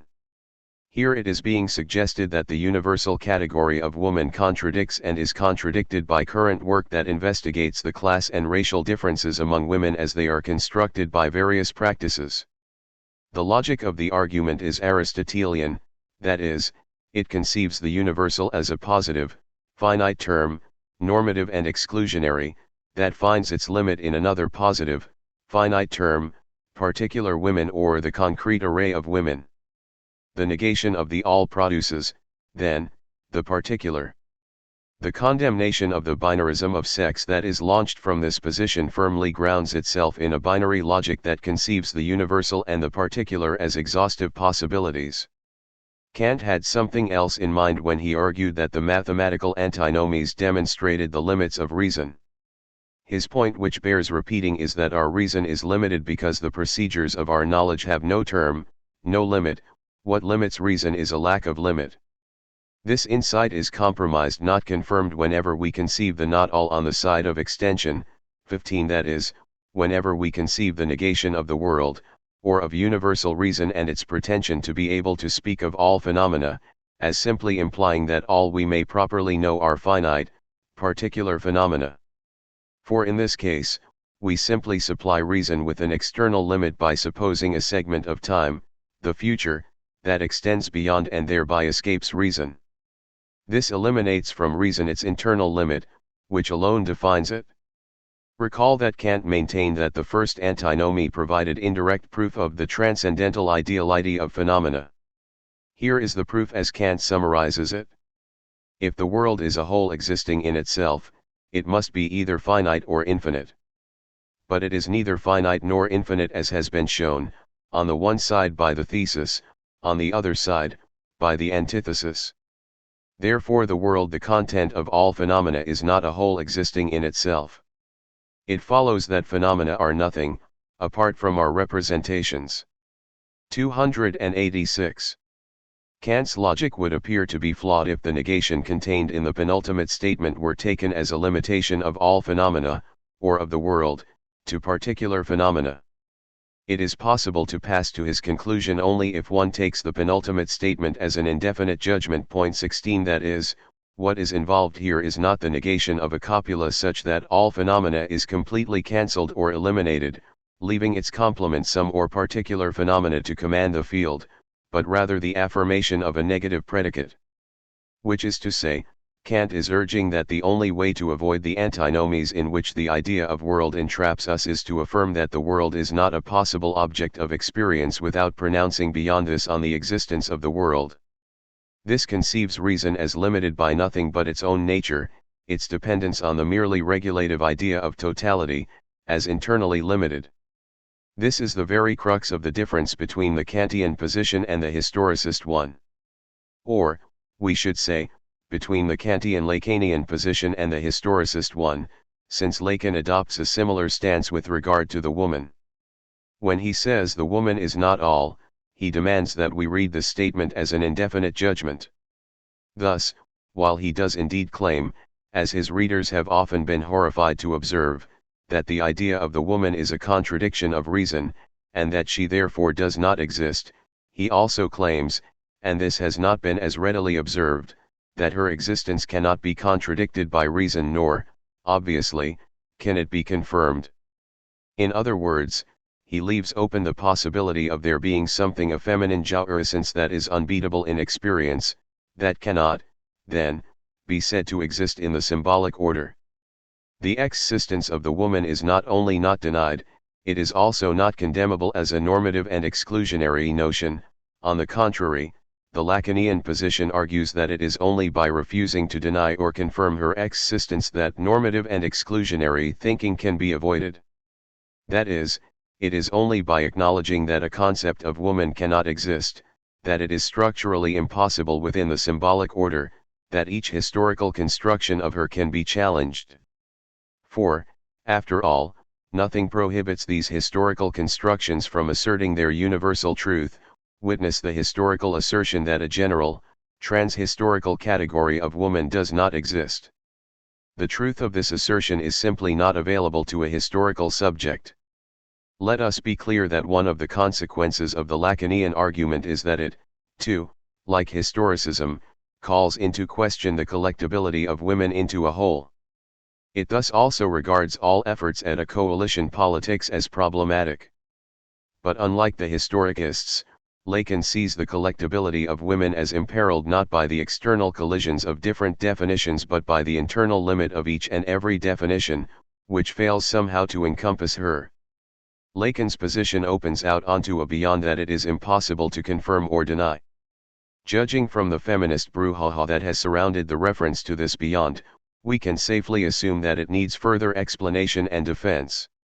It has frequently been taken to consist of one more relegation of the woman to the outside of language and the social order, one more attempt to banish her to some dark continent, as if any form of life had ever been found to survive within the dead structures of language. We must therefore be more explicit about just what is meant by the failure of the symbolic with respect to the woman, what is signaled by the indefinite judgment. The symbolic fails to constitute not the reality but, more specifically, the existence of the woman. To be more precise, what fails, what becomes impossible, is the rendering of a judgment of existence. As long as it can be demonstrated that world or woman cannot form a whole, a universe that is, that there is no limit to phenomena of language, no phenomenon that is not an object of experience, no signifier whose value does not depend on another than the possibility of judging whether or not these phenomena or these signifies give us information about a reality independent of us vanishes. In order to be able to declare that a thing exists, it is necessary also to be able to conclude otherwise that it does not. But how is this second, negative judgment possible if there is no phenomenon that is not an object of our experience, that is, if there are no metaphenomena that escape our experience and are thus able to challenge the validity of those that do not? The lack of a limit to phenomena, and to signifiers, precludes precisely this, a meta-language, without which we are restricted to endless affirmation, that is, to affirming without end and without being able to negate any the contingent series of phenomena that present themselves to us. There is, as Freud said of the unconscious, no where no limit is possible. And as with the unconscious, so here, too, contradiction is necessarily ignored, since everything has to be considered equally true. There are no available means of eliminating inconsistency where nothing may be judged false. So, whereas historicist feminists currently propose that we regard the aggregation of female subject positions as the solution to the riddle of femininity, that is, that we acknowledge the differences in these various constructions of woman and the non-necessity of their relation to each other in order finally to lay to rest the question of what a woman is, Lacan proposes that this solution is a datum in need of explanation. Why is it Lacan requires us not to rest content with the observation but to inquire further? Why is it that woman does not form an all? Why is it that we must see in the discursive constructions of women a series of differences, and never encounter among them woman as such? Lacan answers that the woman is not all because she lacks a limit, by which he means she is not susceptible to the threat of castration. The no embodied by this threat does not function for her. But this may be misleading, for while it is true that the threat has no purchase on the woman, it is crucial to note that the woman is the consequence and not the cause of the non-functioning of negation. She is the failure of the limit, not the cause of the failure. In sum, woman is there where no limit intervenes to inhibit the progressive unfolding of signifiers, where, therefore, a judgment of existence becomes impossible. This means that everything can be and is said about her, but that none of it is subject to reality testing. None of what is said amounts to a confirmation or denial of her existence, which thereby eludes every symbolic articulation. The relation of the woman to the symbolic and to the phallic function is considerably complicated by this argument. For it is precisely because she is totally, that is, limitlessly inscribed within the symbolic that she is in some sense wholly outside it, which is to say the question of her existence is absolutely undecidable within it. From this we are obliged to recognize that the woman is indeed a product of the symbolic. But we must also recognize that in producing her, the symbolic does not function in the way that we are accustomed to thinking it does. Ordinarily we think of the symbolic as synonymous, in Lacanian terms, with the other. The other is, however, by definition that which guarantees our consistency, and, as we have seen, there is no such guarantee where the woman is concerned. She, or the symbolic that constructs her, is fraught with inconsistencies. We are thus led to the conclusion that the woman is a product of a symbolic without an other. For this newly conceived entity, Lacan, in his last writings, coined the term Lallang. Woman is the product of Lallang. The male side, dynamical failure. If we were to play by the rules of historicism, we would have to argue that, like the woman, the man does not exist, that no general category of man is instantiated in the multiplicity of male subject positions that every era constructs. Thus, a nominalist argument, like a kind of theoretical solvent, currently manages to dissolve the categories of man and woman alike. According to Lacan, however, we cannot symmetrically argue that the man does not exist. We have, if the left-hand side of the sexuation table is to be believed, no problem in locating him, in proclaiming his existence. This statement may come as a surprise, and not only to historicists. For our discussion has led us to assume that the rule of reason, which impels us to seek after a totality of conditions, must forever render any judgment of existence impossible.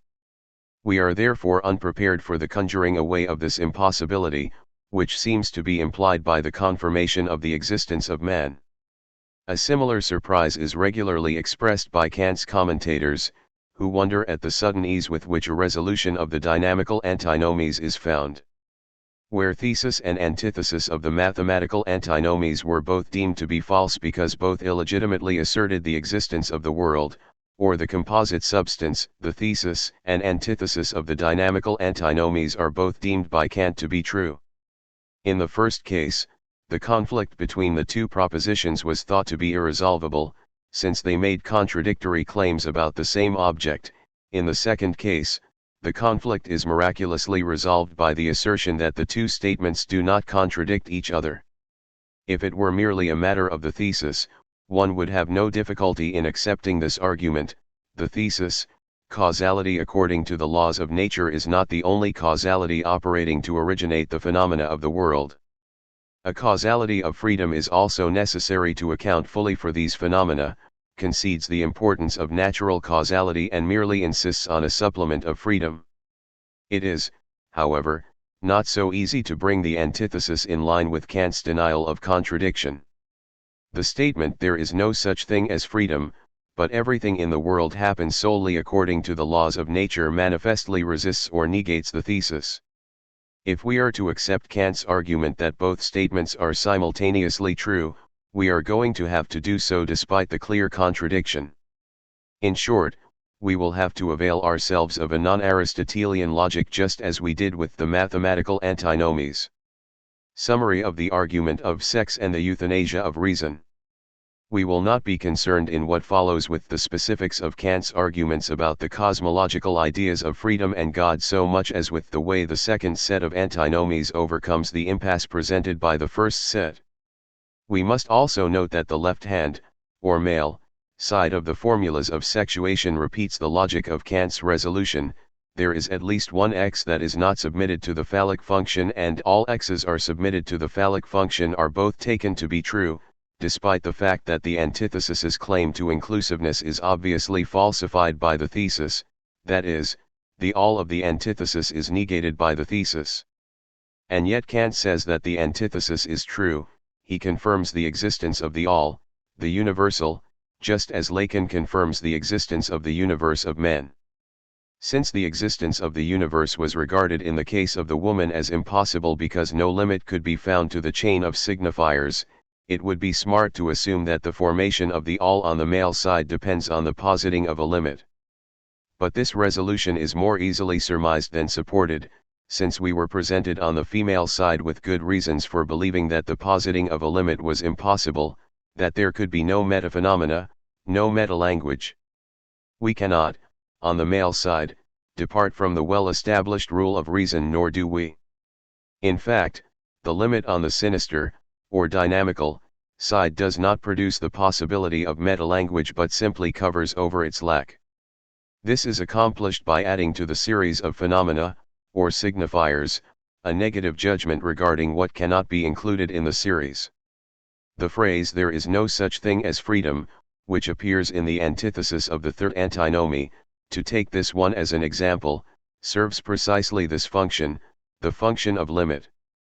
By means of this negative judgment, the inconceivability of freedom is conceptualized and the series of phenomena ceases to be open-ended, it becomes a closed set, since it now includes, albeit in negative form, that which is excluded from it, that is, it now includes everything. You will note that this everything appears as a consequence in the second phrase of the third antinomy's antithesis, but everything in the world happens solely according to the laws of nature. Suddenly the world, which was prohibited from forming in the mathematical antinomies, comes into being on the dynamical side. In speaking of this imposition of a limit as an addition, as a supplementation of natural causality, we have in fact presented the thesis version of what takes place. But another equally accurate, equally true description is offered by the antithesis. According to this version, what is involved in the shift from the female to the male side is a subtraction. Recall Kant's complaint that the thesis and antithesis of the mathematical antitheses both overstepped their official functions, since they both enunciate d more than was requisite for a full and complete contradiction, 285, that is, both said too much. A surplus, because illegitimate, affirmation of existence burdened each statement. On the dynamical side, this surplus is subtracted from the phenomenal field, and we can look at it this way: it is the subtraction that installs the limit. The removal or separation of freedom from the realm of mechanical causality is what dissolves the radical inconsistency, the absolute impasse, on the dynamical side. Where the mathematical field was defined by the homogeneity of its elements, which were all phenomena, objects of experience, and the inconsistency of its statements, since none could be counted false, the dynamical field is defined by the heterogeneity of its elements, the result of the separation of the two types of causality, sensuous and intelligible, into different realms, and what? What is it that corresponds on this side to the inconsistency on the other? Incompleteness. Point 17. That is, the all forms on the dynamical side, but it is missing an element, freedom. The initial cause cannot be tolerated by, or disappears from, the mechanical field that it founds. Point 18. Which means that on this side it will always be a matter of saying too little. Point 19. In Lacan's formulas, the parallels between the two sides are more visible, since the same symbols are used throughout. Thus we can see that the question of existence is carried over directly to the dynamical side. That is to say, the surplus declarations of existence that caused the conflict on the female side are silenced on the male side because it is precisely existence or being that is subtracted from the universe that forms there. This is how one should read Lacan's placing of the existential quantifier as the limit of the all, which is ruled by the universal quantifier. If, therefore, a world, operating solely according to the laws of nature, or universe, of men, can be said to exist on the dynamical or male side, we must not forget that it is merely a conceptual existence that is being claimed for it. Being as such escapes the formation of the concept of world. The universe that forms is thus defined by a certain impotence, since everything can be included therein except being, which is heterogeneous to the conceptual world. That thesis and antithesis and must both be stated and judged to be simultaneously true is explained, then, by the paradoxical status of the limit, which cannot be understood as entirely missing or as entirely included in the set of men. For, as Kant taught us, if one were to say that a man existed, one would add absolutely nothing to this man, to the concept of man. Thus we could argue that this concept lacks nothing. And yet it does not include being and is in this sense inadequate, since the concept cannot include the fact that the thing named by it does in fact exist. This brings us back the question of reality testing that we raised earlier. We had promised that this procedure, which was ruled out as impossible on the female side, would finally come into play on the male side. We continue to maintain this, though this is clearly the occasion to clarify what reality testing is in Freudian terms. There is no more appropriate place to begin than Freud's essay Negation, since that text is framed in almost the same terms as we, after Kant and Lacan, have been framing our discussion. When Freud makes the comment with the help of the symbol of negation, thinking frees itself from the restrictions of repression and enriches itself with material that is indispensable for its proper functioning. 20. We should be reminded immediately of the dynamical antinomies. For the symbol of negation is precisely the limit that allowed Kant, in the dynamical antinomies, to assert a knowledge of everything in the world, where, in the mathematical antinomies, he was forced to admit that reasoning on the world fails. In the dynamical antinomies, Kant, too, gives himself material, an object of thought, even though, in the earlier conflict, reason was denied the possibility of any such object and was condemned merely to dispute about nothing. 283. What does Freud say about the process of reality testing? He says, first of all, something he has been saying since the project, 1895, and that he said most memorably in the 3 essays on a theory of sexuality, 1905. The finding of an object is the refinding of it. Here, the aim of reality testing is not to find an object in real perception which corresponds to the one presented, but to refine such an object, to convince oneself that it is still there. 21. He says also that one of the problems that presents itself to this process is that the reproduction of a perception as a presentation is not always a faithful one, it may be modified by omissions, or changed by the merging of various elements. In that case, reality testing has to ascertain how far such distortions go. But it is evident that a precondition for the setting up of reality testing is that objects shall have been lost which once brought real satisfaction. Point 22. Contrary to the common misperception, reality testing is not described here as a process by which we match our perceptions against an external, independent reality. In fact, it is the permanent loss of that reality or real, a reality that was never present as such that is the precondition for determining the objective status of our perceptions. Not only is the real unavailable for comparison with our perceptions but, Freud concedes, we can assume that the latter are always somewhat distorted, inexact. What, then, accounts for the distinction between subjective and objective perceptions? What intervenes to transform the welter of conflicting, distorted phenomena into the conviction that our experience is objective? The answer, which should now be half-guessed, goes something like this: to the multitude of our perceptions something is added that is not a new perception, new sensible content. Instead, this addition is intelligible and contentless, a negative judgment that marks the limit of our perceptions and hence the loss of the object that brought real satisfaction. The negative judgment excludes this object from thought, or, more precisely, the exclusion of this object makes thought possible. Which means that the term exclusion is not entirely accurate insofar as it may tend to imply a non-relation between the real object and the object of thought, while Freud suggests a definite relation between these two terms. For fleeting perceptions seem to acquire the weight of objectivity only when they are weighted or anchored by the excluded real object. That is, it is only when our perceptions come to refer themselves to this lost object of satisfaction that they can be deemed objective. Referring themselves to the object, they come to be understood as manifestations of it. So, the object is excluded from perceptions, but not simply, since it now functions as that which is in them more than them, the guarantee of their objectivity. If Freud prefers to name the process of reality testing by the redoubled verb refind rather than find, this is not only because the lost object can never be directly found and must instead be refound in its manifestations, but also because it is found a number of times, again and again, in a multitude of perceptions that, however different they are from each other, the distortions, the modifications, must nevertheless be counted as evidence of the same inaccessible reality that they are all the whole phenomenal universe powerless to contain.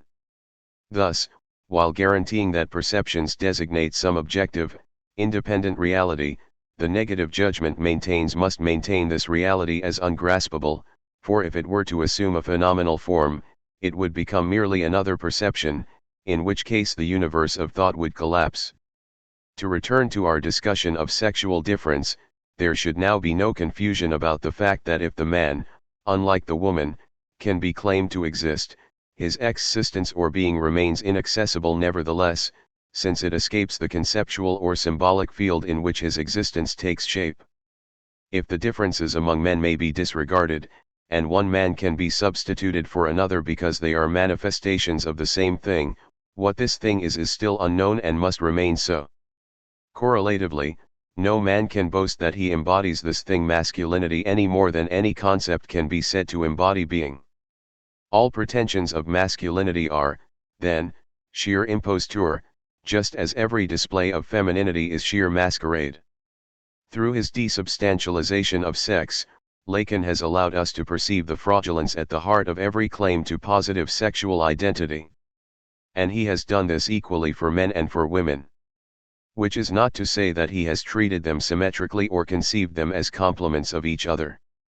A universe of men and women is inconceivable, one category does not complete the other, make up for what is lacking in the other.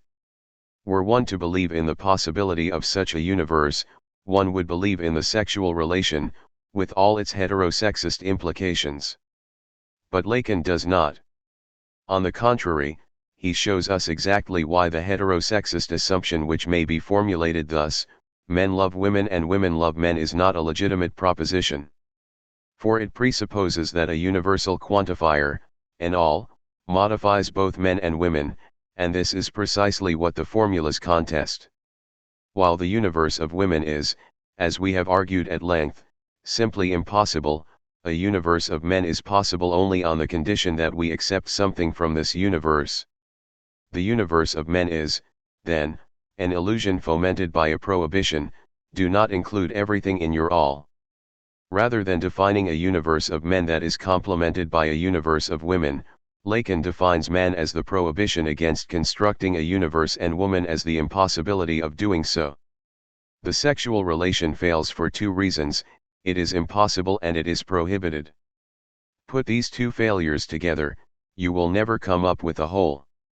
Sexual difference and the superego. This argument has given itself just two tasks: to challenge the assumptions about sex harbored, often in common, by historicist and deconstructionist positions, and to clarify the alternative offered in Lacan by making explicit his debt to critical philosophy. It would require much more time and space than I have here to develop the implications of this alternative theory of sexual difference. But I do not want to close this chapter of my investigation without at least noting one important point and suggesting a path for pursuing it.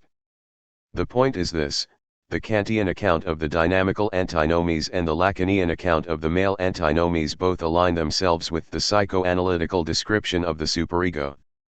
In the Critique of Judgment, Kant, speaking of the dynamically sublime 23, invokes images of threatening rocks, thunderclouds, volcanoes, hurricanes, terrifying images of a mighty and potentially destructive nature that nevertheless have, he says, no dominion over us. 24. The as if quality that attaches itself to the dynamically sublime has often struck commentators as curious. What does Kant mean by speaking of a fearful object of which we actually have no fear? He means that from our position in the phenomenal world, we can formulate only the possibility of this terrible force and not its existence, just as we can formulate only the possibility and not the existence of God, freedom, the soul. This possibility of a realm beyond, unlimited by our phenomenal conditions, is precisely dependent on the foreclosure of the judgment of existence. This same explanation accounts for the paradoxes of the superego.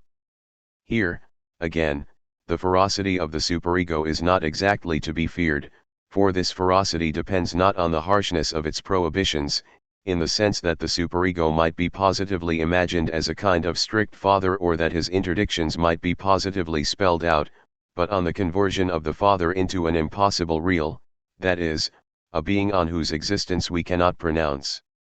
The prohibition proper to the superego renders something unsayable and undoable, to be sure, but it does not say what we should not say or do. It merely imposes a limit that makes everything we do and say seem as not compared to what we cannot.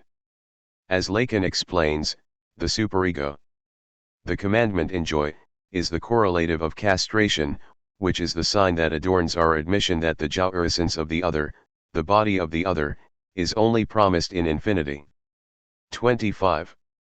Yet once we establish that this logic of the limit or exception defines the dynamical antinomies, the male subject, and the superego, we have a problem, or so it seems on first blush.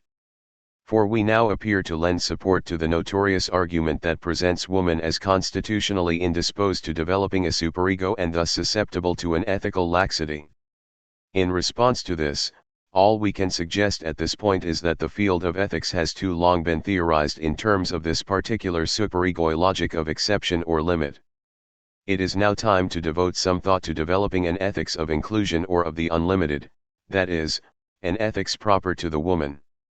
Another logic of the superego must commence.